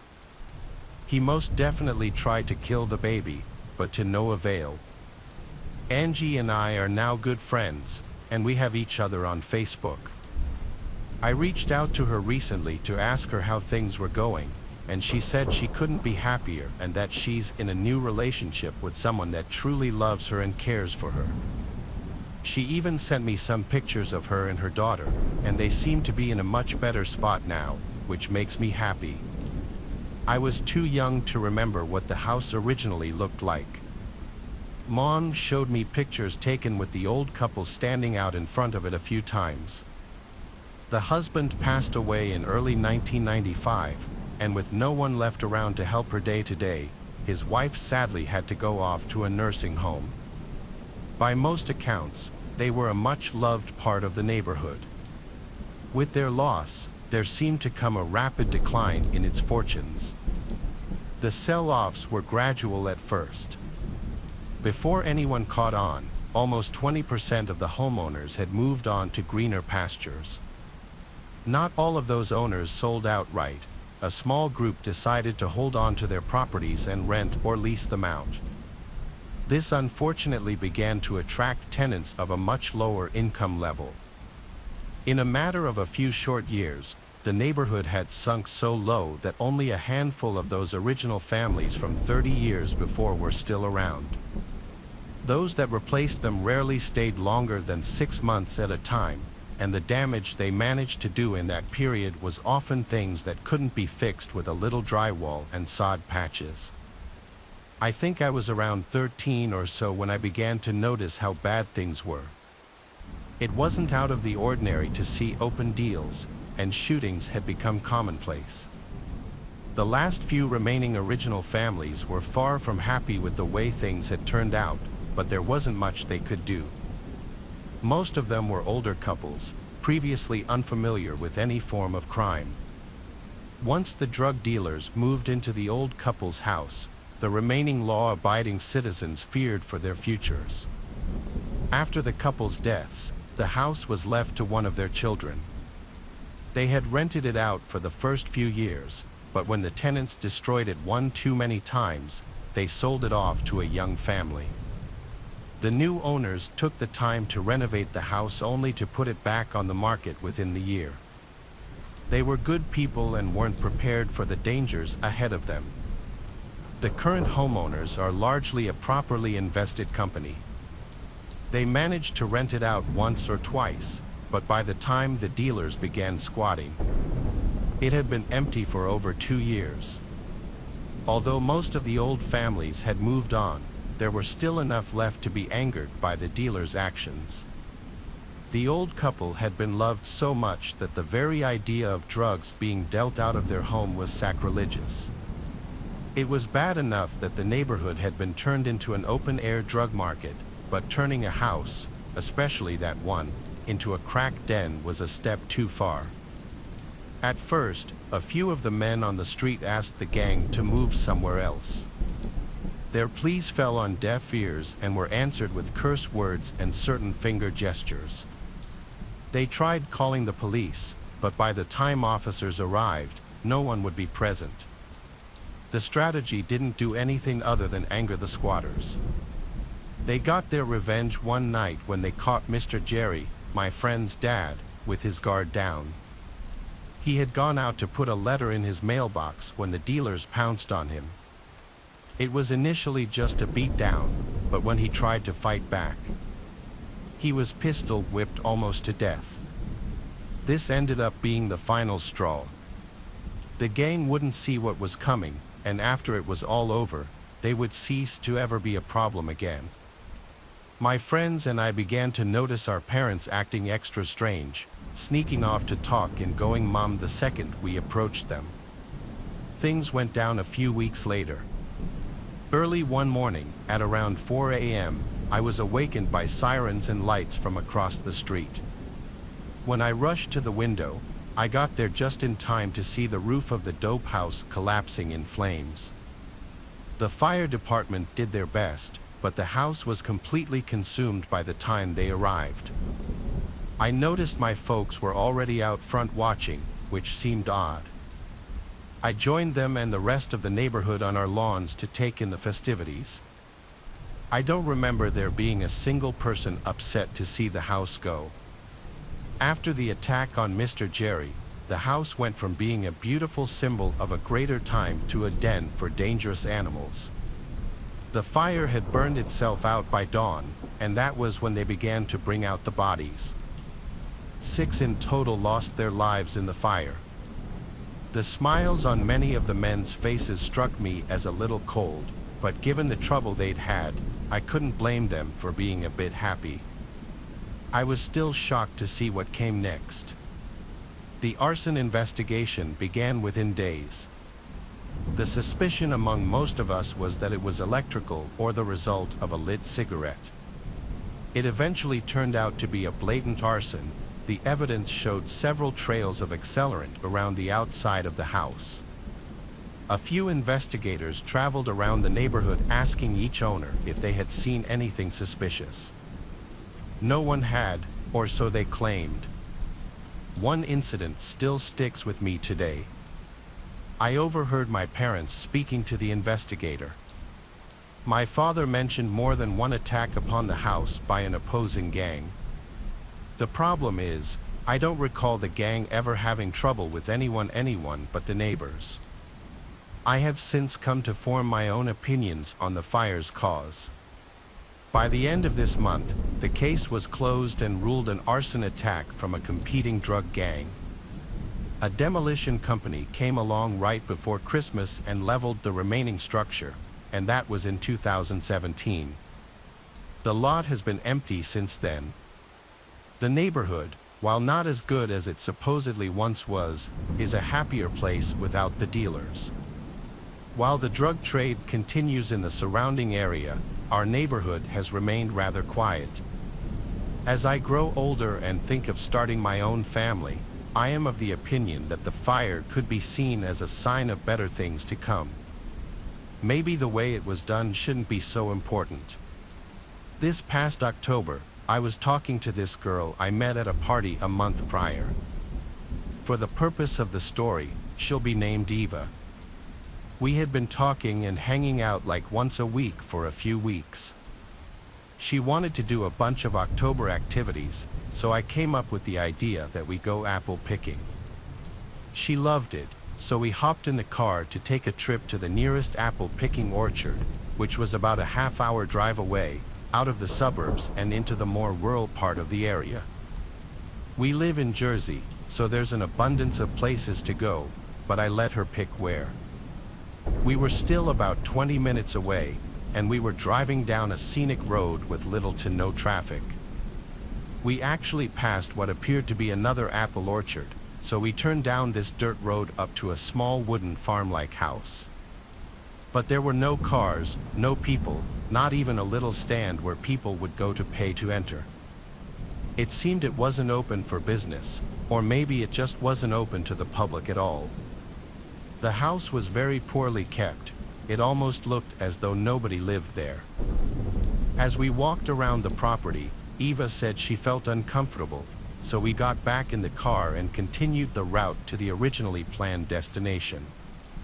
However, when we got there, this one was also void of people, though this one at least had a closed sign at the stand.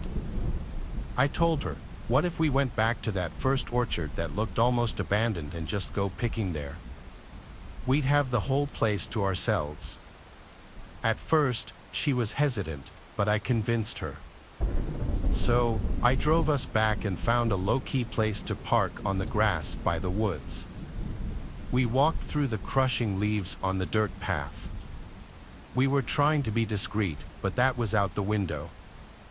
There was a little wooden fence we had to hop, but it was easy. Once inside, we were hidden by the symmetrical rows of thick apple trees, but our feet were also covered in tall grass up to our shins. We started walking down the row of trees, filling the plastic bags we brought from my car with the best apples we could find. Though admittedly, there weren't many. There was a certain thrill in doing this, knowing we weren't supposed to. We had some fun with it. I was launching apples up in the air, and then I would start pretending like I was going to throw apples at Eva. She started screaming and running off, telling me to stop. She cut through a couple of trees to another row, and when I got to the other side, I didn't see her. "Where are you?" I said. She called back, "I'm picking my own apples," and she actually sounded like she was a few rows over. I apologized, laughing and telling her I'd stop, but she didn't answer. I spent a few minutes trying to find her, and suddenly, an apple landed right in front of me, which had been tossed from one of the rows nearby, and another one landed close by. I yelled, "Stop," because I was actually afraid of getting hit in the head. I ran through a couple of trees, and each row I'd pass, I'd look left and right, trying to find Eva.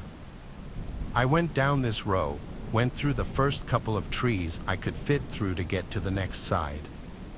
I looked left, and I actually felt like my heart jumped up into my throat because there was some guy, a young guy like 18 or 19 years old, with long black hair to his shoulder, standing in the center of the row maybe 5 trees away from me.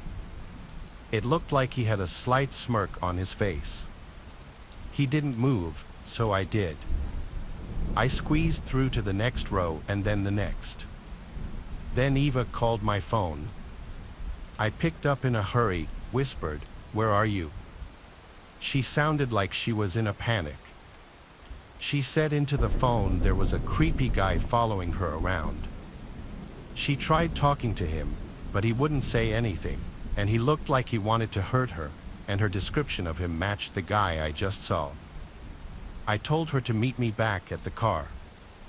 I ran the way back, and Eva was already waiting at the car.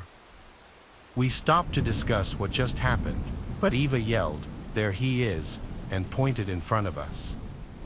I looked, and I could see him. He was half hidden by an apple tree, could only see his left arm, left leg, and half his face. The way he was just creepily spying on us, I had to get us away. I did a 3-point turn off the grass onto the dirt road. We passed the decrepit barn-like house and got back on the road. We talked over possibilities. Maybe he lived there. We passed by a fruit stand on the side of the road with a few people working on it. Eva and I lost our apple bags, so we figured we'd at least stop here. We picked up some apples and berries, and I just had to ask them about the apple orchard down the road. The two ladies working at the fruit stand proclaimed nobody should ever go anywhere near there. The owner's son had killed his girlfriend and then disappeared. The body was found near the orchard in the forest. The dad still owns the orchard to this day, but he hardly ever returns and doesn't keep up with the place. We practically jumped in their faces as we asked them to describe the son, but they had never seen him and didn't know anything about him. We admitted to them that we went apple picking on the property and some creepy young man was following us. The two women said that it was best that we got out of there when we did. They also kind of scolded us for not calling the police. However, one of the ladies said she was going to warn the police. On the drive home, as Eva spoke to me about it, everything she said really went in one ear and out the other because I really thought to myself, we actually ran face to face with a missing murderer in an apple orchard. I still get chills wondering if that guy is still out there in that orchard. Our tale takes us to the outskirts of a sleepy college town, where an abandoned house stood shrouded in darkness. This house, once a grand estate, had long been forgotten, its windows shattered and its walls covered in ivy. The locals whispered tales of its haunted past, but few dared to venture near. The fraternity known as the Guardians chose this house for their final pledge challenge. It was a tradition that had been passed down for generations, a test of courage and resilience. The pledges were tasked with spending a night alone in the abandoned house, each one having to confront their deepest fears within its decaying walls. Among them was Drake, a quiet, introspective student. He had always been more comfortable with books than with people, and this challenge was his way of proving himself. As the sun set, the pledges were driven to the house.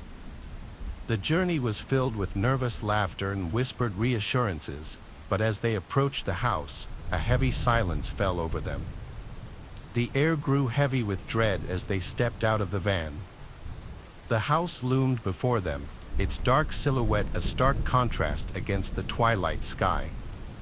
Drake found himself standing before a door hanging precariously from its hinges. The wood was splintered and rotting, and the doorknob was cold and unyielding. He took a deep breath and stepped inside. The floorboards creaked under his weight, and the air was thick with the smell of decay and mildew. The walls were covered in peeling wallpaper, and the ceiling sagged ominously. The floorboards groaned beneath his feet, each step echoing through the empty halls, a reminder of the house's long abandonment. He shone his flashlight around, taking in the dilapidated state of the house. The beam of light revealed broken furniture, shattered glass, and layers of dust that had settled over the years. Cobwebs hung from every corner, and broken furniture lay scattered across the floor. It was as if time had stood still within these walls. As darkness descended, the silence was broken by unsettling noises. The wind howled through the broken windows, and the house seemed to groan and sigh. Drake tried to convince himself it was just the house settling. He repeated this mantra in his mind, trying to quell the rising tide of fear. But deep down, he felt he was being watched. The hairs on the back of his neck stood on end, and he couldn't shake the feeling of unseen eyes following his every move. He spent what felt like an eternity huddled in a corner, the minutes stretching into hours, and the oppressive silence weighed heavily on him. Then he heard a soft whisper coming from the floor above. It was faint, almost imperceptible, but it sent a chill down his spine. Curiosity won over fear, and he made his way towards the staircase. Each step was a battle against the urge to turn and run. As he reached the top, the whispering grew louder. It was a low, murmuring sound, like a conversation just out of earshot. It seemed to be coming from a room at the end of the hallway. The door was slightly ajar, and a sliver of light spilled out into the dark corridor. He approached cautiously and pushed the door open. The hinges squealed in protest, and the door swung open to reveal an empty room. The room was empty, but the whispering had stopped. The silence was deafening, and Drake's heart pounded in his chest. Drake noticed something strange about the far wall. There were markings, faint and almost hidden beneath layers of grime. It looked as if someone had tried to conceal something. The markings formed a pattern, a series of symbols that seemed to pulse with a life of their own. He approached the wall and knocked on it. It sounded hollow. His curiosity piqued. He began to tear away at the flimsy wall, revealing a small, dark space. Inside was a small wooden box covered in strange symbols. The box was unlocked. He hesitated, his hand hovering over the lid. After a moment, he opened it. The lid creaked open, revealing a single sheet of yellowed parchment. The paper was brittle and ancient. The ink seemed to shimmer in the dim light. As he read, the words seemed to shift and change before his eyes. They spoke of an ancient evil bound to the house, a curse that had claimed countless lives. The words were a warning, a plea for anyone who found the parchment to leave and never return. Drake felt a cold dread creep up his spine. The air seemed to grow colder, and he could feel the weight of the house's dark history pressing down on him. Suddenly, the flashlight flickered and died. The darkness closed in around him, and he was plunged into a world of shadows. A blood-curdling scream echoed through the house, a sound of pure terror that seemed to come from everywhere at once. Drake dropped the parchment and stumbled back, his heart racing and his breath coming in short, panicked gasps. He heard the doorknob rattle, and the door swung open. He braced himself for the worst, but it was one of the other pledges. Relief washed over Drake. They exchanged a look of mutual understanding, both shaken by their experiences. They left the room, but the experience had changed them. The house had revealed its secrets, and they would carry the memory of that night with them forever. The abandoned house remained a testament to the darkness that lay hidden beneath the surface of the world. It stood as a reminder of the unseen forces that lurk in the shadows, waiting to be discovered by those brave enough to seek them out. My name is David, and I'm 21 years old, and this all took place when I was 16. What happened to my friend and me still haunts me and freaks me out to talk about even to this very day.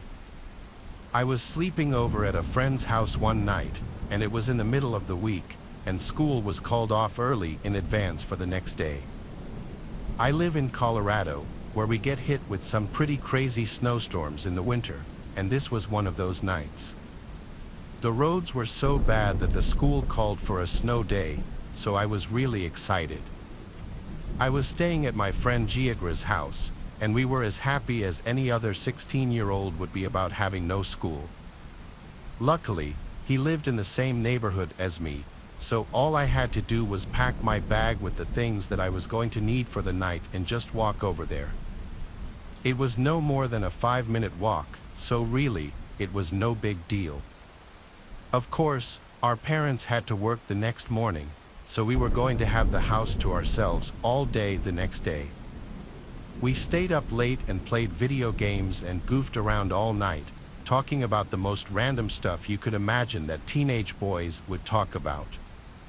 Nothing weird happened that night. It was a normal night. However, the next day was when things went crooked. I would say it was around 11 o'clock in the morning. Giagra was making a sandwich in the kitchen, and I was using the bathroom when suddenly the doorbell rang. We both heard it clear as day. Even though it spooked us initially, we weren't that worried about it. We live in a relatively safe area, and bad things like home invasions and stuff like that are almost completely unheard of here. Giagra even made a joke about how it was probably a Jehovah's Witness or something. I ran out of the bathroom, and both Giagra and I walked over to the front door. "Yo, help me if anyone's in there, please help me. I'm in serious trouble right now. Our neighborhood is really quiet, and it really isn't very likely for someone to knock on our door. Period. It just wasn't something that happened often." Giagra looked outside to try and see who it was, and it most definitely wasn't a Jehovah's Witness. It was some guy dressed in shorts and a t-shirt. He had short black hair and was probably around 5'10". "What the hell is going on? Who are you?" I asked. Giagra didn't hit me in the shoulders. He was clearly upset with me for letting ourselves be known. Thinking back, I really wish I wouldn't have said anything, because just maybe the man would have walked away and none of this would have happened at all. Definitely wasn't the smartest move on my part, I can admit that. The man outside then started banging on the door and begging us to let him in. We knew that something was terribly wrong, so obviously, we didn't let him in. We ran downstairs and hid in a secret spot in the basement that Giagra showed me. He called his mom to let her know, and she said that she was on her way home. Luckily, Macy, Giagra's mom, only worked about 5 minutes away from the house, so she would be there soon. Right after Giagra hung up the phone, though, we heard footsteps coming from upstairs. He knew there was no way it was his mom. "Dude, what the hell are we going to do?" Giagra said. I told him that we needed to stay calm and just wait it out. "Dude, are you kidding me?" "Screw that," Giagra said. "Well, what do you suggest we do then?" I asked. "Literally anything but sit down here. We need to run," he said. I didn't know how good of an idea that was, but I wasn't going to sit there and hide alone, so I followed. We opened the door ever so slowly and made our way across the basement to this window that we were going to attempt to fit through. I didn't see how that was going to work, but I knew it was the best option in all reality. I cupped my hands together so I could give him a boost, and Giagra managed to open the window. He struggled for a minute, but eventually, he was able to make it outside. What about me? I thought silently. That was right when Giagra told me to grab the wooden coffee table across from me and use it as a stepping stool to boost me up. And then he was going to pull me out. So that's exactly what I did. I jumped up, and Giagra grabbed my arm and pulled with all of his might, and somehow I was able to make it through the window, and I made it outside as well. I had to catch my breath from panicking so hard that we didn't even realize the man was standing directly behind us. He looked at us with the most disturbing look you could possibly imagine. He was a freaking creep. We both ran towards the front of the house, and ironically, Giagra's mom was pulling in the driveway right as we made it to the end of the driveway. The man followed us, but very quickly ran the opposite way when he saw that we were with an adult. Giagra's mom called the police, and we were able to find out that the guy was a wanted fugitive who had just escaped prison less than 24 hours prior. The police showed us a picture of the guy, and Giagra and I both confirmed to the officers that it was the same person. They caught him later that night, and now he's in prison and probably will be for a long time. He was a convicted sex offender and liked to assault young boys, more specifically boys our age. He had definitely been spying on us and knew we were alone. It makes me sick to my stomach how messed up some people are. At the age of 17, I was working as a pizza delivery boy for a local pizza place. I had been doing it for months by this point and had completed countless deliveries already. My first car was an old cheap Toyota, which was perfect for bopping around town. It was a Friday or Saturday night, and I was working the closing shift, which ended at 12 a.m. The pizzeria stayed open later on weekends. This happened towards the end of the night, past 11 for sure.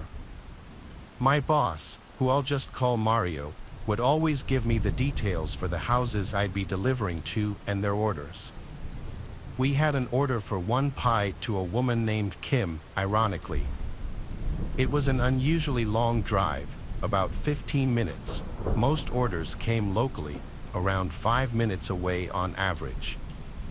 I expected a better tip for this reason. I brought the pizza to my car and off I went, listening to my usual playlist on the way. I pulled down the block of the address and parked in front of the house. It was a small-sized house, as were most of the houses in the area. It seemed to be a lower-income area. The lights were on in one of the rooms on the first floor.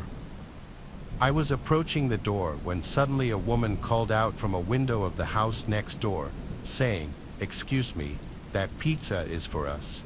We gave the wrong address." So, I walked next door to the front door and saw that the doorbell was broken. I opened the storm door and knocked really loud on the main door. There wasn't an answer for a good 30 seconds, so I knocked again and heard a woman's voice on the other side yell, "1 second."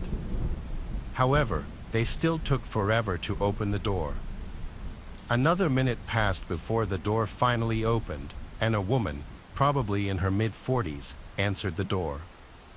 She immediately smiled at me and gave a flirtatious head-to-toe stare at me, as if she were checking me out.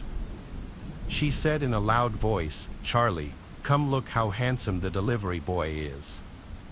Another woman, about the same age, came over to the door and did the same thing. Right away, I felt my cheeks getting red as I was a bit shy around older women like that. The woman who opened the door, who I assumed was Kim, asked me what time I got off work. That was when I started getting really nervous because I wasn't good at flirting with women at that age. I said, "This is probably my last delivery." One of the women asked if I wanted to come in and have some wine with them. I knew my friends would all rip on me forever if I blew this opportunity, so I said, "Yeah, sure." They asked how old I was, and I said 21. They both laughed, and one of them said they didn't care if I was under 21. They told me to sit on the couch, so I did. They both sat on either side of me. This whole encounter felt too good to be true. Nothing like this had ever happened to me before. I had a feeling these two women were already very drunk. From there, the women were both being very flirty with me, commenting on my dimples and saying how cute my shyness was, and all this stuff.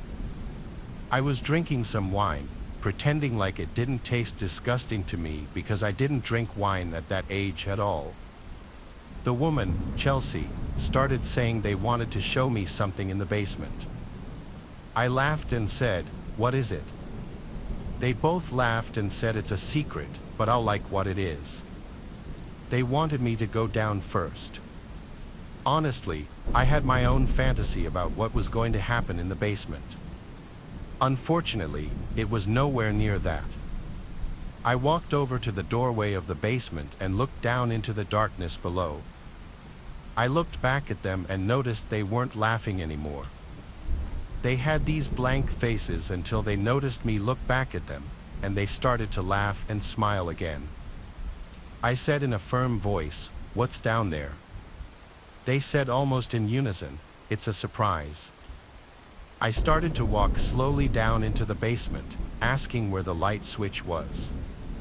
One of them said, "Leave the lights off." Now, this part I'm not 100% certain of, but I was looking down into the basement and I thought I saw something move, something like a person's arm or hand. I turned around and saw the two women weirdly creeping towards the door sneakily. I stepped out of the basement and shut the door. I told them I needed the money for the pizza as I nervously walked around them closer to the front door. This was when I spotted a towering huge man standing in the doorway of an adjacent room, probably the kitchen. His 5 words have stayed with me all these years later: let's just make this easy. I turned for the door and said, "The pizza's free." I ran to open it and slammed it behind me, only to hear it open seconds later. I got in my car, locking the door first thing, and that man was already outside my passenger side window looking in. He tried opening the door and then knocked on the glass. I put it in drive and got out of there, not looking back. I got back to work and told my boss what happened and why I came back empty-handed. He and the rest of the staff were in shock. I called the non-emergency number to report what happened just in case anything else should be reported at that address again. The police would know that something awful is going on in that house. Whatever trap I was about to walk into. Thank God I didn't find out what it was. It was approaching Halloween. We were in the middle of October. My cousin Connor's birthday is October 15th, so for his 12th birthday, we all went over to our Uncle Aiden and Aunt Nava's house, as they were throwing him a family birthday party. We have a pretty big family, and so our family gatherings can often get hectic. It was still warm outside, so the party was mostly in the backyard. Their house is pretty big, and we always used to love playing hide-and-seek type games because of it. Connor and I are the same age. My older brother David is 2 years older than me. He would play with us too. Our other cousins were a little older, but they'd still play with us too. We would just make teams and take turns as hiders and seekers and give each other time limits to find the opposing hiding team. If you were found, you'd have a chance to run outside to the backyard to be safe. If you managed to not get tagged, we could use the whole house minus our aunt's and uncle's bedroom, and I'm not exaggerating when I say there were hundreds of places to hide in the basement. There's a separate room that's considered Aunt Nava's fashion room, as we call it. She's a fashion designer, and inside of it, she has a bunch of mannequins with different pieces of clothing she's designed. Some are full-body mannequins, others are just torsos without heads and regular stands underneath them. She also has some studio lights, some official camera equipment, and a green screen drop. We had been playing the game for a little while already. David and I were hiding now. We both chose to hide in the basement. David hid somewhere in the main section of the basement, while I hid in the fashion room. I actually grabbed 2 blankets from the ottoman in the basement and brought them into the fashion room, one for me to hide under and the other one I was going to throw over one of the mannequins as a decoy. With the blanket thrown over it, it genuinely looked like it could be a person hiding underneath. I thought it would be a funny little gotcha moment whenever someone yanked the sheet off of it. So, I got into my hiding position under a desk in the corner of the room and I hid under the blanket. Now it was a waiting game. That was honestly a big chunk of the game, if your hiding spot was good. After quite a long time, I heard commotion outside in the main room of the basement, as David and one of my cousins were laughing and yelling, presumably as David was being chased around the basement. I heard them then stomping up the stairs. By the sound of it, David was trying to make it to the yard without being tagged. After that, I waited in silence for over 10 minutes easily. I was getting uncomfortable in this position and quite honestly bored. Finally, David came downstairs into the room and called my name, and then he said the food was being served outside, so the game was over. I was starving. I hurriedly rushed upstairs into the backyard where all the catered food was now out and being served. At some point after eating and having a conversation with Aunt Nava, I remembered that I totally left those 2 blankets in her fashion room. Most importantly, that I left one over her mannequin, which she would not be happy about. So, after going to the bathroom, I went back down to the basement and to the fashion room where I turned on the light and saw that the blanket was no longer on that mannequin but rather covering something else. It appeared to be another mannequin, though this one seemed to be propped in a seated position, which I wasn't aware of any mannequins that were in a seated position. The closer I got, I started to realize that it was moving and I heard breathing. On top of that, there was this funky smell that wasn't there before. There was a person under there, but who? I laughed and said, "Who is that?"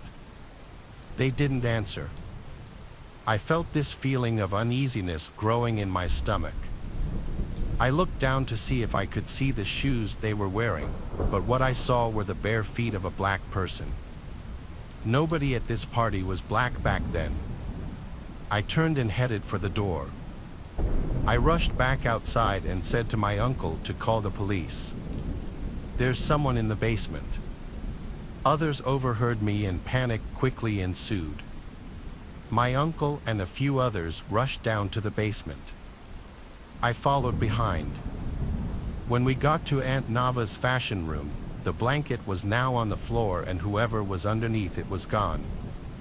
I swore up and down that someone was just underneath it, explaining the bare feet and the smell.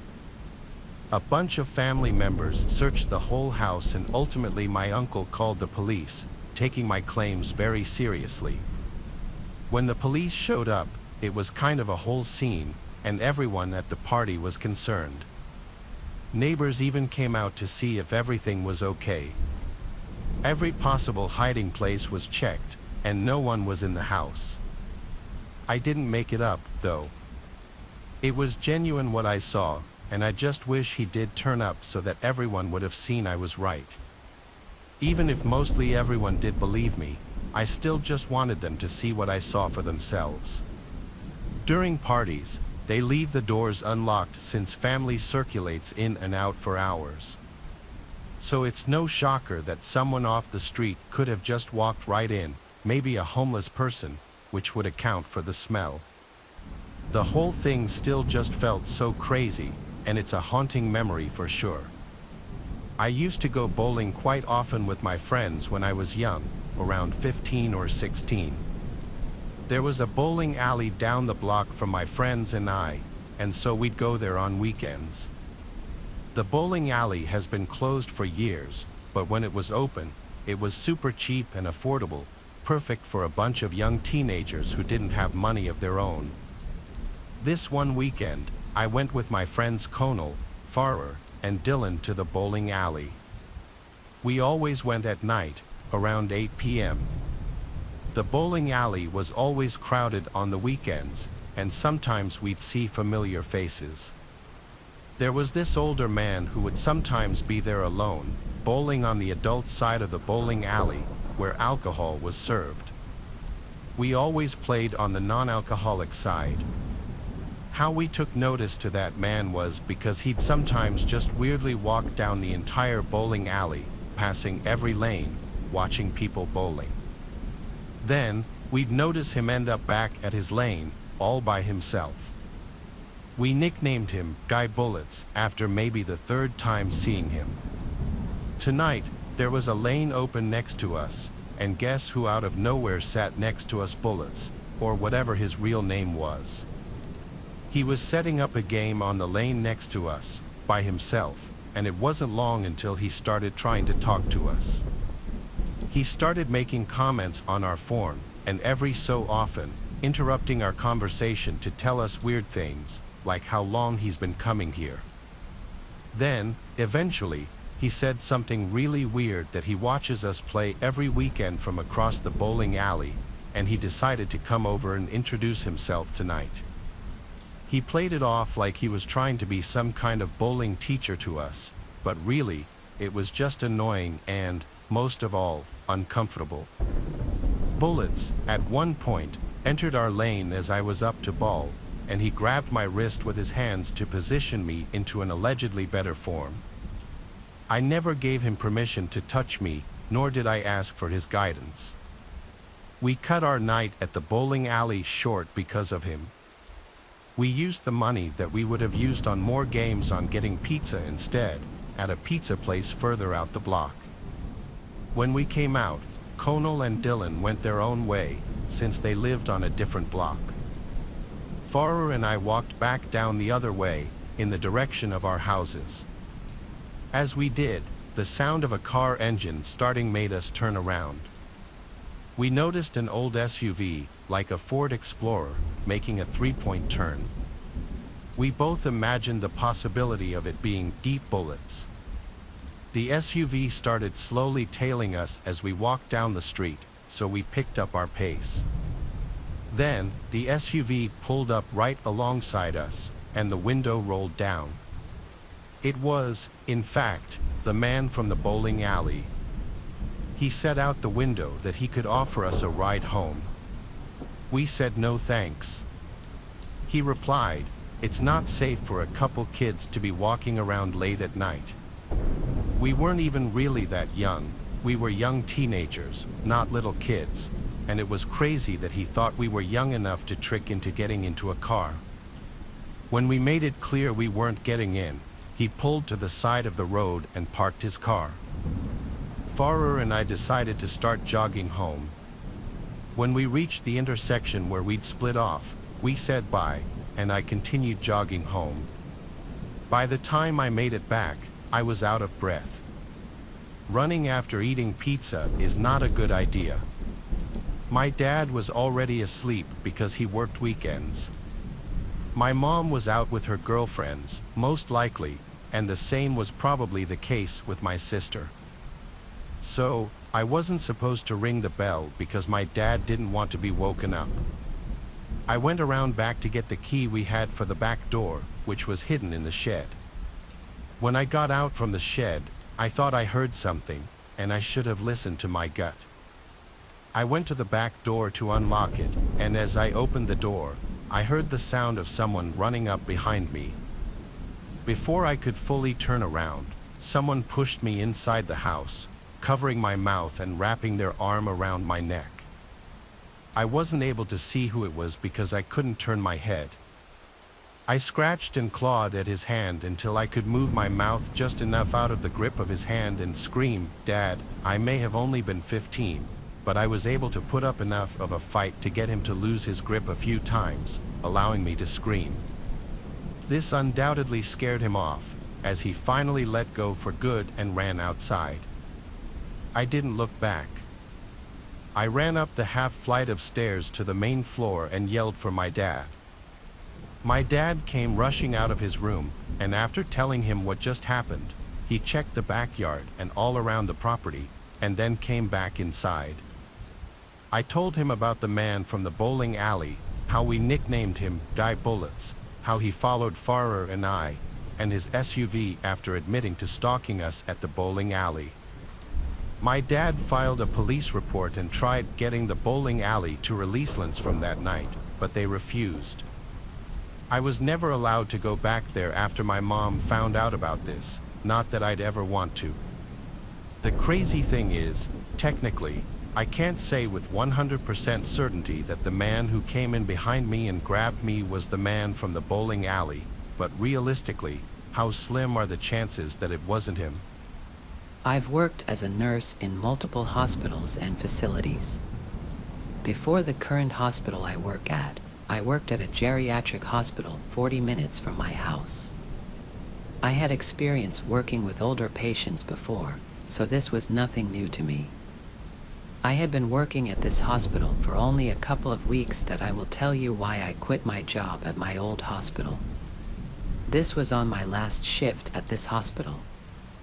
I was working the graveyard shifts and running on negative hours of sleep.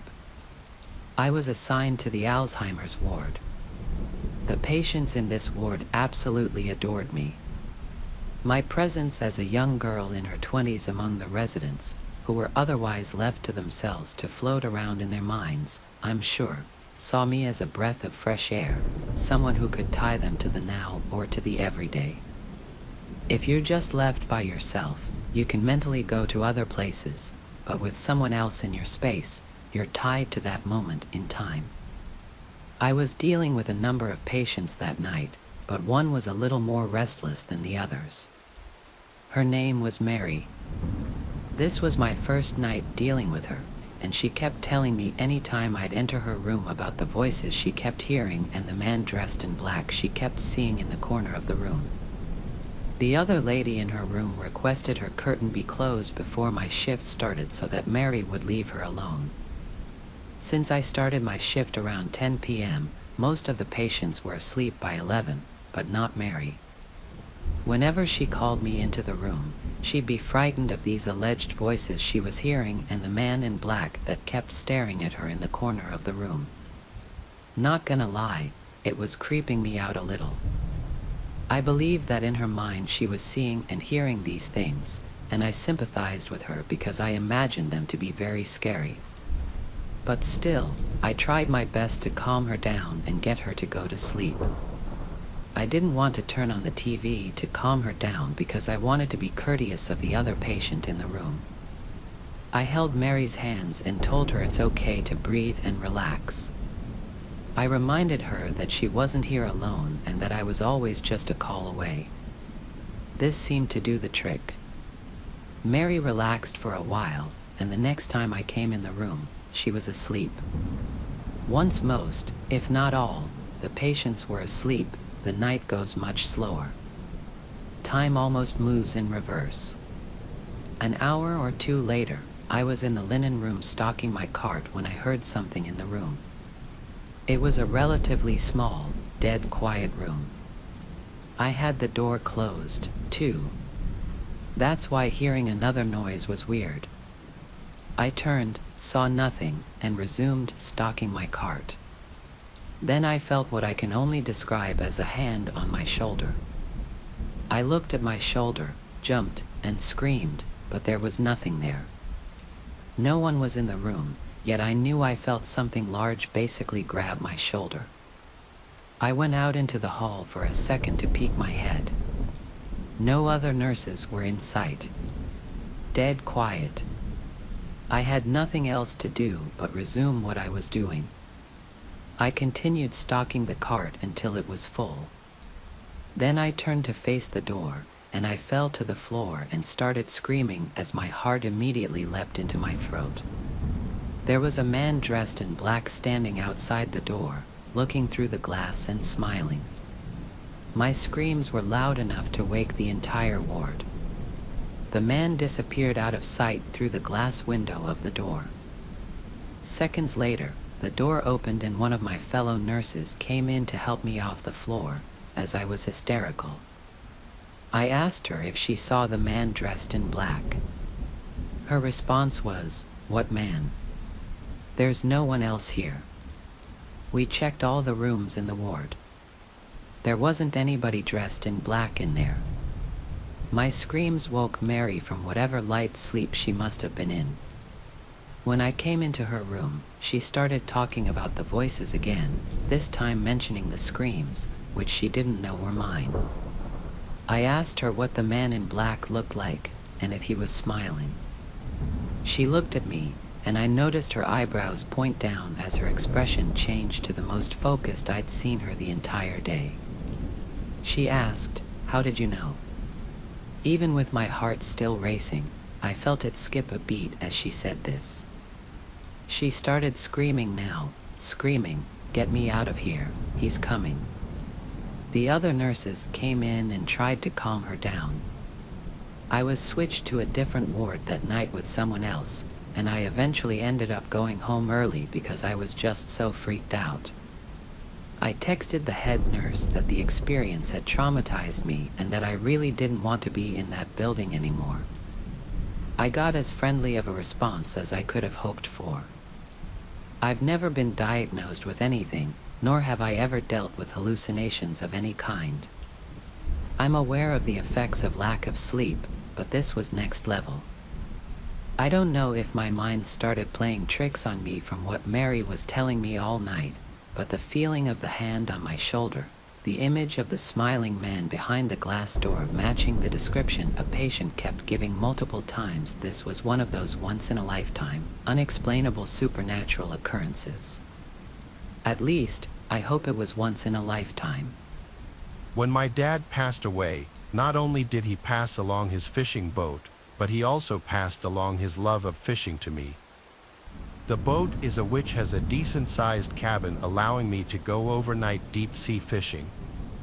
I usually fish off the coast and would sail for an hour out to sea, then stop and spend the rest of the day fishing. That's exactly what I did one Friday, taking my cousin Tony. We planned to spend the night and fish most of Friday before sailing back. So, after sailing out to sea for about an hour, I picked the spot for us to stop and cast our lines. We brought a radio and tons of beers to make the time more pleasant. The sun started to set, and seeing the sun setting on the horizon with no visual intrusions was a beautiful sight, perhaps the last pleasant thing that would happen that night. By the time the sky was completely dark, we had already packed our stuff for the night and were inside the cabin playing cards and eating burgers. Mid-conversation, Tony stopped me and told me to listen. There was the sound of a boat motor in the distance. We left the cabin to look into the horizon, but with no moon, it was just too dark to see more than maybe 50 feet in front of us. But over the calm waves, we did hear a boat motor. Whoever was out there didn't have their lights on. The lights in my cabin were on, which was definitely enough for anyone to see us and avoid hitting us. We were expecting the sound of the other boat to sail away into the night. However, it seemed to circle us for a bit, then abruptly stopped. The motor just cut. There was nothing but the sound of the calm water splashing against the boat. Tony started acting a little paranoid. He thought we were being stalked. He wanted me to use the spotlight to look for where this boat could be. I didn't want to do that because that would be a bit obnoxious and obvious. To make him happy, though, I started to drive the boat for a few minutes away from the last direction we heard that engine stop. Maybe I did it because I was a little suspicious about it as well. After a solid 5 minutes of driving the boat in the opposite direction, I killed the motor and we went back inside the cabin to resume playing cards. It felt like only seconds after we sat down, we heard it again. This time I heard it first, and it sounded like the motor was being given much less gas. We went outside again, and at that instant, the sound stopped. This time, I agreed with Tony. Turning on the spotlight was a necessity.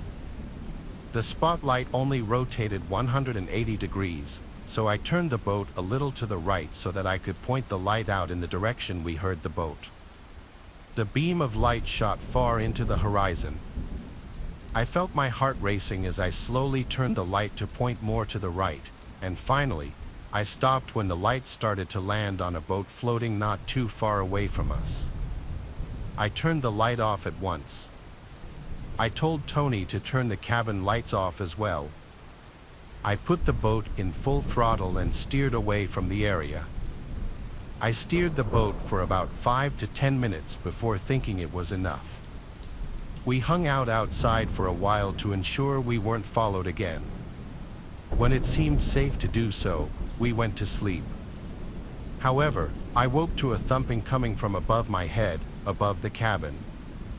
I looked over at Tony sleeping on the couch.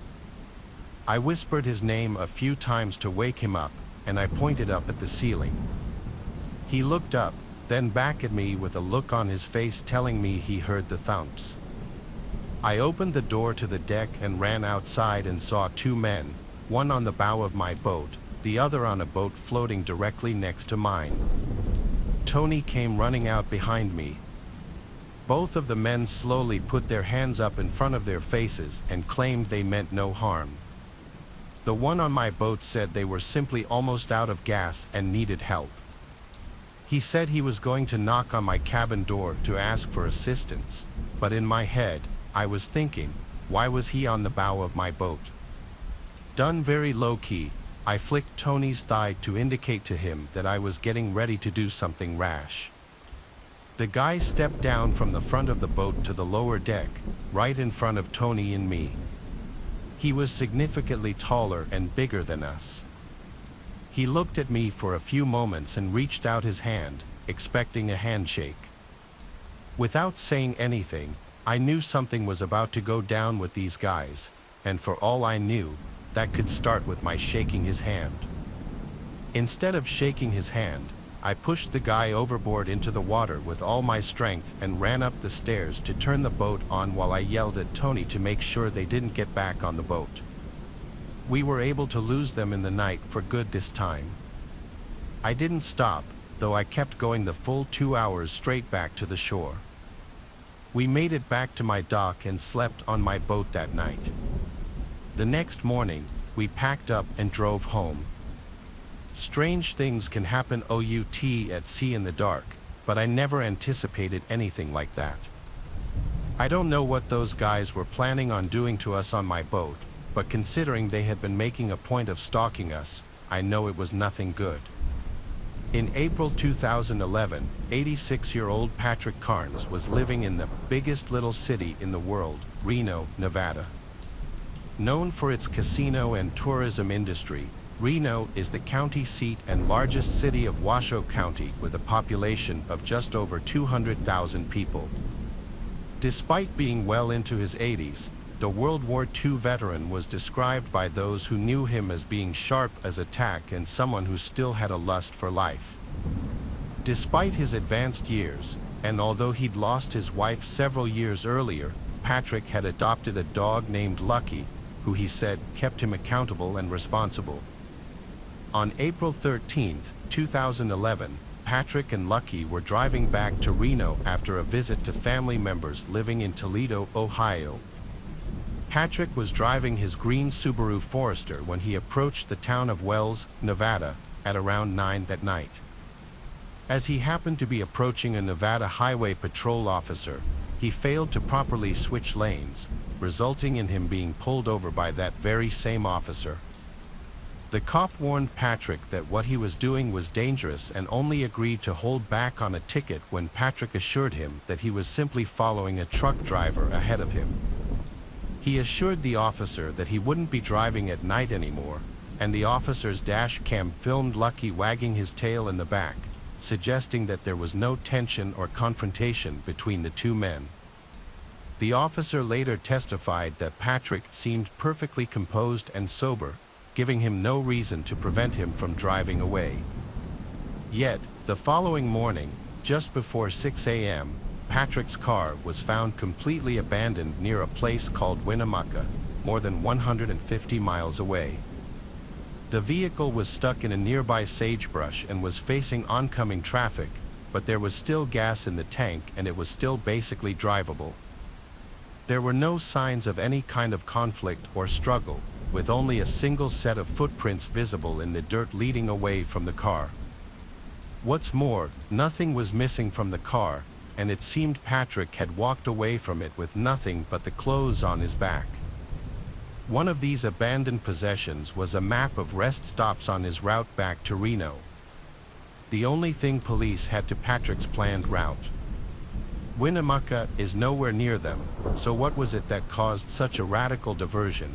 And what happened to Patrick's faithful furry friend, Lucky?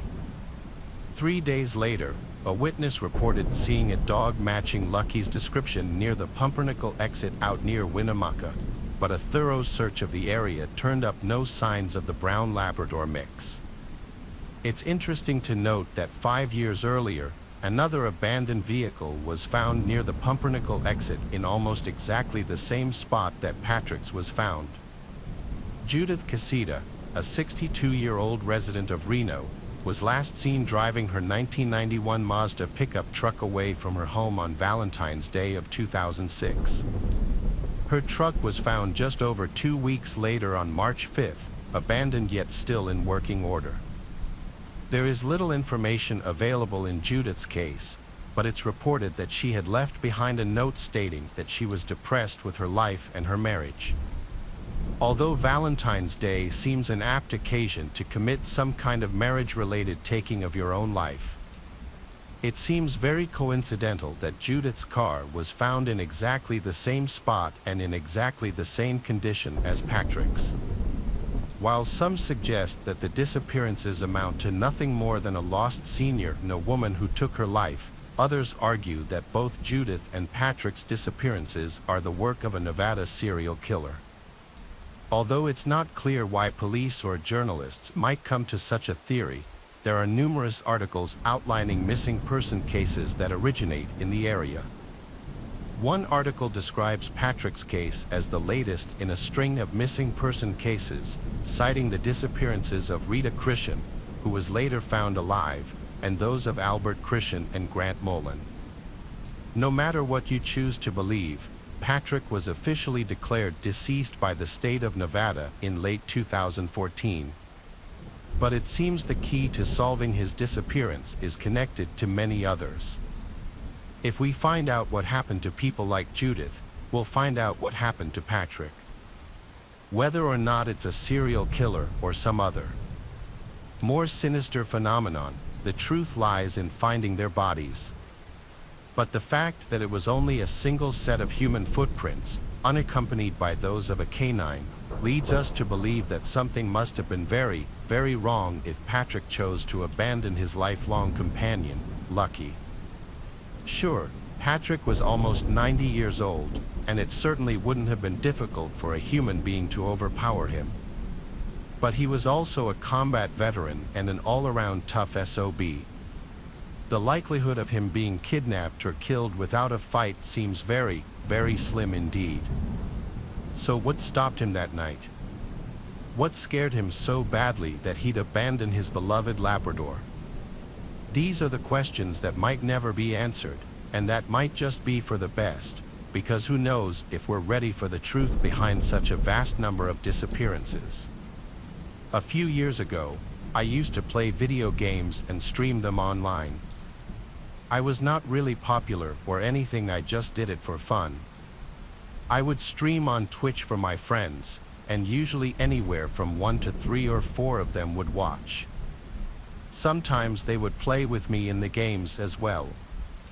Every now and then a few other random people would watch the stream too, but I never got more than like 10 viewers at once. I wasn't trying to become famous or anything. One night, I was streaming Fortnite.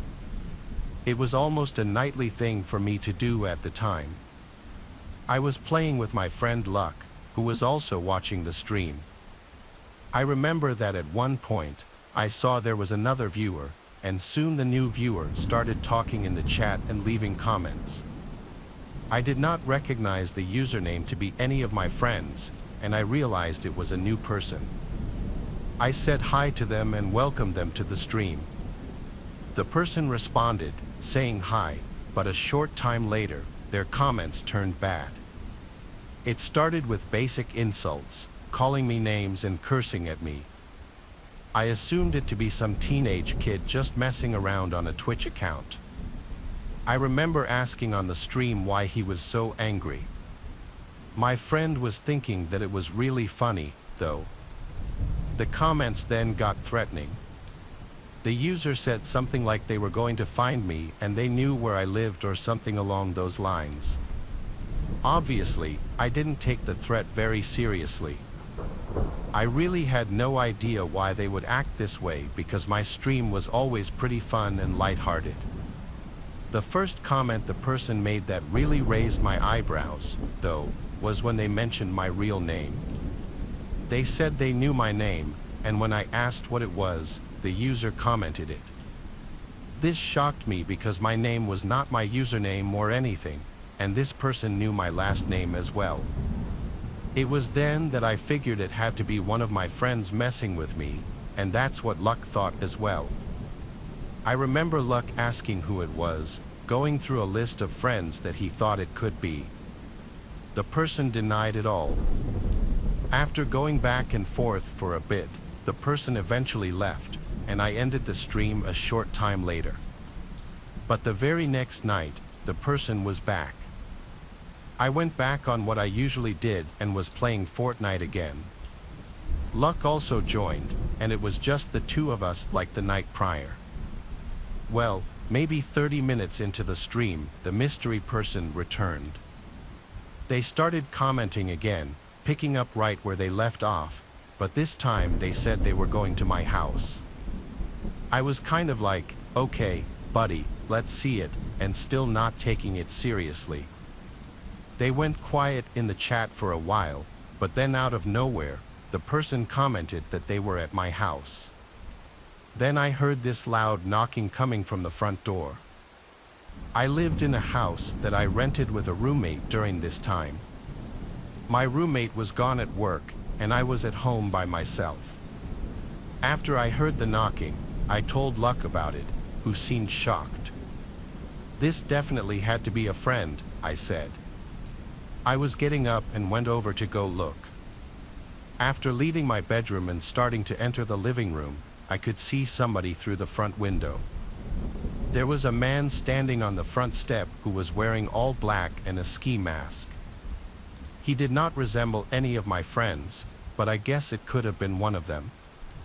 I just had a bad feeling about it, though, like this was somebody else. I went back into my bedroom and asked the guy through my stream what he wanted. He did not respond to this, but loudly knocked again on the front door. I was not going to answer it. The mysterious man then made a comment that he hated my car. I don't know why he said this, but then he left the stream. I really had no idea as to what was going on. Me and Luck talked about who it could be, and I told him that I thought it was someone totally random. Luck was telling me that I should go out and confront the guy. Eventually, I left my bedroom to go check, but the guy was gone now. I looked out of every window and didn't see him. Well, the next day, I was leaving for work. When I got to my car in the driveway, there was a big dent in the driver's door, like somebody had hit it with something. I remembered the comment the guy made about hating my car, which is a Pontiac Aztec.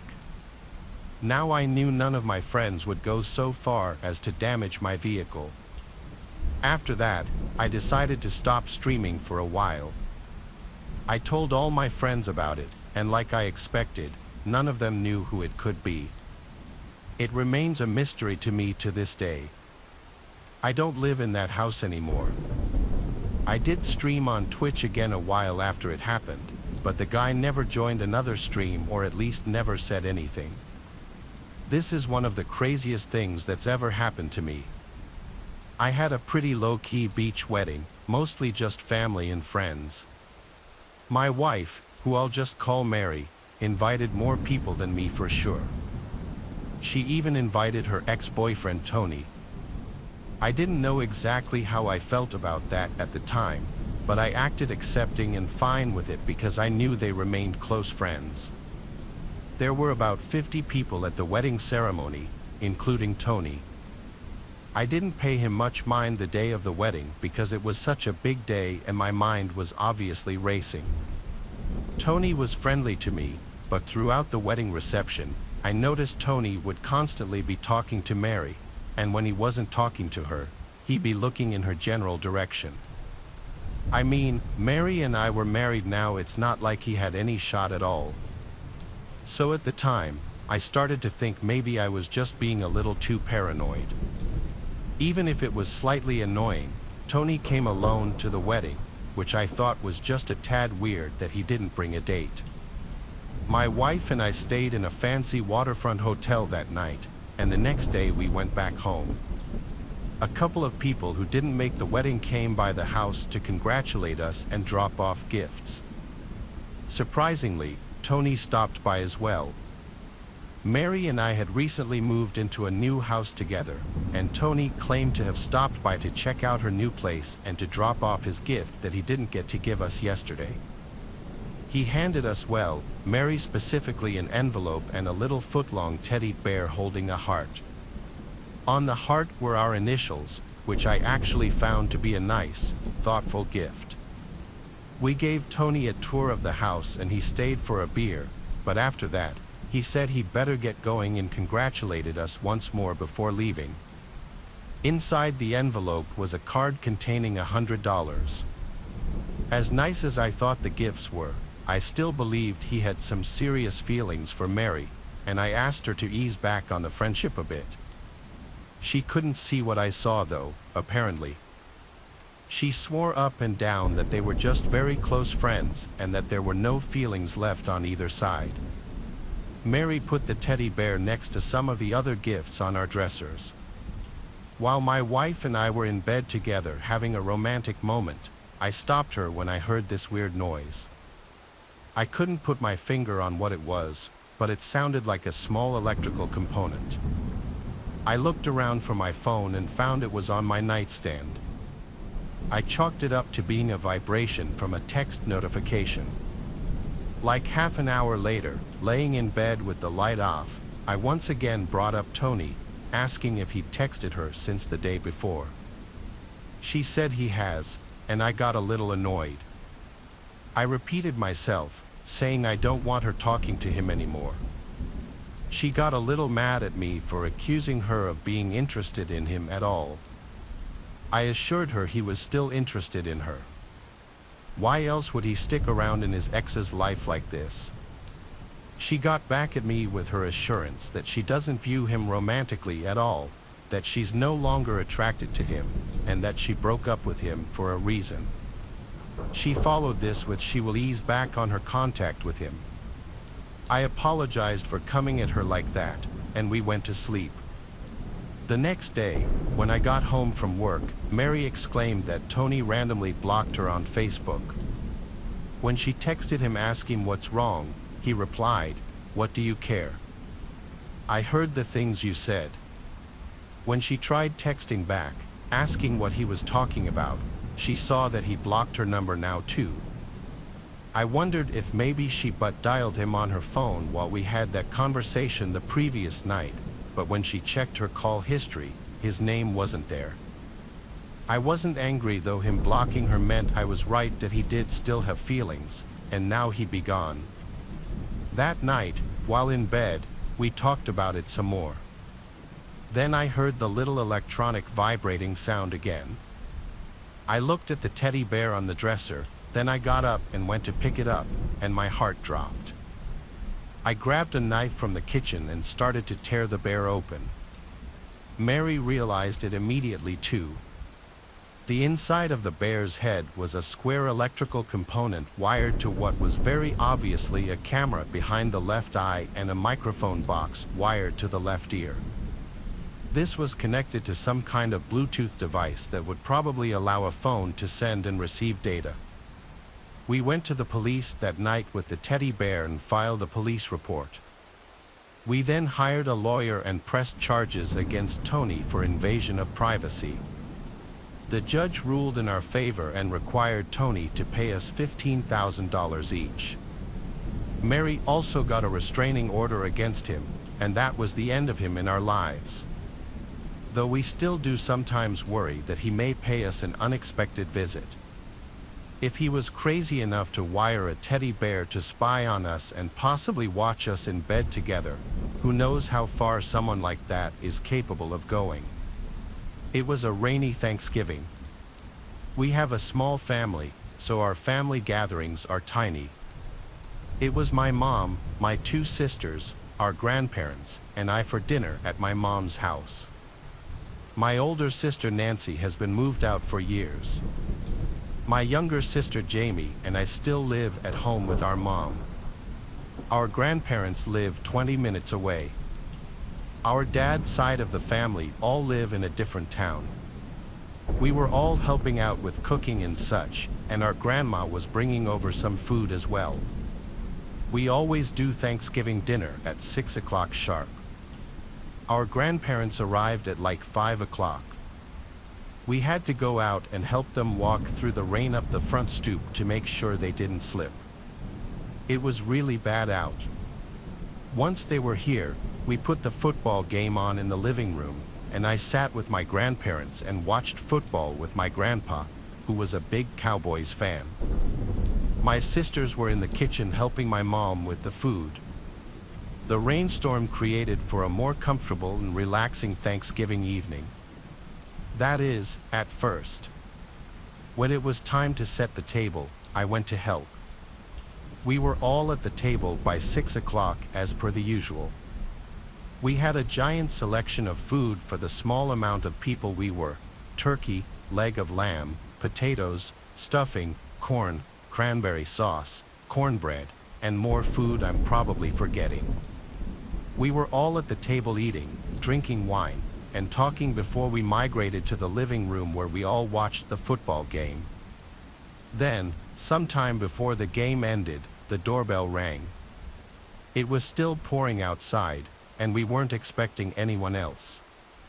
Our mom said, "Oh no, what if that's your father?" Long story short, our parents don't speak, but the idea of our father coming to surprise us wasn't impossible. My mom told me to go check who it was, so I went to the door and yelled through it, "Who is it?" But the sound of the pouring rain on the front awning drowned out the sound of a male's voice on the other side. So I opened the door with the storm door still closed and locked. There was a black man on the other side of the door. He was in some really big rain jacket with the hood up. When I opened the door, he walked closer and yelled something through the door. I had to ask him to repeat it twice before I understood him to be asking for food, saying he's hungry. Then he said something along the lines of "The Lord will give you good karma if you spare some food." I said, "1 second." I went to the living room and told my mom there's a possible homeless or just very hungry man asking for food at the front door. My mom said, "Close the door," while my grandma said, "Give him some food." I said I'll make a little paper plate of food for him from the leftovers. I went to the kitchen, grabbed a bunch of paper plates to account for the rain outside ruining them, and then sandwiched some of the leftovers together with them. Then I went to the front door where the guy was still standing. I held up the plate to show him, and he tried opening the door. I yelled, "Wait, it's locked," but I already was wary now after he tried opening the door. Regrettably, I still unlocked the door, and the second I started to push it open, he pulled it open with force and tried pushing his way through me. I instantly threw the food and held him back, yelling for my sisters to come help me. As Nancy came to help shut the door, I saw 2 more guys rushing up the front walkway to the door. I managed to push the man out enough to clear the door, and I helped my sister slam it shut. The second it was locked, I ran to the backyard door to make sure it was locked. I was the only able-bodied man in the house, and I felt like it was on me to protect the house. My family was in hysterics as we were brainstorming what to do. Not so shockingly, we settled for calling the police. My mom called while I kept going from window to window looking outside. It was hard to see out through the pouring rain, but through the backyard window, I saw a couple of men running through the grass to the back door. I'd imagine they tried opening the back door and failed, and then I saw them running through the grass again back to the gate. Then they were gone. When the police got here, the food that I dropped onto the front stoop was still just sitting there all scattered on the porch. Not that it wasn't obvious that those guys didn't come for the food, but it's something worth mentioning. Our Thanksgiving was almost turned into a complete nightmare if it weren't for my and my sister's quick reactions. I know my grandma had her heart in the right place wanting to help the seemingly needy, and I was influenced by her, but unfortunately, we live in a world where sometimes trying to do the right thing could bite you in the ass. We installed the doorbell camera soon after. This happened last year on the 4th of July. My wife's birthday was only a few days apart from America's, so she had all the more reason to celebrate. As for myself, my favorite part is that it's one of the handful of days out of the year where it's acceptable to drink beer in a public park. All the neighborhood dads did it, and their respective families would gather around to watch the fireworks display. Luckily, my family lives within walking distance of the park. If we wanted to, we could get a decent view from our front yard, but we preferred to walk the couple of blocks it takes to get the best view possible. Last year was no exception, but we happened to be running late. It was already starting to get dark, but none of the snacks were packed, and there was no beer or ice in the cooler yet. I told my wife and son to go ahead of me in the hopes of getting a good spot last minute. I stayed behind to pack the cooler, make a couple of quick sandwiches, and get the lawn chairs out of the garage and ready to go. By the time I was finally on my way to the park, the last of the daylight was gone. I tried to hurry, but I was weighed down by all the stuff I was carrying. Unfortunately, I wasn't quite able to make it in time. About halfway there, the first fireworks went off. They lit up the sky and sent shock waves through my chest. I knew I was missing out on some fun, but at least my son was there in time for the full experience. When I looked back to the horizon to see where I was going, something, or rather someone, had appeared from the trees. A man dressed as Uncle Tommy was pointing at me with one hand and sparklers burning in his other hand. He then picked up a sack full of fireworks over his shoulder, and before I knew it, the man was running straight for me. "What are you doing all the way out here? You're missing the fireworks." "I'm on my way now. I'm just a few minutes late." "You better give me a damn good reason why you're late to celebrating independence with your countrymen, or I'll give you a sparkling lobotomy." "Relax, I was just getting some sandwiches and a couple of beers. I used American cheese, I swear, no Swiss. Treason sandwiches. That's the reason you're missing my once-in-a-lifetime show for sandwiches." "Hey, they were for my family, you deadbeat. Do you know how much time and effort I put into the show to make it special just for you to abandon your family and your country for a couple of crummy sandwiches and imported beer? Stay back, don't come near me. I want you dead. Somebody get this psycho off of me. I just want to watch the fireworks with my family, not get poked by an old guy on top of me. Help." I was finally able to get away from that psycho and make it through to the clearing at the park, where I saw the crowd of people enjoying the fireworks. But then, out of nowhere, all the fireworks stationed in the park started going off randomly in all directions. That day was the worst disaster in the history of my town, and it ruined the 4th of July for everyone who went through it. The psycho pretending to be Uncle Tommy didn't just attack me, he was also the perpetrator of the events in the park. He sabotaged the fireworks to go off in a dangerous and unpredictable way, and worse, he rigged some homemade explosives to detonate in the chaos. Sadly, my wife was hit with a piece of shrapnel and didn't survive, along with a few others. Fortunately, my son survived with minor injuries. The man responsible was later arrested and charged accordingly. As the 4th of July approaches, I know that my son and I will not be participating this year, and maybe never. This story was inspired by a horrific incident regarding a 37-year-old man named Anthony John Mayer, who was charged over a Michigan 4th of July fireworks disaster that left 1 dead and 9 injured. Authorities said Meyer brought and lit a salute cannon that sent shrapnel into a crowd gathered to view a public fireworks display.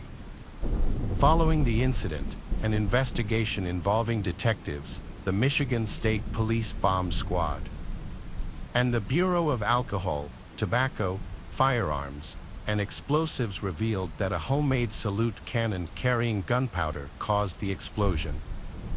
Police say the device was intended to create a loud salute or boom when ignited. However, the device exploded, and metal pieces of the cannon were dispersed into the crowd. One of the victims of the explosion was a 41-year-old mother named Emily Miller, whose 42nd birthday was 17 days later. 9 other people suffered injuries varying from minor to critical, said authorities. The explosion also damaged several vehicles and homes. This past New Year's Eve, I went away for the night with my 2 best friends and one of their moms. I was home for the holidays from college, and my friend Yarezi invited me to go to Palm Springs to celebrate New Year's with her mom and our friend Nadia.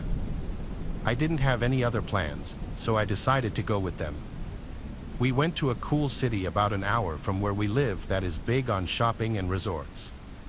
We planned to have a pretty calm night, watch the ball drop at a block party downtown, and have a few drinks at the bar. Since we're on the West Coast, the ball drop is at 9:30, so at around 8:30, we ventured from our hotel, walking to the block party about a mile away. On the way, we passed by a very lively bar. We decided to stop by and we spent 15 minutes dancing, but we didn't get any drinks. It was a gay bar, and Rezi and Nadia, being gay, were stoked on it and wanted to come back after the ball drop, even though it was about 90% men there. We continued on to the block party to get some dinner and a glass of champagne. The ball finally dropped and they had a DJ, so we spent about an hour there just dancing.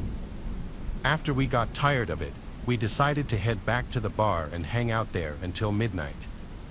Once we got there, Rezi's mom paid for a drink for each of us, but left soon after that because she was tired.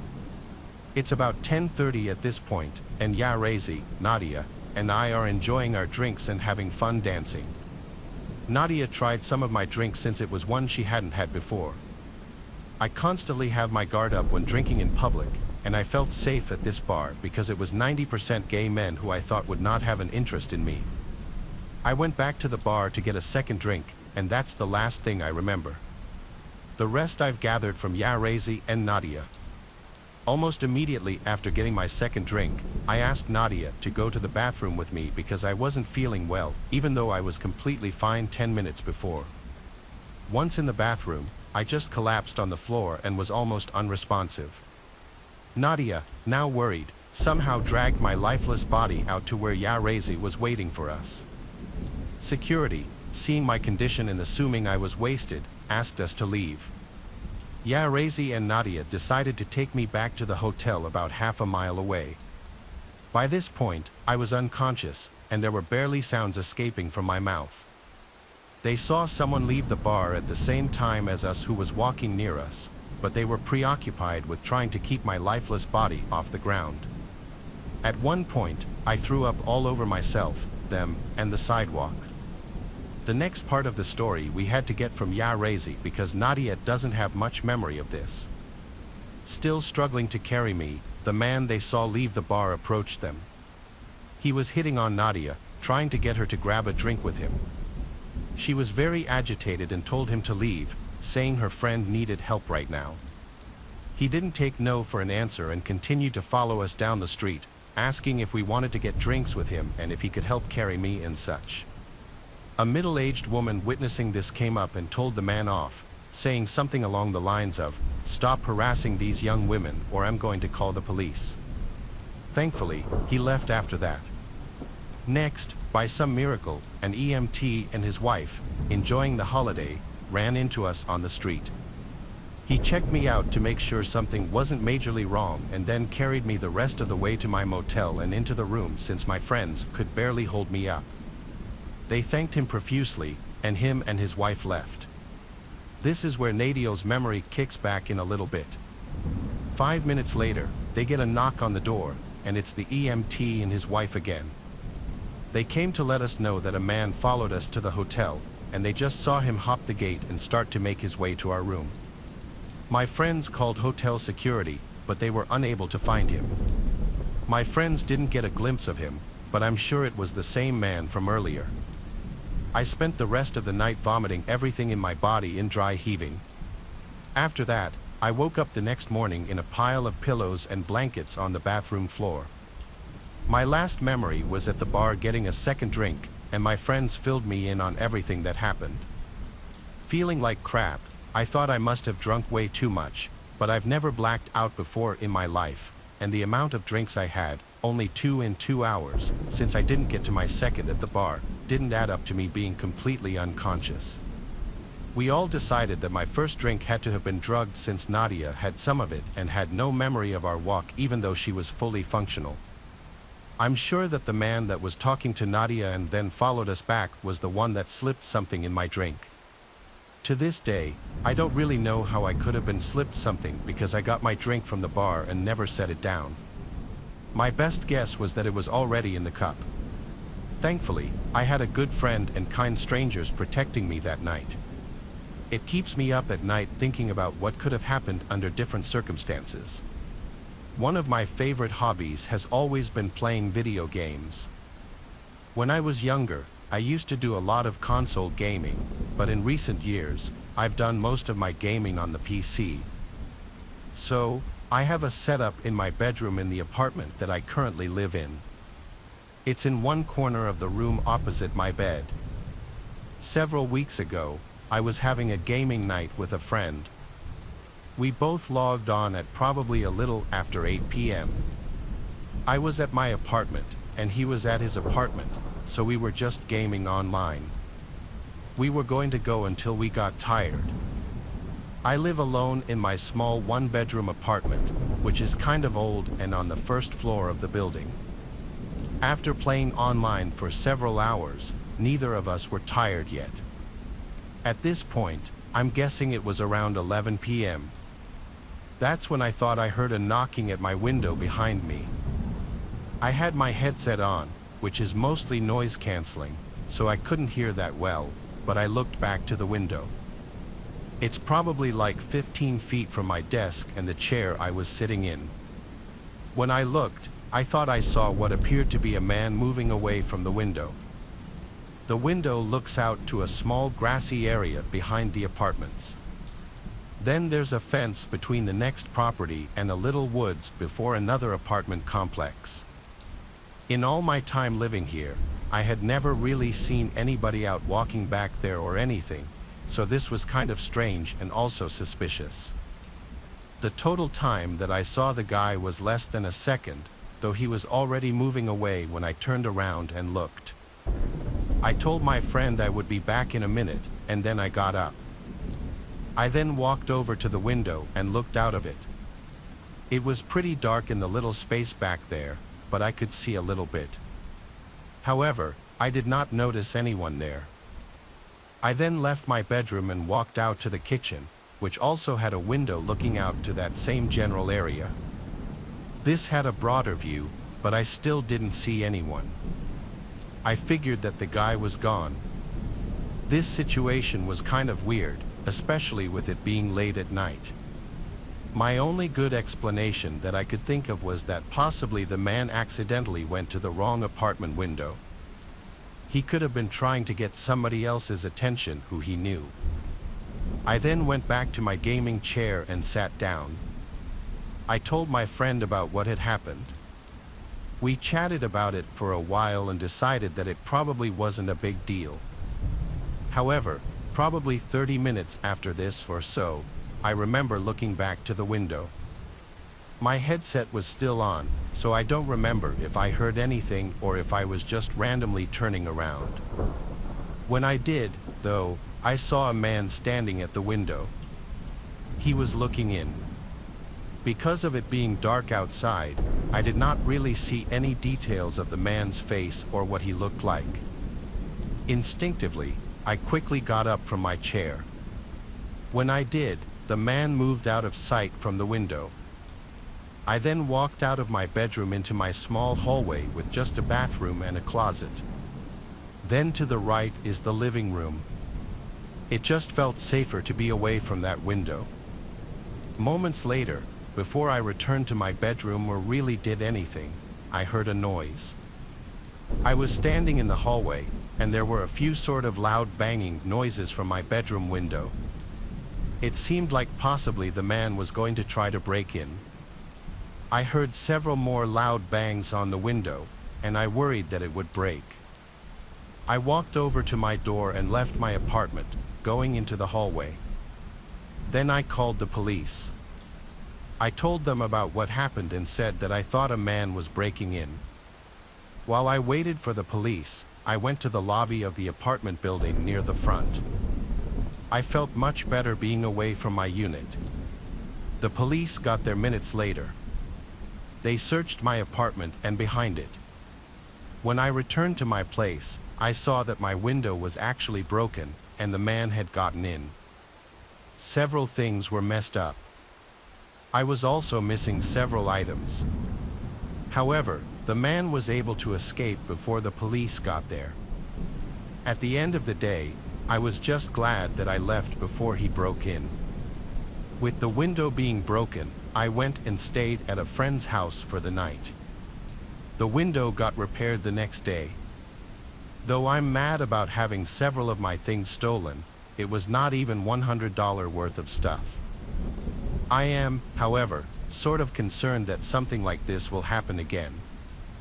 I still live in the same apartment, but luckily, nothing like this has happened since. Before being taken on as a full-time teacher at a high school a little outside of Austin, Texas, I was a substitute. I would sub in for a multitude of classes with my main subject area being math classes. Being a sub, I would most days have a lot more off periods, of course, since I would work more on an as-needed basis. This was on a day that started like any other. I had 4 classes I would be subbing for that day. They were all the math classes that a specific teacher would teach, including geometry and algebra. I would usually enjoy subbing for science classes, as the teachers would usually just have me show the class an educational documentary and then hand out a question sheet, which would be handed in at the end of the class to be graded. With math, though, you'd actually have to teach the material as a sub. I arrived at school and picked up the keys from the front office to the 2 classrooms I'd be subbing in that day. Both classes were in the math hallway, which was downstairs to the far left of the school. The periods I was teaching that day were something like 2, 3, 7, and 9. I had already taught the first 2 classes, so I had about an hour and a half before the 7th period class I'd be teaching. During most of this time, I stayed in the classroom of the last class I just subbed for, since it was empty for the next 2 periods. I was doing a mix of work-related and non-work-related things on my laptop. Period 6, there would be another class here, so I'd migrate to the teacher's lounge by the back of the school. After the second bell rang and period 6 began, I was walking the empty halls to the teacher's lounge. I'd been in the lounge multiple times, and honestly, it would usually be subs sitting in there, if anyone. The teacher's lounge is pretty much in the back corner of the school by a separate back entrance that's only unlocked from the outside by teachers' ID cards. I set my belongings down on a table in the empty teacher's lounge, and this was when I heard knocks at the back exit door. I went out to the hall and to the doors, where I saw a clean-cut looking man with gray short hair and a button-down shirt tucked into khakis with a black jacket over all of it. He looked like a teacher, saw me through the glass, and smiled and asked me to open the door. I asked if he were a teacher here. He said, "Yes, my name's Mr. Abrams. I don't have my ID on me today." I opened the door for him, and he thanked me and quickly walked past me. I noticed that now he had his hand in his right pocket. He had some serious movement in his step. He seemed to know where he was going. Actually, he was going in the direction of the math hallway. I suddenly felt like I may have made a mistake letting him in without ID. I rushed to my laptop and pulled up the staff directory, which was accessible to all employees of the school. I looked up Mr. Abrams. There was not a single teacher at any of the schools, elementary to high school, with the last name Abrams. I had no choice but to call the front office and let them know that I think someone pretending to be a teacher had entered the building. This was taken seriously, as the school issued a lockdown immediately, sending every classroom an automatic distress call to lock all doors and turn off all lights immediately. I heard a commotion from out in the math hallway. I walked out into the hall a little closer, and I could hear bangs or kicks on a door and a man screaming at the top of his lungs, "Maria, open up, I know you're in there." Maria was the first name of the teacher I was subbing for that day, and I couldn't tell for sure, but I believe the door he was kicking on was one of the classrooms I subbed in that day. Police had surrounded the school in literally minutes and had entered from multiple entrances and detained the man. I didn't witness it happen. It was down in the intersecting hallway, and I wasn't allowed past the police. The teacher I subbed for, who I changed the name for her privacy, had called out of work that week, originally alleging she was very sick.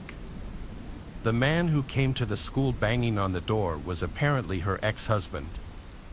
And as far as rumor has it, Maria did something horrible to him. Not much of a rumor, because clearly that would be the case if he came to the school with a gun. Everyone's guess is he came to kill her and then himself. No one knew where Maria went to hide from her ex or what the full story was, but she didn't return to work for months.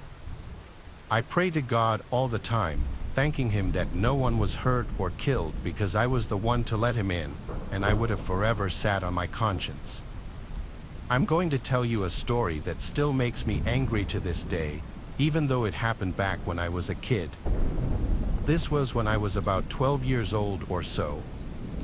I went to the local school and was a shy kid, but I did have several friends.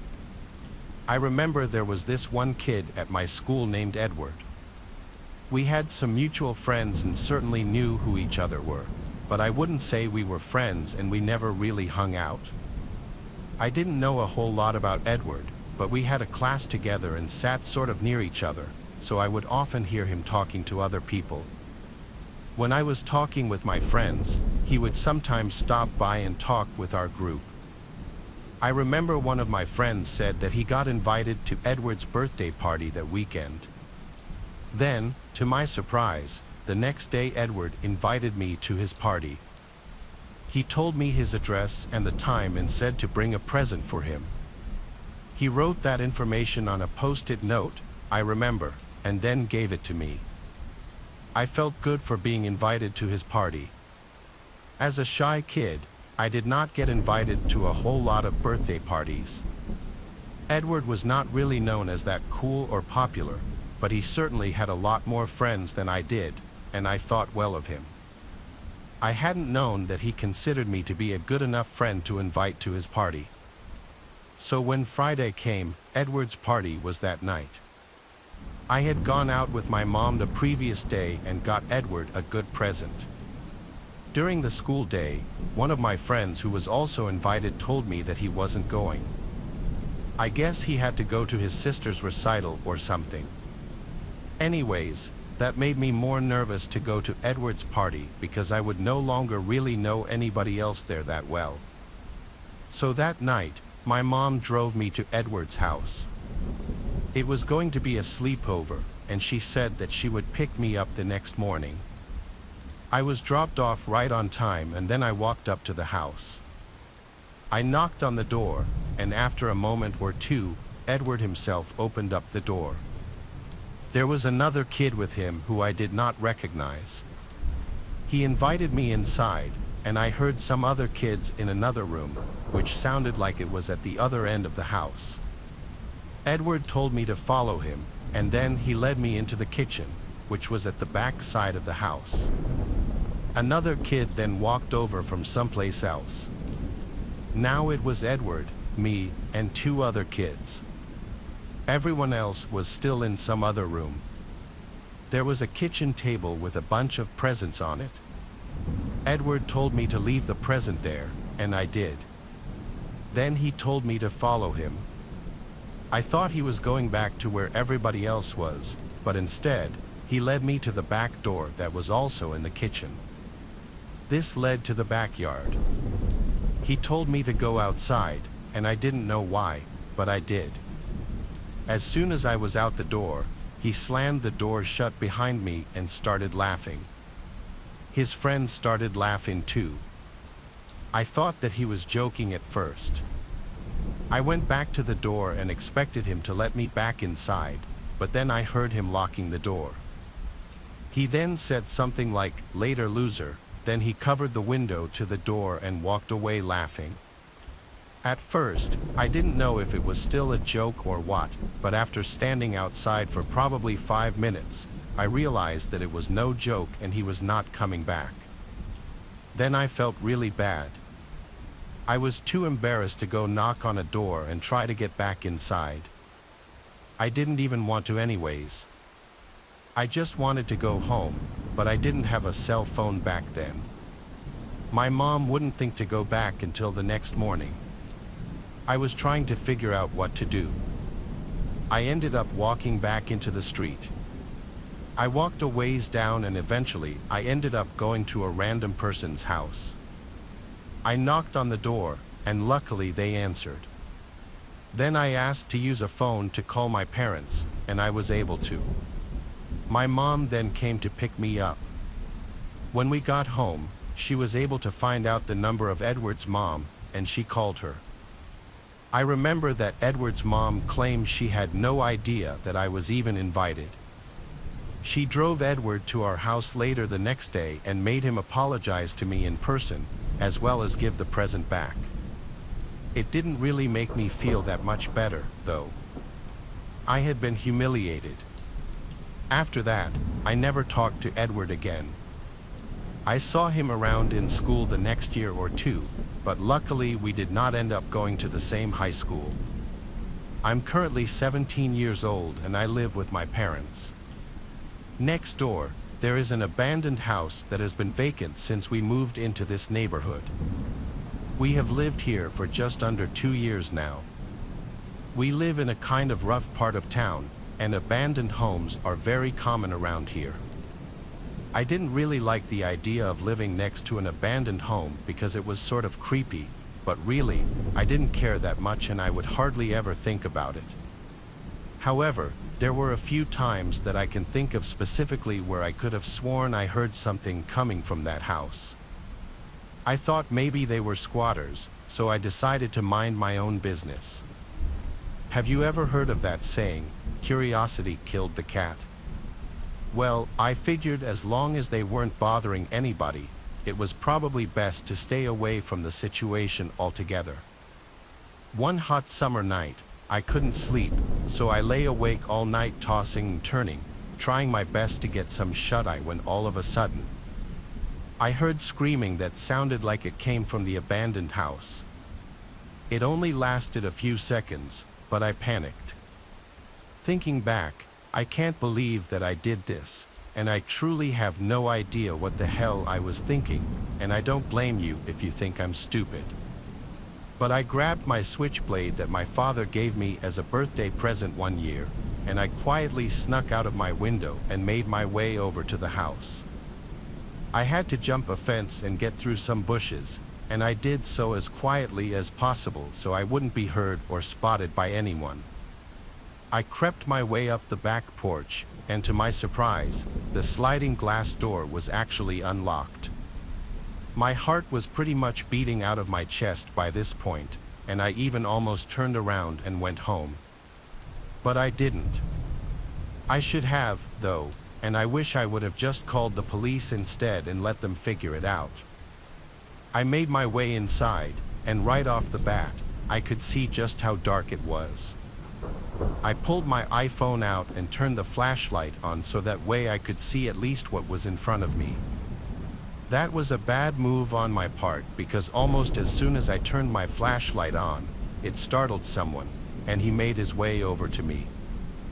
I was standing in the living room with my back up against the wall, waiting for whoever it was to walk past me, and I turned my flashlight off. I'm almost 100% sure that whoever it was noticed I was there because of my light.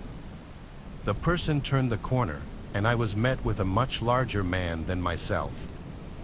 Immediately, he punched me in my face, then grabbed me by my arm and my shirt and began dragging me.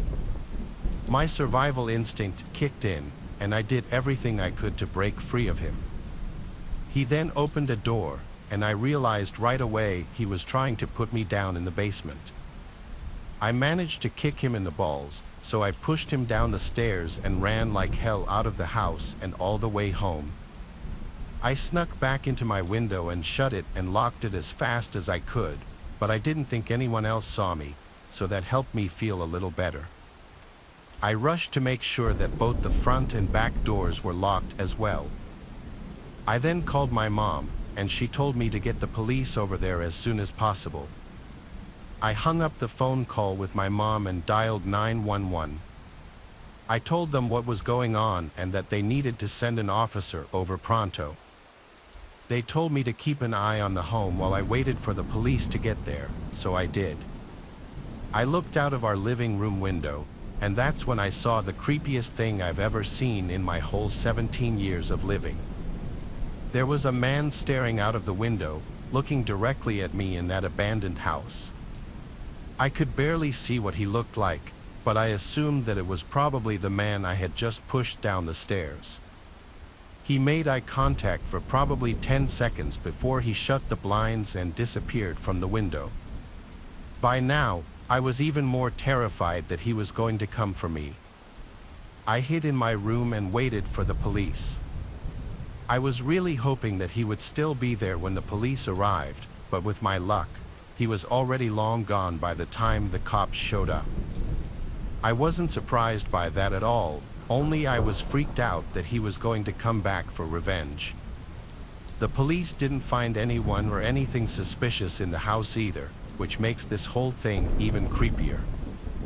What the hell was going on in there that night and all the other nights I heard noises coming from that house? I have not a single clue, and I probably won't ever know. I can't imagine it's anything good. In the quaint town of Willowbrook, nestled between rolling hills and dense forests, there was a house unlike any other. It stood at the edge of town, its weathered facade looming ominously over the neighborhood. Children whispered tales of its haunted past, claiming that the shadows within held secrets darker than the night itself. It was here that young grave digger spent his childhood, unaware of the horrors that awaited him within those walls. Grave was an inquisitive child, always eager to explore the world around him. His parents, both busy with work, often left him to his own devices, trusting the safety of their small town. One summer afternoon, as the sun dipped behind the horizon, casting long shadows across the lawn, Grave found himself drawn to the mysterious house at the end of the street with a sense of curiosity that outweighed his fear. But his fear, Grave pushed open the rusty gate and ventured into the overgrown yard. Weeds tangled around his ankles as he made his way to the front door, which creaked open with an eerie groan, as if welcoming him inside. The interior was shrouded in darkness, the only light filtering through dusty windows. Grave hesitated at the threshold, a chill creeping up his spine, but something compelled him forward, deeper into the belly of the house.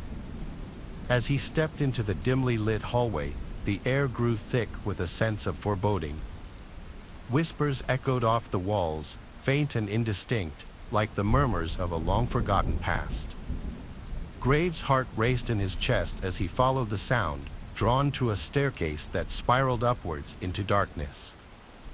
With each step, the whispers grew louder, forming words that sent shivers down Grave's spine. "Leave," they hissed, "before it's too late."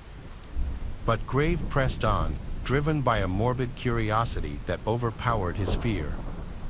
At the top of the stairs, he found himself in a narrow corridor lined with closed doors. The whispers seemed to emanate from behind one in particular, its wood warped and splintered with age. Summoning all his courage, Grave pushed open the door to reveal a room frozen in time. Dust-covered furniture lay scattered about, cobwebs clinging to every surface. But what caught Grave's attention was the figure huddled in the corner, its back turned to him. "Hello," Grave called out, his voice trembling. The figure remained motionless, its form shrouded in darkness. Grave took a tentative step forward, his heart pounding in his chest. As he drew closer, he realized with horror that the figure was not human at all. It was a grotesque mannequin, its features contorted into a twisted mask of agony. In its outstretched hand, it held a faded photograph. Grave's hands shook as he took the photograph, his eyes widening in shock. It was a picture of a young boy, no older than himself, standing in front of the very house he now stood in. But what chilled him to the bone was the date on the back, the date of that very day, decades ago. Before he could comprehend the implications, the whispers around him grew deafening, a cacophony of anguished voices filling the room. "Help us," they moaned. "Free us from this place." Graves staggered back, his mind reeling with fear and confusion. Without a second thought, he turned and fled from the room, down the stairs, and out of the house. The echoes of the whispers haunted him every step of the way. When he emerged into the fading light of evening, he found himself in the overgrown yard once more.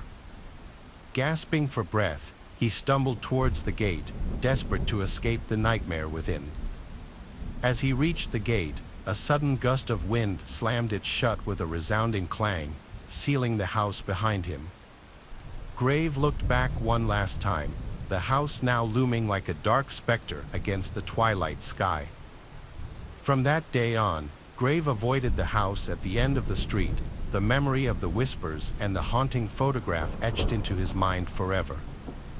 And though he grew up and left Willowbrook behind, he could never shake the feeling that something malevolent lingered within those walls, waiting for its next unsuspecting victim. To this day, the house remains untouched, a relic of a dark and tragic past. If you listen closely on quiet nights, you might just hear the whispers carried on the wind, a chilling reminder of the true stories that lie hidden within the shadows of childhoods long gone. This happened in July of last year. My house was having some pretty big problems, and I was left without any power for several days while it was getting repaired. I worked from home, so this was a major issue, and I ultimately had to rent out an Airbnb to stay at for a few days until the power was back on in my home. I don't live in the biggest city, so there weren't too many options for Airbnbs near me. The closest one that was at a reasonable price was about a 45-minute drive from my home. It was in an even smaller and more secluded area of the city, which was often referred to as not the best section to live in. I was only staying for a few days though, so the amount I was saving was worth it. When I arrived, I went right inside and basically straight to bed, exhausted from everything going on with my house. In the morning, I got up early and started setting up my laptop in workspace. Just before I had to start work, though, there was a knock at the door. I debated whether or not to open it because it wasn't even my house. But thinking it might be the host or something, I went up and checked who it was. On the porch was a man, maybe in his early 30s and covered in tattoos. He didn't look like an Airbnb host or even like a salesperson. Unsure why he was here and not really wanting to know, I figured I'd leave it. I walked away from the door and back to the desk, finishing getting ready and starting work. I had some meetings and a lot of work to catch up on from my absence the last few days. I don't think I left the desk until 8 p.m., and even then, I was considering going back to work after going out and picking up dinner. Only a couple of minutes after I got back and started eating, though, another knock came at the door. I immediately got up and went to check who it was, and I wasn't surprised to see it was that same guy from before. What could he possibly want from me this late in the day? I was actually more bothered than I was concerned. But again, I just walked away from the door and went back to eat my dinner. After 30 minutes, around 1 p.m., I decided to work for at least another hour. I was tired, but the work had to get done, and I knew putting it off until tomorrow would just make me more stressed. I put my headphones in and tried to focus for the next hour. I got a lot done, and once I was satisfied, I finally closed my laptop for the night. I hadn't realized how dark it had gotten. I guess my laptop screen was the only light I had on. I went to the front and flicked on the light, and a chill instantly rushed through me. Going down the front hallway were faint but unmistakable shoe prints. Looking around, they were all over the place, even going right up behind the desk I was working at. Terrified, I slowly followed them down to the back door, which was cracked open. I don't even know how to describe what I was feeling. It was just pure horror. Moments after this, footsteps started coming down the stairs. They were slow and careful, but when they got to the bottom, a man peered out into the hallway and looked directly at me. It was that same man, easily distinguishable with all the tattoos and everything. He looked surprised to see me walking around, but that surprise quickly turned into rage. His face had no emotions other than irritation and anger. I was going to try to say something, but no words came out. As my heart started pounding in my chest, I turned right back around and sprinted out the back door. I ran through the backyard and into some trees far behind the houses. I sat behind a tree and pulled my phone out, starting to dial 911, but I quickly closed it when I heard footsteps running toward me. I didn't expect them to follow me, but luckily, they passed by without seeing me and continued to run out into the dark. Once I got in contact with the police, I went back to the Airbnb and waited for them. I gave a detailed description of the man, and they actually found him the next day. It was confirmed to be him by the tattoos I had noticed, and he had actually broken into several homes in the days leading up to this, doing horrible things to those who lived in them. I don't know what he was planning to do to me or why he seemed to have left me alone at first, but I can rest easy knowing he won't be able to do anything anymore. School, I had a couple of close friends, Joshua and Daniel. We did quite a bit together, and when it came time to graduate, Joshua had to move away to Lexington, South Carolina, with his family due to his father's work. After we graduated and he had completed his move with his family, my friend Daniel and I were invited to pay a visit for a weekend to his new house. We decided out of boredom to start hiking around in the nearby forest and countryside, which we found had a scenic river. It was a beautiful area and felt quite peaceful, but we ended up getting lost. We decided to keep following the river as we lost track of which direction was upstream or downstream. With no sounds of civilization anywhere we could hear, we quickly became concerned about finding a telephone to call Joshua's mom or dad to get us from wherever we were, even though there was no paved road or street that we could find nearby. As we kept following the river, we came to this old church-looking building made of really old red bricks with a dirt parking lot and a dirt road leading up to it. It was very encroached with growth and bushes. We decided to go inside and see if there were people and maybe ask to use their telephone and get the address for this location.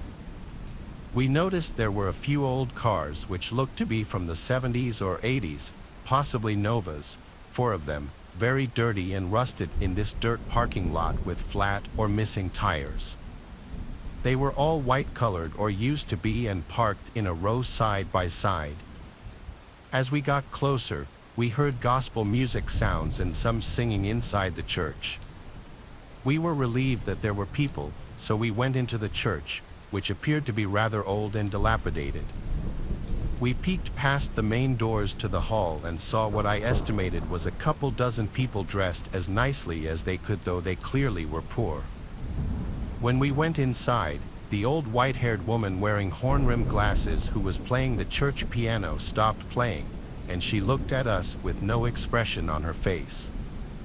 What happened next really stuck with me, and I will never forget it as long as I live. Everyone in that church stopped singing, put down their song sheets, and they all slowly turned their heads and looked at us with the most vacant and unwelcoming glares. Joshua said, "We're sorry to interrupt. We just want to use your phone to call my folks to come get us." Nobody spoke. It was dead silent in that church other than the wooden pews creaking from the weight of the people in them. So we just slowly backed out of the door and let it close behind us, looked at each other in ominous fear, and quietly left. We started walking up that dirt road, and when Daniel mentioned that there were no crosses or anything Christian in there, we looked back up the road to see that maybe a dozen of those people, all men, had walked out in front of the church and were standing there watching us intently. This freaked us out, and we began to sprint up that dirt road for what felt like a good half hour. We finally came to a very old broken-down gas station that looked like one of those old full-service stations. We went inside to find that the shelves were mostly empty and dusty from a quick glance, and an old overly tense swarthy man with a really oily and dirty baseball cap was behind the counter reading some old book with ragged edges and yellowed pages. He looked up and said, "You boys lost, huh? Just head out that way you came in and make a left and follow that road till you see a telephone pole, and just go right at the pole down the trail, and it'll take you to a highway." We thanked the man and left quickly, and as we walked down the road to the telephone pole the man told us about, again looked back, and the old man was out in front of the gas station with his arms folded, just staring at us with a rotten tooth grin on his face. We got to the pole, made the right, and followed that trail to the nearest highway. After about a good half hour of walking in the twilight, it had just gotten dark as we got to the highway, and we tried to wave down a few people passing by, but nobody stopped. Thankfully, a police officer saw us and pulled over to help us. We told them we were lost and gave him Joshua's address, to which he whistled and said we really were lost. It took about 30 minutes for that officer to drive us back to Joshua's, and during the chit-chat, he told us we needed to be careful out in those woods as there are some crazy witch folks in it. Let me give you some context before the story begins. When I was 18 years old, I lived a pretty normal life. I had just finished high school the year before the story takes place. I had always been one for horror, anything, whether it was movies, games, jump scares, you name it, and I loved it. I never seemed to be afraid of anything, and I loved that it allowed me to go and do things that made me appear tougher to girls who I was interested in at the time or who were interested in me. I thought of it almost like a superpower. My friend had always talked about this REM-induced real-life nightmare called sleep paralysis. I, however, had never experienced such a thing. My friend Ellie suffered from extreme lucid dreaming. She explained to me several times about how certain stimulators or outside factors could play into her dreams and mold them into what could potentially be a heavenly experience full of fun and wonder, or could just as easily turn into a bone-chilling nightmare straight out of hell. Being the light sleeper I am, I saw no chance of it occurring, so I kind of just let it go right over my head. One night, Ellie texted me and asked me to come over as she had just suffered another so-called evil experience due to her sleep condition. When I arrived, I found her asleep again, seemingly peacefully. I took a seat on her stool that she had for her makeup dresser right by the window and started playing a game on my phone. 30 minutes or so went by, and I figured she was peacefully asleep and it would probably be okay for me to leave as long as I let her know that I stopped by as she requested. But suddenly, Ellie awoke and started screaming. This was a different kind of scream, though, a type of scream I had never heard before, especially from her. It was almost mumbled. I don't know how else to describe it. Her eyes bulged open, and I ran over to her side. I asked her if she was having a bad dream.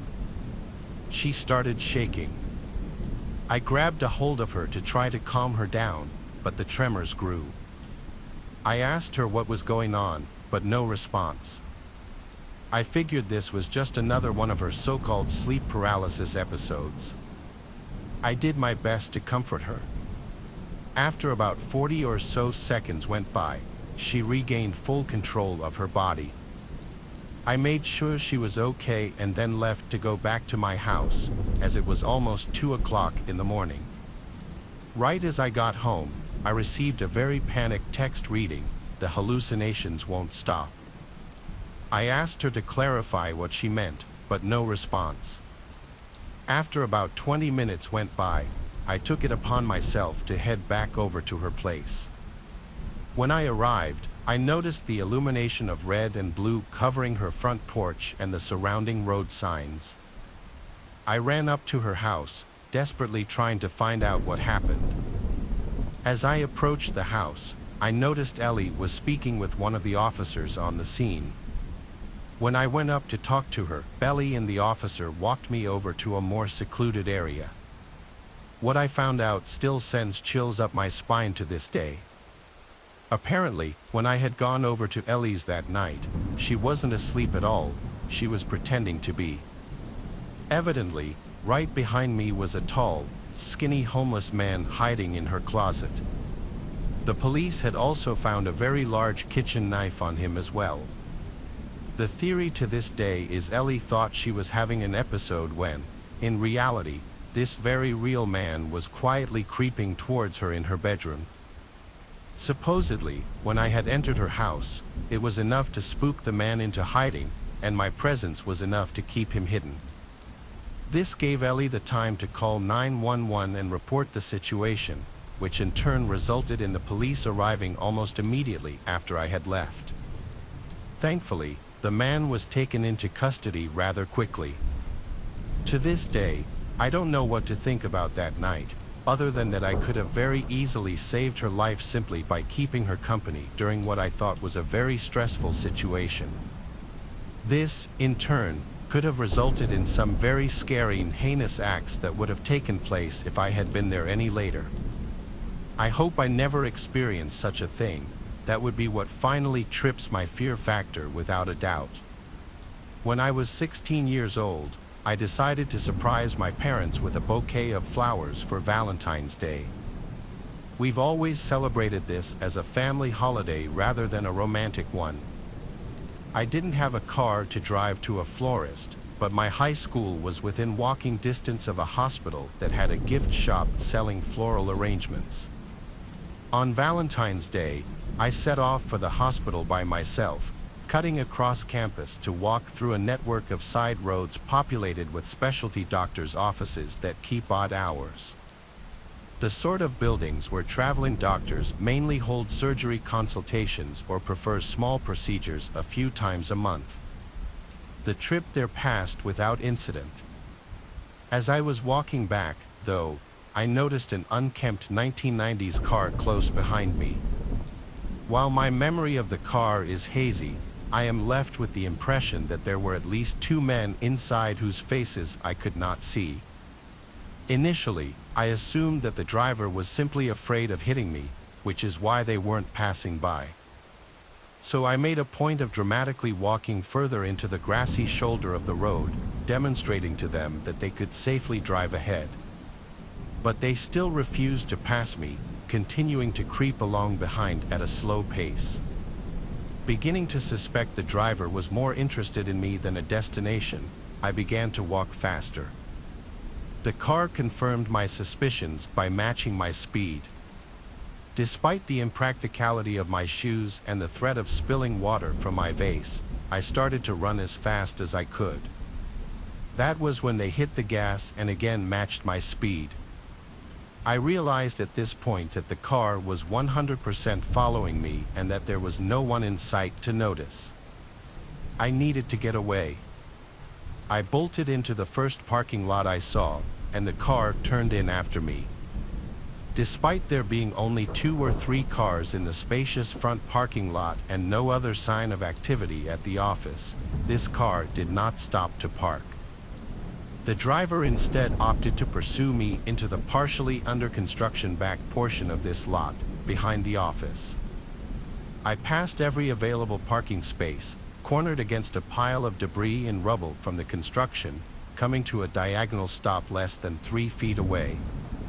Before anyone could emerge from the vehicle, I somehow managed to scale the small prominence of rubble with my vase in hand and jumped from its peak to land painfully on the other side. Fortunately, it was a plot of undeveloped land within sight of my high school campus. I took a quick peek back over my shoulder to see if they were still in pursuit, but the car had sped off. After I reached the top of the rubble pile, it was now nowhere in sight. They had not parked in the lot at all. They had no business there. The driver was 100% following me. I sprinted at top speed and didn't stop until I was soaked with sweat in the dead of winter, panting in the student lounge among my classmates who didn't seem to care when I told them. Possibly because our hometown is supposedly a human trafficking capital, the crime rate is outrageous. Although I'm convinced that this was something more informal than human trafficking, as a dilapidated car suggested poverty, and I have read that human trafficking usually arises through grooming rather than being snatched off the streets.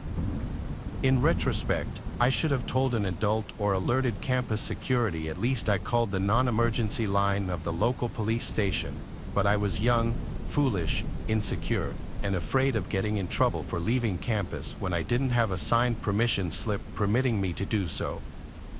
I kept trying to convince myself that I had misread the situation or was overreacting. I don't know what I would have even told the police had I called them, as I was entirely ignorant on the subject of cars and couldn't have identified the make of it had I been asked. I couldn't see the faces of the occupants. I was also just worried that my parents would restrict my already extremely limited freedoms if they knew I had been in danger. I feel horrible having never told anyone and truly hope that my secrecy hasn't led to someone being hurt or killed. I believe the only missing people aside from runaway children or elderly adults with dementia in this city right now are men, aside from one woman a few decades ago. A few years ago, I worked as a pizza delivery driver. It wasn't my dream job, but it paid the bills.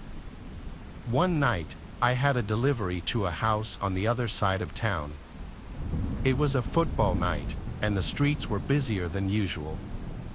The orders seemed pretty standard: a large pepperoni pizza with extra cheese and a side of garlic bread. I remember that night clearly. The weather was cold, and a drizzle had started just as I got into my car. I put the pizza on the seat beside me and started the engine. The radio was playing some old rock songs, which I liked. I drove carefully, watching the road through the misted-up windshield. It was a bit past the promised delivery time when I arrived at the address, but only by a few minutes. I parked the car and grabbed the pizza. The house was dark, which seemed odd since they had ordered food. I walked up to the front door and knocked. There was a long pause before the door creaked open slightly.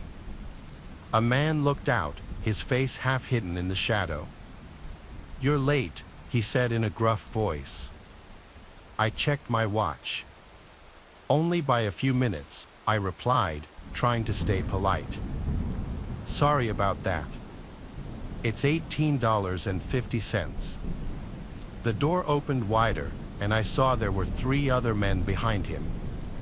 They all looked rough and intimidating. I suddenly felt very uneasy. The first man stepped forward, and before I knew what was happening, he grabbed my shirt and pulled me inside. "Hey," I yelled, but my voice sounded weak and scared. They pushed me against the wall. The man who had pulled me inside now had a knife in his hand. He pressed it against my neck, just hard enough to make me freeze in terror. "Give us your money," he demanded. My heart was pounding. I reached into my pocket and handed over the money I had earned from the night's deliveries. It wasn't much, but it was all I had. The man with the knife grinned, showing yellowed teeth. "Is that all?" he asked. I nodded, my throat too dry to speak. He stepped back, still holding the knife, and the other men closed in, checking my pockets for anything else of value. They found my phone and took it too. "Please," I managed to say, "just let me go. I won't tell anyone." They laughed.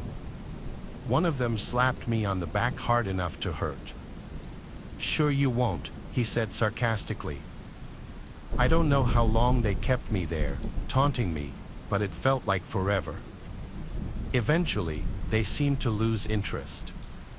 The man with the knife looked at me one last time.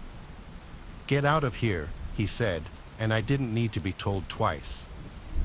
I stumbled out of the house and ran to my car. My hands were shaking so much that I had trouble getting the keys into the ignition.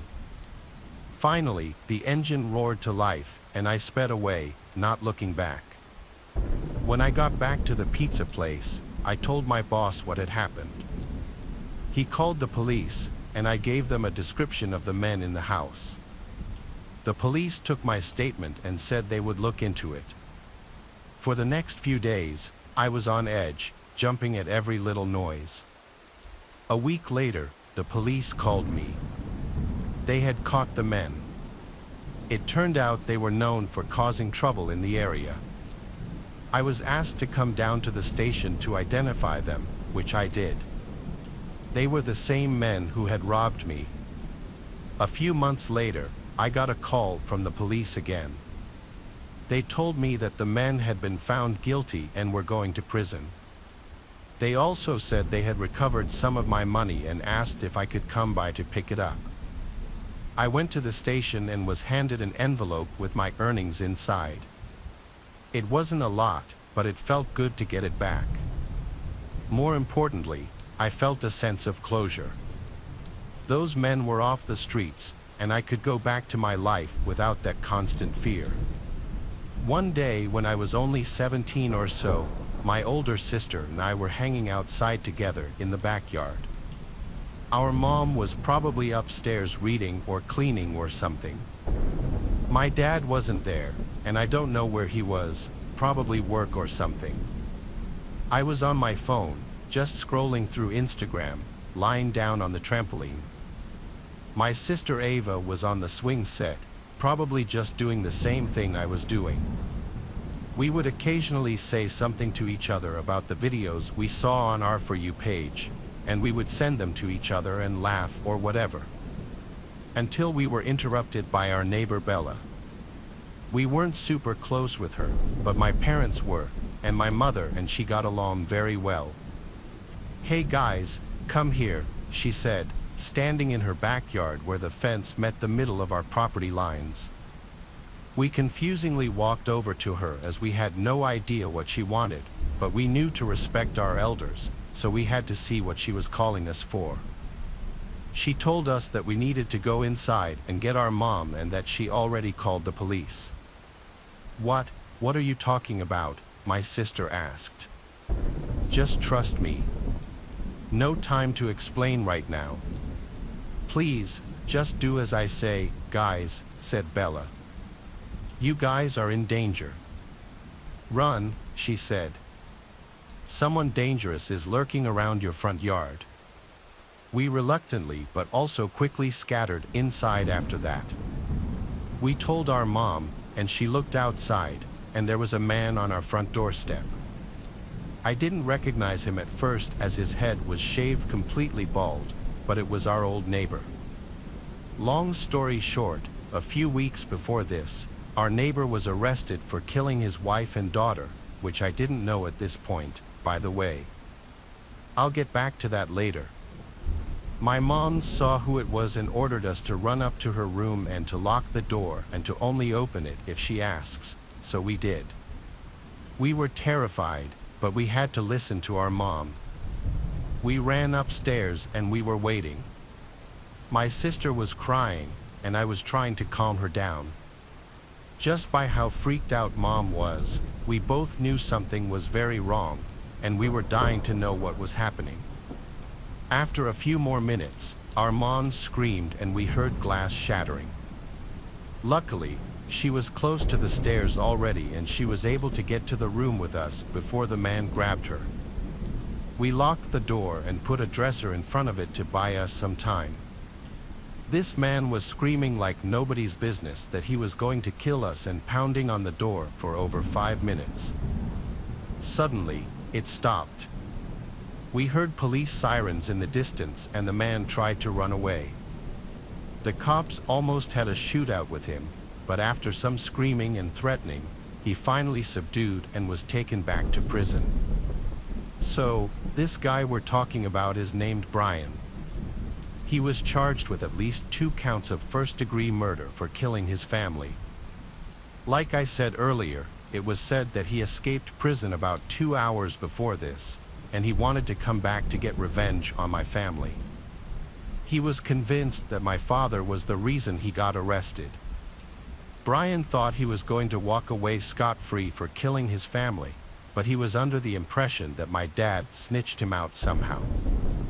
I'm not sure why he thinks that, as I don't know the whole story. My father won't talk to me about it, not that it matters anyway. I guess my mom and dad didn't tell me or my sister about what happened next door at first, but they said they were planning on it soon. They just didn't want us to freak out, supposedly. But that's about all I can get out of my dad about everything. Not even my mom knows the full story, unless she's lying to us. My parents probably thought there was no urgency to tell us what happened next door since he was locked away in prison at the time. But somehow, he escaped and was looking for revenge. Hopefully, they have him under control in there this time. It was personal, and he escaped just to try and murder us. There was a thread on the main page asking cops if they have ever experienced anything creepy or odd at a crime scene. I posted the following story, and some people said I should submit it over here. I'm new here, so be gentle. This is the entire post, but the second story is the one that got the most attention. I've seen a lot of suicides, but one sticks out. This elderly female had her daughter living with her. She called us because she hadn't seen her daughter for 2 days and hadn't heard her moving around upstairs. The stairway going up was very narrow, and at the top was a direct 90-degree turn into the bedroom, and the mother was too elderly to climb the stairs, so she called us. We get there and enter the bedroom and find the daughter dead. She hung herself by tying the rope from her robe around her neck and the other end to the bedpost. Then she just laid on the floor and let her weight compress the rope. It seemed odd because she could have easily just sat up or lifted herself up to keep from being strangled. Almost would have thought her body would have done it on its own as a defense mechanism. Anyway, we untie her and check vitals, and she's gone. We need to check the body for signs of trauma, so we do that. As we're turning her over, the air escapes from her lungs, and she goes, and I feel the air blow over my arm, and it grossed me out big time. Anyway, we couldn't get her out of the room because the stairway was too narrow. Ambulance arrives, and we strap her to a backboard and lower her out the window and down the ladder of the fire truck. I felt terrible for the mother because she was in hysterics and her daughter being tossed out the upstairs window with the whole neighborhood watching. I never found out any details about her body afterward, so I don't know if she took pills and then laid down and passed out, etc., but that method of suicide struck me as very odd. Next, gun alarm called to a home where someone had committed suicide the year before. The house was still owned by the family, but it sat unused, and no one lived there. Another officer and I clear the house and advise dispatch that everything is kosher. No forced entry anywhere, but the back door was unlocked. We contacted the owner, and he told us he leaves it unlocked. Whatever. Anyway, we're in the house just looking around, remarking how it's a shame that the house just sits there unused. The other officer goes to take a leak, and I'm standing there in the living room when I hear footsteps upstairs. Now we check the entire upstairs, each room, every closet, bathroom, etc. My partner yells from the bathroom, "Are those footsteps?" He comes out zipping up, and we rush upstairs. Nothing. Doors to the rooms are open. We check each room again, each closet, everywhere. The upstairs is flat out empty. There wasn't even furniture left in the house. He's in one room, and I'm in another when I feel this coldness enter the room. It was just a cold that felt like it encompassed my entire body. Then it was as if someone in front of me was shoving me with both hands. It was a very distinct feeling of two hands shoving me backward by pushing my chest. I'm a cop. Normally, someone shoves you, and it's game on, but this time there was no one there, just an empty room. I must have sat there with a stupid look on my face for maybe a second or two, then I left the room completely creeped out. I met my buddy in the hallway, and he tells me I look weird. I tell him what happened, and he says, "Yeah, this place is creepy. Let's bounce." It was daytime, and the house was fully lit as there were no curtains or shades on any of the windows. Later, I told my supervisor about it, and he said he went to an alarm call there as well, and as soon as he went inside, he got that creepy feeling where it feels like you're being watched. I'm a former pizza delivery driver.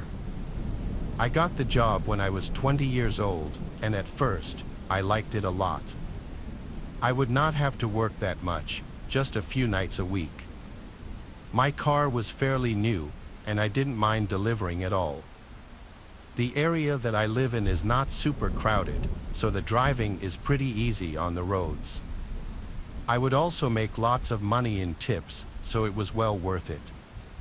After I had been working there for about 6 months, I was working one weekend pretty late. It had been a busy night. I remember going on countless deliveries but making quite a bit of money. It got late, and the deliveries slowed down significantly. I was sitting inside of the restaurant when we got another order for me to deliver. By now, it was probably like 1 something in the morning. It was an order of just cheese bread. I took the order, got the address, and then headed out to my car to deliver it. I had been to this area before, but not the exact street or address. The location was about 10 minutes away. And when I arrived, I saw that it appeared to be a pretty typical house. I was on a residential street, and I parked on the side of the road. I walked up to the house with the cheesy bread. When I got to the front door, though, I noticed there was a note taped to it. It said, "Please use back door." When I saw this, I'm not going to lie, I got a little bit of a bad feeling. But I knew that there was probably a logical explanation. Maybe the door didn't work, or there was too much junk in front of it. The reason for my bad feeling was probably just because it was so late at night and really dark out. So I walked around the side of the house and then went into the back. I looked around for the back door and then was able to find it. I walked up to it and knocked. Then I waited for about 30 seconds or so. There was nothing. I was about to knock again, but then I thought I heard some footsteps inside. I waited, and then the door opened up, but I didn't see anybody. It was like whoever opened the door had stayed behind it and then moved out of the way quickly. Inside of the house, it was completely dark, not a single light was on. I was very confused. I did not go inside, but kept standing there and announced that I was there from the pizza place. I did not get a response at all in return. As I waited there by the open door, I was wondering what I should do. The bread was not paid for, so I couldn't just leave it.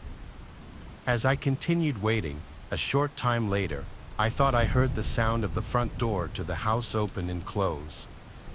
I couldn't be sure, though. I asked if anybody was there. I knew that somebody had opened the door for me and seemingly wanted me to go inside, but I certainly was not going to do that. So I just kept standing there. Then I noticed some movement to my right and sort of behind me. I looked, and there was a man standing there. He was at the entrance of the backyard and sort of on the side of the house. But this man was wearing a ski mask over his face. I was really creeped out as soon as I saw him. Then he started to walk towards me.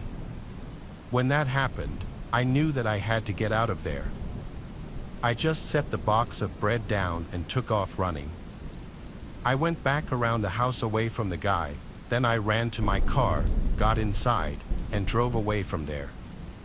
I went back to work and told my coworkers all about it. They all found it very amusing and seemed to think that it was funny. However, I was completely terrified, so much so that I only worked there for about another month. Then I quit, and I got another job. I still think about that from time to time. Was it some crazy prank, or did the man have bad intentions? I really don't know. The year was 2018 when 3 of my friends and I, all males in our early 20s, decided to travel to Bali for a week. It was cheap, and we had the time, so why not? Our itinerary included sightseeing, trying local foods, mountain climbing, visiting bars at the beach, basically a typical vacation in Indonesia. It was honestly quite a surreal experience. The country is absolutely beautiful, and the food was amazing. The only issue I had with the trip was the locals. Drugs were really prominent there, especially mushrooms. The streets were filled with druggies eager to sell us their products.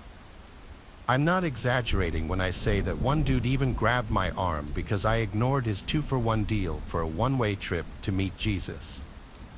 I shrugged him off while my friends laughed it off, suggesting that I may be passing up the chance to meet our Lord and Savior. He looked rabid and frantic, like he was about to pounce on me like a dog diagnosed with rabies. I didn't feel too afraid, as we were confident that we could handle them. Half of them weren't even sober. However, that was only the tip of the iceberg. The horror began when we went back to our Airbnb for the night. We had an early day the next morning and were exhausted. The place was extremely cheap and didn't even have a proper locking mechanism for the door. It had 2 wooden doors that swung inwards, and the only way to lock them was to wedge a wooden block through the holes mounted on the door. It was quite a primitive lock, but I guess it got the job done. Everything was going well until the last night of our trip when we realized that the wooden block was missing. We looked everywhere for it, but to no avail. I figured that one of us must have misplaced it, and we settled for using a selfie stick. I know it sounds like a horrible idea, but since we didn't have anything that fit the holes to wedge the door closed, we turned in for the night, seemingly not expecting anything since we had already stayed there for 6 days without issues. I woke up to strange clicking sounds in the dead of the night. Getting out of bed, I thought it might be one of the guys, so I nonchalantly approached the noise. My friends were all sleeping, so I decided to investigate the cause of the racket. The noise seemed to be coming from the door, so I headed toward it, feeling extremely confused.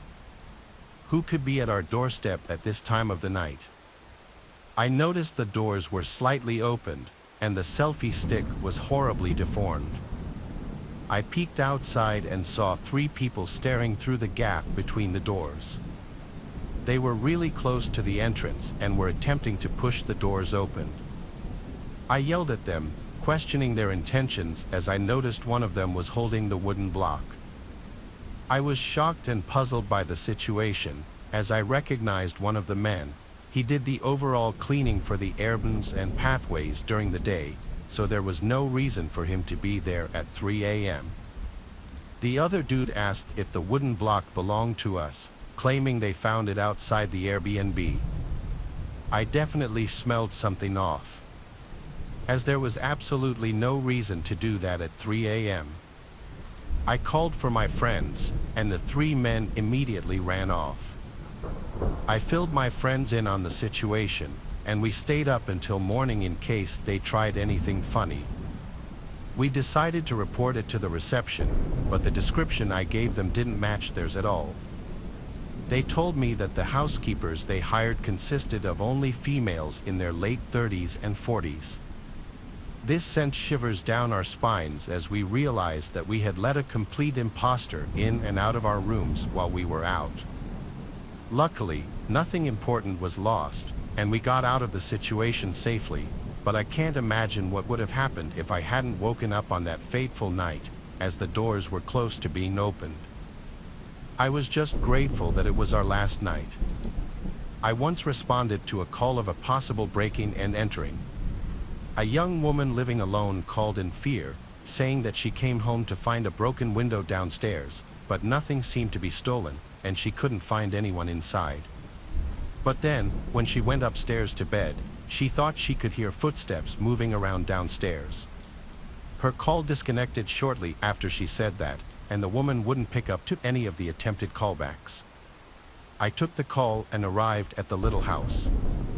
I went to knock on the front door, and after a minute, I gave it another set of knocks and pressed the doorbell.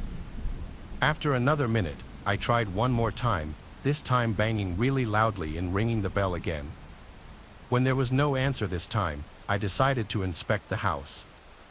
I walked around the house and found the busted window. It was a window big enough to crawl through with ease.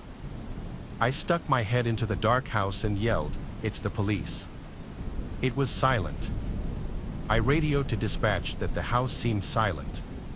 More officers were en route, but I didn't feel right waiting around in case there was someone truly in danger in the house.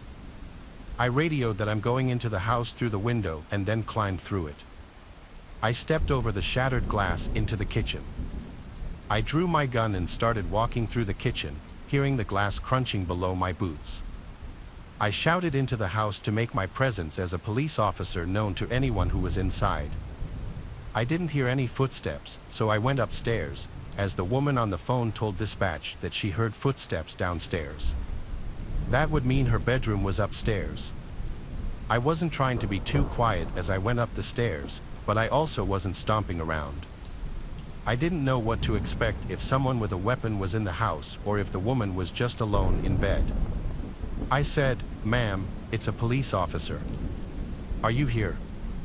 I heard back a soft female voice from upstairs saying, "Yes." I followed the voice to one of the bedrooms where I saw a woman sitting up in her bed under the covers. She looked at me, and I asked if she was okay. She said she was fine. I noticed a slight tremble in her voice. I kept the lights to the bedroom off as I looked at her. There was enough natural moonlight in the room that I could examine her facial expression. She looked distressed. I told her I was responding to her phone call and then asked her why she hung up and didn't pick up the callbacks. She stuttered and said, "No one is here." I caught on to what was going on. I looked at the closet and made a slight head nod to her. She very slightly shook her head no. I looked down under the bed and pointed, and she shook her head yes. The weight of the pressure of what to do next was 1,000 pounds.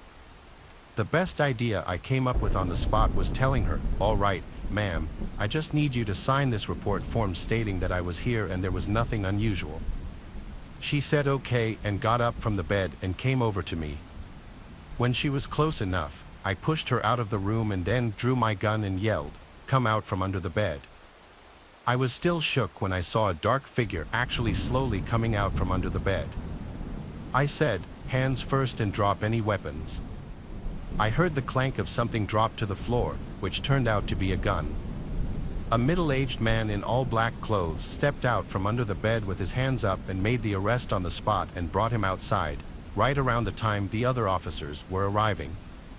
The woman had hung up the phone on the police when she thought the footsteps were upstairs, and she didn't want the intruder to hear the audio from the phone call. This was also why she didn't pick up the phone because, by this point, the intruder had entered the room and had her at gunpoint. Since the police were already coming, for whatever reason, instead of fleeing the scene, the intruder threatened to shoot the woman if she made a sound. When the police came, after I had rung the bell, he hid under the bed and told her to pretend he wasn't there. I'm glad I was able to catch on to the situation. It could have gone a number of ways if I hadn't. A few years ago, we hosted Christmas at our house.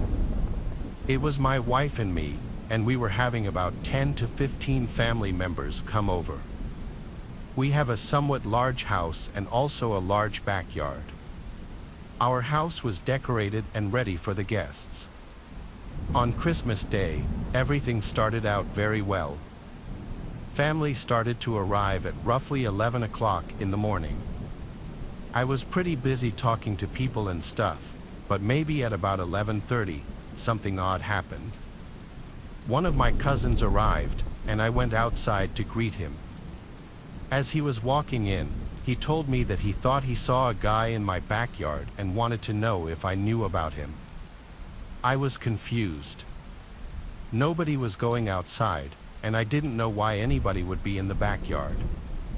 I asked him to tell me more about it.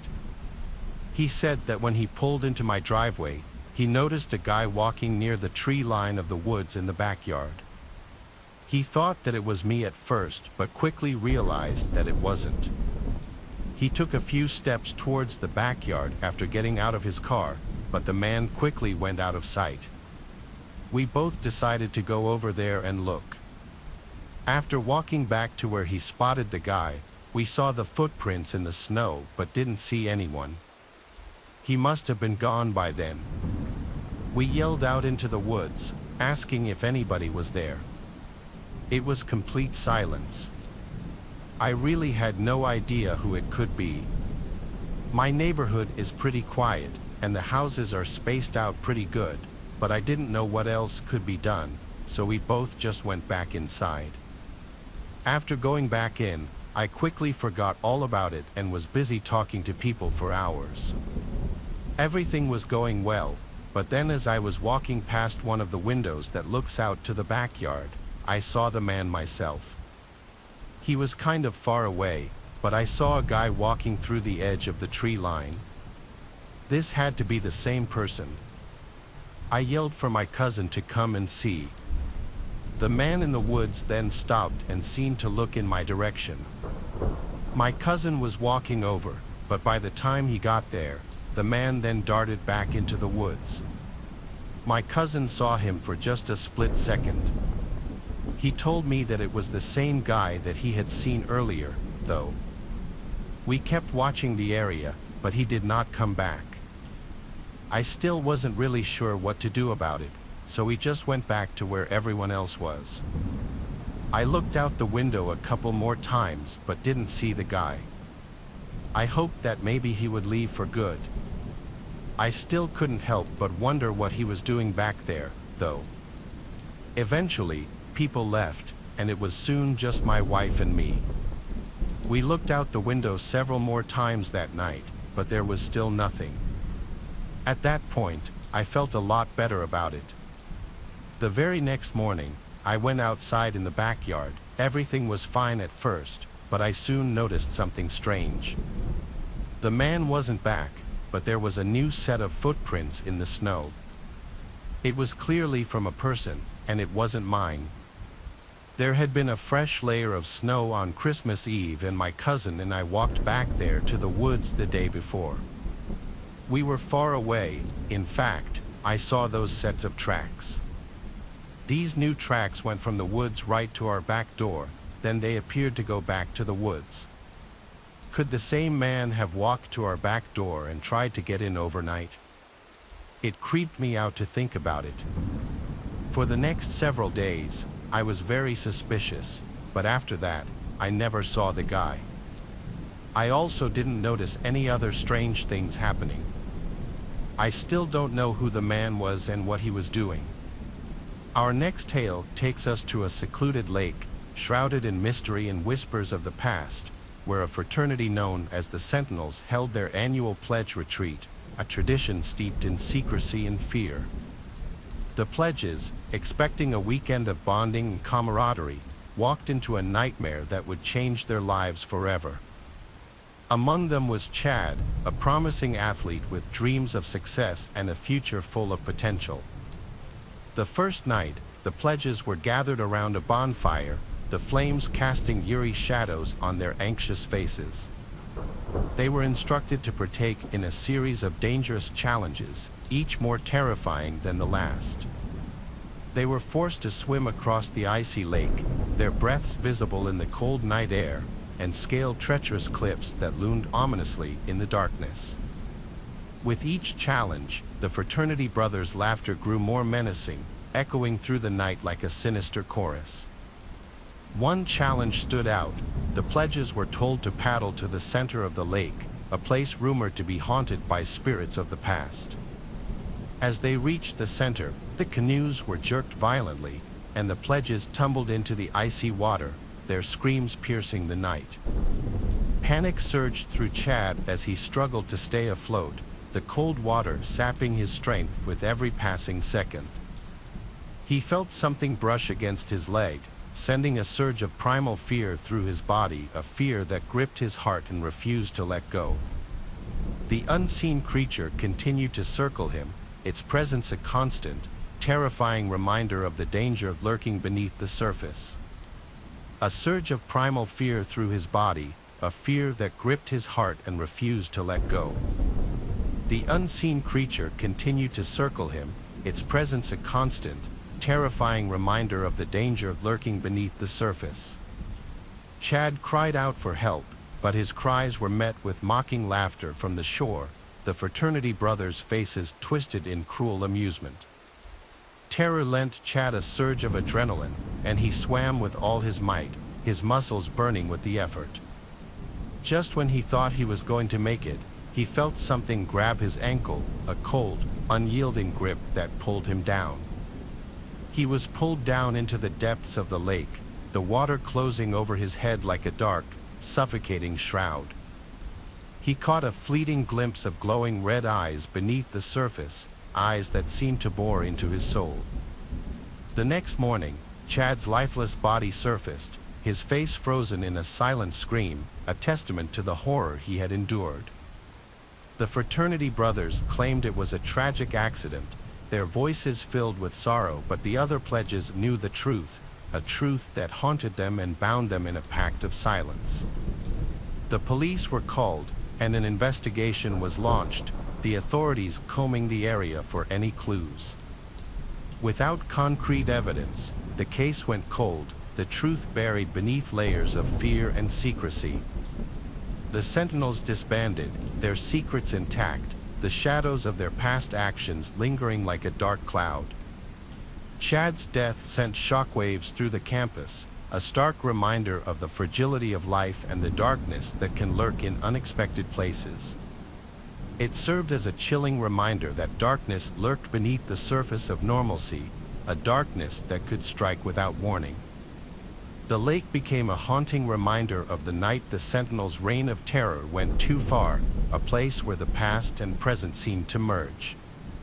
The fraternity brothers' faces were etched with poorly concealed fear, their eyes betraying the guilt they tried to hide. The pledges knew the truth, but the case went cold, the secrets of that night remaining hidden in the shadows. This took place in November of 2005. Each year, my job would give us 10 vacation days.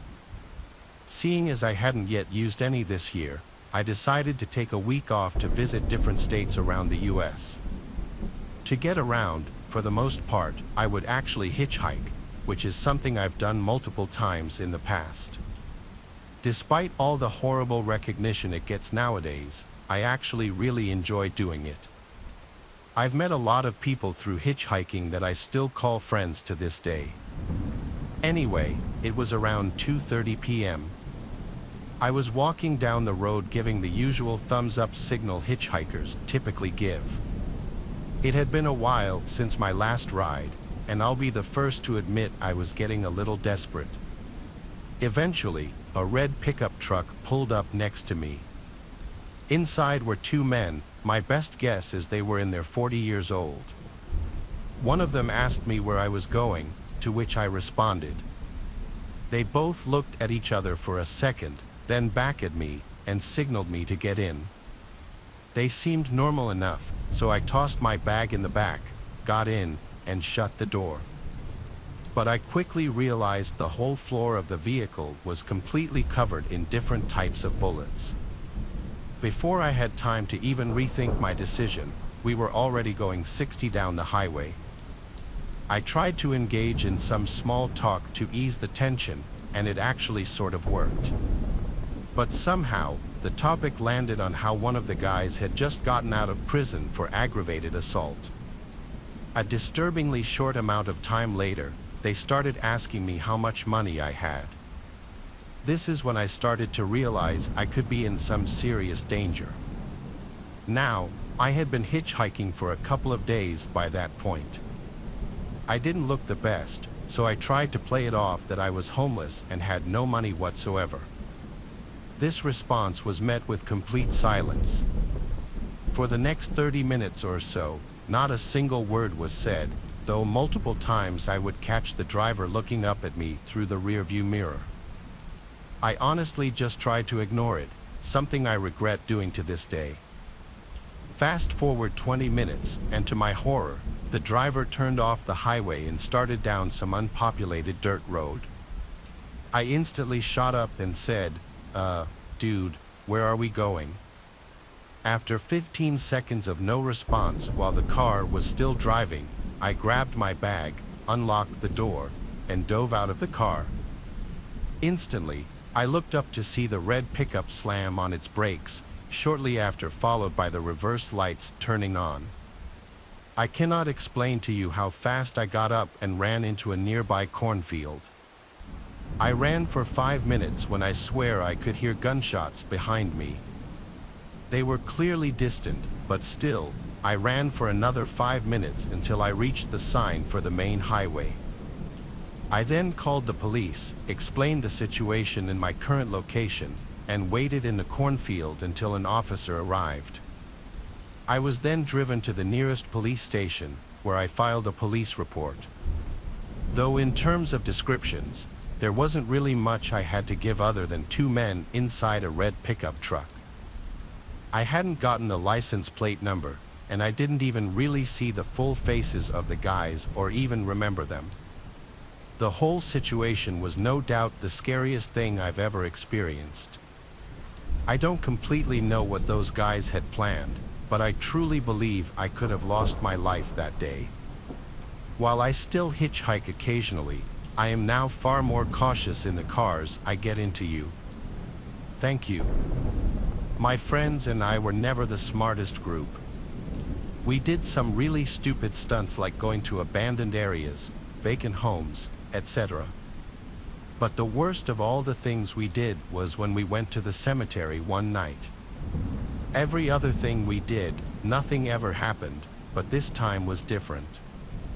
We were sophomores in high school, and it was a Friday night, so of course we were hanging out. Most of the time, we didn't have a plan for anything.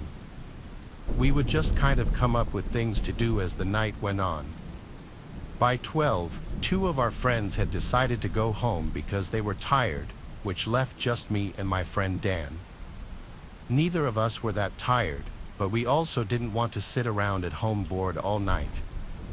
Dan brought up the cemetery by his house and said it'd be spooky and exciting to walk around that night. With nothing better to do, I agreed. I don't remember thinking anything of it. Sure, it would be a little creepy and eerie, but I knew it was just a regular cemetery. We took Dan's car and drove to his house, where we parked and walked down the block to the gate surrounding the graveyard. There was a huge entrance gateway, but the gate that went around the perimeter was more of a short wooden fence. We climbed over with ease, and right away, we got a rush of adrenaline. It was a creepy place, no doubt. There was almost no light, only a few dim standing lamps spread across the graveyard. I'm not sure what our goal was, but I think it was just to walk across the whole place without getting scared and then leave. We passed 10 or 15 gravestones when Dan came to a stop. He was looking ahead and told me to wait. I couldn't see much, but in the distance, I could barely make out a figure standing next to one of the gravestones, walking closer to us. Both me and Dan were unsure what to do and just stood there. We both assumed we had totally been caught by one of the graveyard keepers and were probably gonna get arrested or something. The man stopped several feet away, still too far for us to get a good look at him. "What are you two doing here?" he asked. Dan nervously said that we were just exploring. "Well, I'm gonna have to show you two out," he said. He told us to follow him and began walking back in the direction he came in. I think both of us were regretting not running away when we first saw him. As we walked behind him, he passed under one of those standing lamps and both Dan and I immediately froze. The man was wearing ragged clothes, nothing like a graveyard keeper would be wearing. This guy looked like he was homeless. The man must have heard us stop. He turned around, and you could see in his face that this man was crazy. He took a step toward us. "Come here," he said angrily. Dan turned and ran, and I did the same. The man's footsteps behind me were so close it felt like he was going to tackle me at any second. My adrenaline kept me going, and we managed to jump the fence. We heard the man stop on the other side, then punch the wood fence in frustration. We immediately went home and told no one except for our friends because we knew what we were doing was illegal. Both of us think that that man was some homeless person who was probably trying to rob us or maybe do something much worse. Luckily, we never made the mistake of going back there again. So this happened when I was about 17 years old. For context, I'm now a 21-year-old girl, and at the time, I was working at a failing seafood restaurant. I was a bus girl, so I had to deal with touching people's old half-eaten seafood all day long. I'm a vegetarian, and I have never ever liked anything that comes from out of the water, not even shrimp. I assure you, working at a restaurant can be a super interesting job. The amount of people you meet through work is immense, and your coworkers can become like family. You're all suffering together, so to speak, and you can become pretty close pretty quick. The chefs at this restaurant were pretty strange, though. One was super chill, one was always drunk and angry, and the last, well, he was something else altogether. To make things easier, I'll call the creepy chef Creep. So Creep starts working. He's new, and he seems like a decent guy at first. He's in his late 40s, with salt and pepper hair, and nothing throws you off by just seeing his physical appearance. I deeply love everything 60s and 70s, so Creep and I would sometimes talk about music, especially rock and roll. He seemed like a cool guy, someone who claimed he saw so many of the bands that I drool over daily. It seemed nice to work with someone who generally shared the same interests. Some weeks went by, and he wasn't showing any signs of anything strange. I felt totally okay within my workplace. I wouldn't blink an eye, and I actually enjoyed the job. Me and a fellow bus girl became pretty close friends, and we bonded over the fact that we both had pretty messed up family lives, so we instantly became work buddies. The restaurant was slow one day. Me and the other bus girl were having a conversation, laughing, smiling, and joking in the kitchen, but this changed in less than 5 seconds when the creepy new guy came right behind me and said, "Well, this wouldn't be so funny if I had chloroform." I turned around and looked at him, thinking, what a weirdo, who jokes about things like that. His eyes were blank. He was staring at me, but it felt as though his eyes were burning an imprint on my face. The staring lasted a couple of seconds, but eventually, I just turned and walked away. I really didn't know how to react. Throughout the next week, he would stare at me through the kitchen window while I was working. I tried to avoid going to the kitchen as much as possible, but that was nearly impossible when it was my job to transport dishes from the tables back to the kitchen. Twice more while in the kitchen, the situation repeated itself. I was talking to a fellow coworker, and Creep would drop whatever he was doing and interrupt the conversation with, "Well, it wouldn't be so fun if I had chloroform on me." At this point, he had mentioned chloroform to me 3 times. I was completely freaked out. Luckily, I stopped working there a few weeks later because I was leaving to travel Europe for the summer. When I returned, the restaurant was shut down, so I didn't see him ever again after this. I wish I would have told my manager at least. I don't know what I was thinking. I clearly wasn't. No one should have to feel threatened in their own workplace. We heard that the man died about a year after that. This happened about 2 years ago, when I was 19, and I had just moved out of student accommodation into an actual flat with my friend group of 6. The night we moved in, it was just me and one of the girls I'm close with, let's call her Lucy. I had my boyfriend over at the time, we'll call him Alec. The other people moving in were scheduled to move in 2 weeks later, as they were all on various holidays or visiting home. So, it was just the 3 of us. Lucy was in her room, and Alec and I were smoking a joint in bed, watching kung fu movies. Then, I started to notice a man, at least 300 pounds and 6 foot tall, pacing outside of our window and looking in occasionally. We were on the basement floor at this time, but the windows were at ground level. Okay, that's weird, but we'll just make sure the windows are locked. 20 or so minutes passed, and everything seemed okay until Lucy ran into my room and said, "Babe, there's a man in the house." We must have left the door unlocked by accident.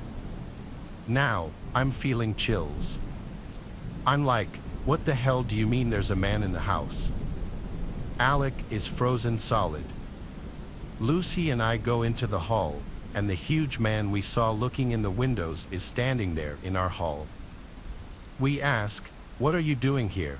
And he pulls out his phone and shows us a text message from an unsaved number with our address written on it and something about people being inside. He told us that he was looking for his girlfriend and that she lives here. We're like, no the hell she does not, so please remove yourself from our house. He says, okay, and that he'll phone his girlfriend. He turns his phone to low volume and speaks to another man on the phone, who was clearly not his girlfriend. With more urgency this time, we tell him to get out of our house, and he says, okay. He finally leaves, and we lock the door. By this point, everyone is shaking. He's still on the phone with this man outside, and they're speaking a language we don't understand. But we can hear him getting angry. I tell Alec to please make the scary man go away, and he goes outside and tells him to shift away from our doorway as he's really scaring us. The man says, okay, and that his taxi is here. He walks up a dead-end street where no taxis were, though. We told our upstairs neighbors, who we had met earlier that day, about the whole ordeal. Let's call them Charlotte, Matt, and Rob. They informed us that the same man had tried to come in their house, insisting his girlfriend lived there. Charlotte already had a boyfriend, who we knew of and had also met that day, and Rob, who has more balls than all of us, threatened him with a knife the time he came into their house. He never bothered them again. Over the next couple weeks, the man would occasionally come back and look in our bedroom windows, and Alec was there most times. I'm really glad for that. I have no doubt he tried the door again, but it was always locked after that. This is a story that took place back when I was a kid. I was probably somewhere between the ages of 9.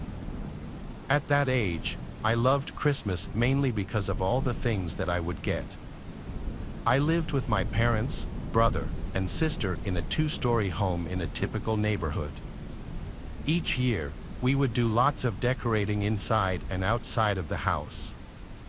Our Christmas tree would go in the corner of our living room, and all the presents would go underneath it. On Christmas Eve that year, we went to my grandparents' house, and then we were going to my uncle's on Christmas. That night on Christmas Eve, after we all went to bed, I had a difficult time falling asleep. I usually did when I was a kid because I was always so excited for Christmas. I finally was able to doze off for a bit but woke up sometime later when it was still night. I remember just turning over to try to go back to sleep, but then I thought I heard a noise. It sounded like it was coming from downstairs. My bedroom was the closest to the stairs, and even I could barely hear it. I looked at the clock, and it was 1 a.m.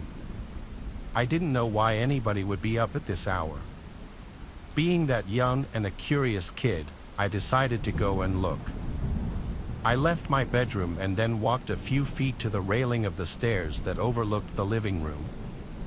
I looked down, and everything seemed normal. All of the lights were off, but the lights from the Christmas tree and the few other decorations were on, so I could see a little bit. I looked down at the tree for a little while longer. It was very large, and we always got the biggest tree that we could find. But then I saw somebody come out from behind the tree. It wasn't my dad or brother, but a random guy that I didn't know. As soon as I realized that it was a random guy, I turned and ran. I went to the end of the hallway where my parents' bedroom was. I woke them up and told them that there was some guy in the house. I remember that my dad got up to look. He came back a short time later and said that he saw somebody leaving the house through the window. The police were called, and when they got out to our house, they searched all over our property. They didn't find the guy, but they did find that our window was broken. None of us had heard it break, so the guy must have quietly done it somehow. It was a living room window that was broken, and I think that I saw him not long after he got in the house because nothing was even stolen. I think that he either saw me or heard me, and that scared him off. I'm just really glad that he didn't try to come upstairs or anything. It still really freaked me out knowing that somebody broke in. It took me a long time to be able to fall back asleep, but eventually, I was able to. That was by far my craziest Christmas experience. Nothing like that has happened since, much less on Christmas. I still don't know who the guy was or why he chose our house. I also don't know if the police ever found him. So this happened yesterday. My family, wife, kids, in-laws, and I had just returned from a pontoon cruise for the evening. It was later than usual, so I sent my wife up on the golf cart with the kids and in-laws to get them some dinner while I covered up the boat. About halfway through covering up the boat, I noticed someone halfway across the cove in the water, and she appeared to be maybe in distress. She wasn't making progress swimming one way or the other and was occasionally going underwater. There were people on the opposite shoreline yelling at her, but I couldn't tell what they were saying. So I yelled, asking if she needed help, and she said yes. I called my wife and told her to come down on the cart because someone was in the water and needed help and that I was going in.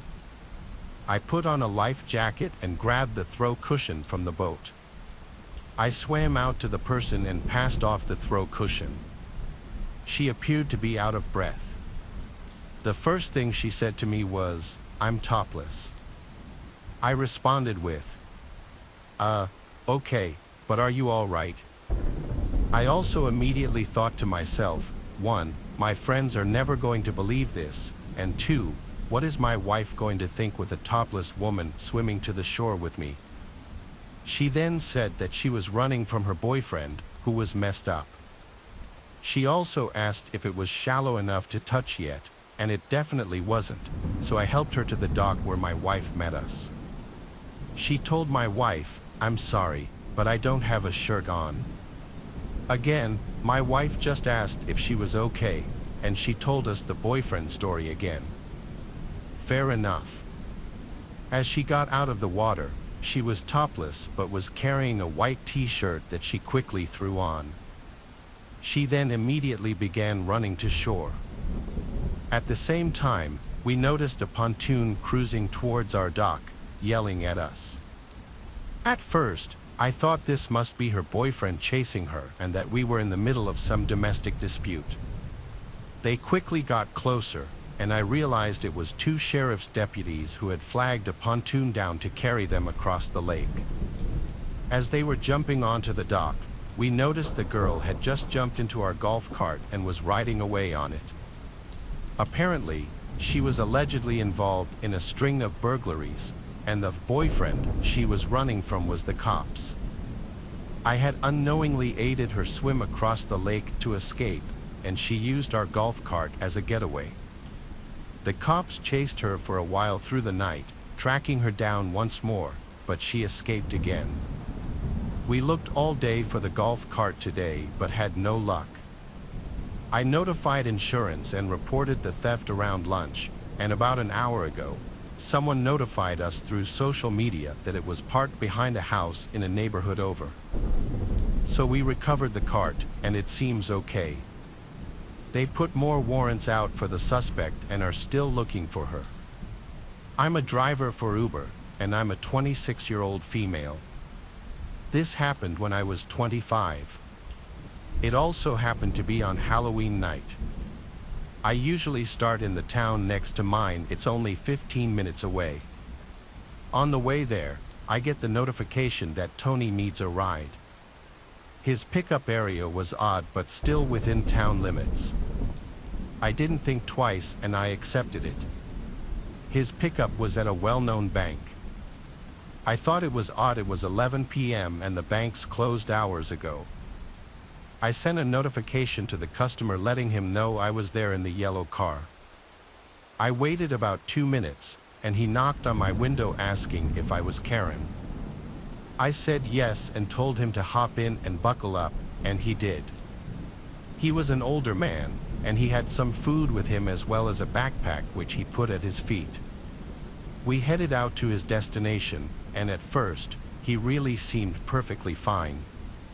He did ask me to pull over so he could call his friends and make sure that they were home just in case.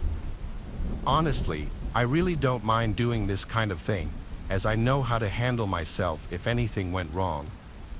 But I don't think I saw him call anyone. His phone wasn't dialing out. He just put it up to his ear and said no one answered. So, I got back on the road as I wasn't gonna wait around forever. At the next stoplight, he asked to see my hands. I figured he wanted to see if my nails were done or something. I said that I'm sorry, but I'd prefer not to, as I really don't like being touched. Not a minute goes by, and he asks another question.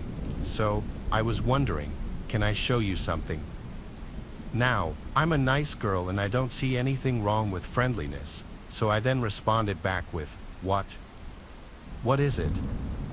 As I looked over, I saw this man had exposed himself while also groping himself. At this point, I'm scared as I'm a girl and with a complete stranger. I then wanted to tell him to put himself away or I was going to call the cops. I didn't want to aggravate him though, in case he decided to attack me or worse. Luckily, there was a gas station just across the road from the stoplight. I pulled in and asked him to get the expletive out of my car, that if he didn't, I was gonna pepper spray him. He did get out of my car, but not without calling me a few select words. I did call the cops and give his description and the locations of the pickup and drop-off and which way he went. I'll never forget this night as it always serves as a learning lesson for safety for myself and others. I'm very happy to say that I now own a dash cam as well as a firearm for protection. To all the female rideshare drivers out there, always be safe and listen to your gut. It may save your sanity. Almost 10 years ago, I was in college down in Florida when I received a call from my ex-girlfriend, with whom I had only broken up about 6 months prior. I didn't recognize the number at first, as I had switched cell phone carriers not long before. I had never been one to answer calls from unknown numbers, but since I was in college, I often received calls from professors, financial aid representatives, and people inviting me to D&D games in the dorms. So, I kind of nervously answered, hoping it was something good. I recognized the voice immediately, and as soon as I did, my heart sank. There was a reason I hadn't given her my new number, and I wondered just how she had gotten hold of it. She said, "We need to talk," to which I replied that I wasn't sure we really did. It had been 6 months, and I thought we were out of each other's lives. She insisted, saying, No, we really need to talk. Are you sitting down? Because I have something to tell you. My initial thought was that she was pregnant. And I won't lie, I felt myself getting weak in the knees. I sat down on my bed, feeling my heart racing in my chest and my hands getting clammy, bracing myself for the bad news. Then she told me, we got a patient in the ER from a car accident, and she didn't make it. I'm so sorry, but it was your mom. My ex worked as an emergency room nurse, and getting that news absolutely destroyed me. I was in shock. For some reason, I tried calling her cell, but she didn't pick up. Of course, she didn't pick up. So, I hung up and called my little brother to give him the news. We cried like babies as I told him everything, how my ex had given me the news ahead of time, how she wasn't answering her phone, all that stuff. He confirmed that she had driven over to Walmart about an hour ago and lamented not making the most of his last goodbye with her. Then, in the middle of our heartfelt conversation, I heard him shout, "Mom," out of nowhere. She wasn't dead, she had just walked through the door, super confused about what was going on. Long story short, my ex had lied, and she did so because she wanted to hurt me, quote, just like I'd hurt her. At this point, I should tell you that I cheated on her with a girl in college, but I was at least man enough to admit it and have her break up with me. I'm not saying I didn't deserve some kind of revenge, but dear God, not that brutal. Ex-boyfriends can be terrible, sure, but some ex-girlfriends can be absolute psychos. My partner and I recently bought our first home. On the day of closing, the selling realtor informed us that the seller hadn't given her the keys to the house. She also claimed that the seller never had a garage door opener. When we asked about when we could obtain the keys, the selling realtor explained that the seller works an hour away and has long hours, so we couldn't get the keys until 9 or 10 p.m. Instead, the realtor arranged and paid for new locks on the front door and even gave us money to buy garage door openers. We closed on the house, and everything else went smoothly. However, when I went to set up and turn on the electricity, the company told me they couldn't turn on our power until the next day, even though I had called in the morning. The house needed a good cleaning, as the seller didn't bother to clean before moving out. Let me first describe the house layout. When you walk through the front door, it opens to the living area, with the kitchen to the left. Part of the kitchen is hidden from the front door due to stairs leading to the basement, so you can't see the oven or the fridge. The neighborhood is one of the safest in my area. I had to use the front door to move things in since the locks were installed before I arrived, so I didn't bother locking the door. Moving on with the story, since I didn't have electricity, I decided to start by cleaning the fridge. I turned on a true crime horror podcast and got to work. The fridge doors were wide open, and I was just doing my thing when a shadow appeared behind me. I knew this wasn't my partner because he was teaching, so I turned around to see a man in a black hoodie and black shorts. He told me he was there to drop off a garage door opener. He placed the opener on the island without saying another word. I probably spooked him just as much as he spooked me because he quickly ran out the door. It took me a while to compose myself and call my partner, hoping he was on break so I could tell him what just happened. I also texted our realtor about this strange interaction. I wondered if I hadn't heard a knock because I was so engrossed in my work. But I'm certain he didn't knock. I know this because less than an hour later, another man knocked on the door, explaining he was there to drop off a key to the front door. If he tried the doorbell, I didn't hear it because there wasn't any electricity. We're still working on the house before we officially move in, but now I'm ultra spooked about being alone in the house. I refuse to listen to a true crime horror podcast while the house is empty. This story just happened last year. I work as a receptionist at a hotel, and we often hold high school proms here as we have a big hall and a stage. In order to get to the hall, you have to pass the reception desk. It was prom night, and it was already underway. All the students and teachers were in the dance hall. All the pictures had been taken, and the reception area was empty. At some point during the evening, someone approached the reception desk. I looked up to see a tall man standing there. He had a clean-shaven face, and his hair was greasy and tied back in a ponytail. He was also wearing a suit that was pretty old and dirty, along with some Adidas shoes. His eyes were wide open, and he said, "I'm here for the prom." At first, I thought he was kidding, but he looked completely serious. I said, "Are you employed by the school?" He said, "No, I'm a student here." I still kept thinking he was joking. He looked to be in his late 40s, and he was telling me he was a high school student. So, I asked him, "How old are you?" He said, "I'm 17. "No, 16. "Yeah, 16.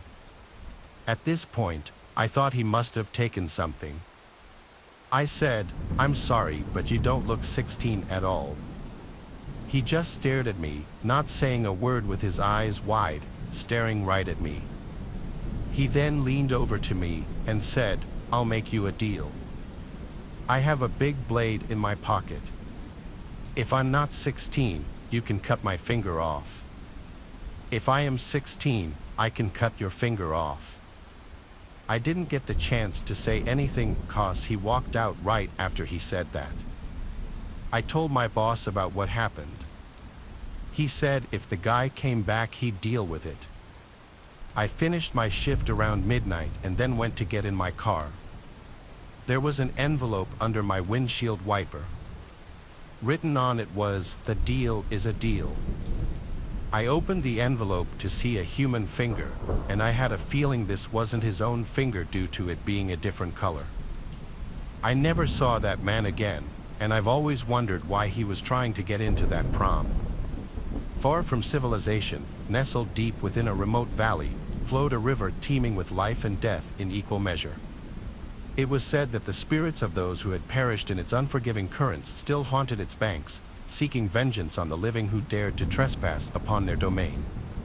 Among the bravest, or perhaps the most foolish, was Nadia, a thrill-seeker with a penchant for danger that bordered on obsession. Determined to test her mettle against the river's legendary inhabitants, she embarked on a solo kayaking expedition, heedless of the warnings that echoed in her ears. As she navigated the treacherous rapids, Nadia felt a chill wind sweep down from the mountains, carrying with it whispers of the past and the promise of doom. Ignoring the sense of unease that gnawed at her insides, she pressed on, her heart pounding with a mixture of fear and excitement. But as she rounded a bend in the river, she was greeted by a sight that froze the blood in her veins. A spectral figure, pale and ethereal, drifted silently upon the water's surface, its eyes glowing with an otherworldly light, fixated upon Nadia with a hunger that sent shivers down her spine.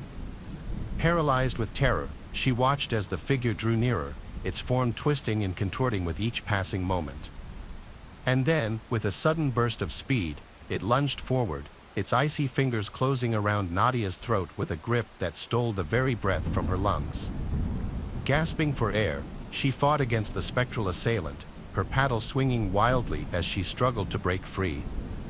But the spirit's grasp was unyielding, its grip tightening with each passing second until Nadia could feel her consciousness slipping away. Just when all seemed lost, a blinding light pierced the darkness, driving back the specter with a force that sent it shrieking into the night. Blinking away tears of relief, Nadia found herself face to face with a figure bathed in radiant light, a guardian spirit come to her aid in her hour of need. With a gentle touch, the spirit guided Nadia to safety, its presence warding off the malevolent forces that lurked within the river's depths. And as she emerged from the water, shaken but alive, she knew that she would never again tempt fate in the haunted waters that lay beyond. As a child, My family lived in a sprawling old house with a basement that seemed to hold endless secrets. But it wasn't until one fateful night that I discovered the true horror lurking beneath our home. It was a stormy evening, and the wind howled outside as rain lashed against the windows. With the power out and the house plunged into darkness, my siblings and I huddled together in the living room, our hearts pounding with fear. But as the night wore on, an eerie sound began to echo through the house. A soft scratching coming from somewhere deep below. At first, we dismissed it as the sound of branches scraping against the windows, but as the scratching grew louder and more insistent, we knew something was terribly wrong.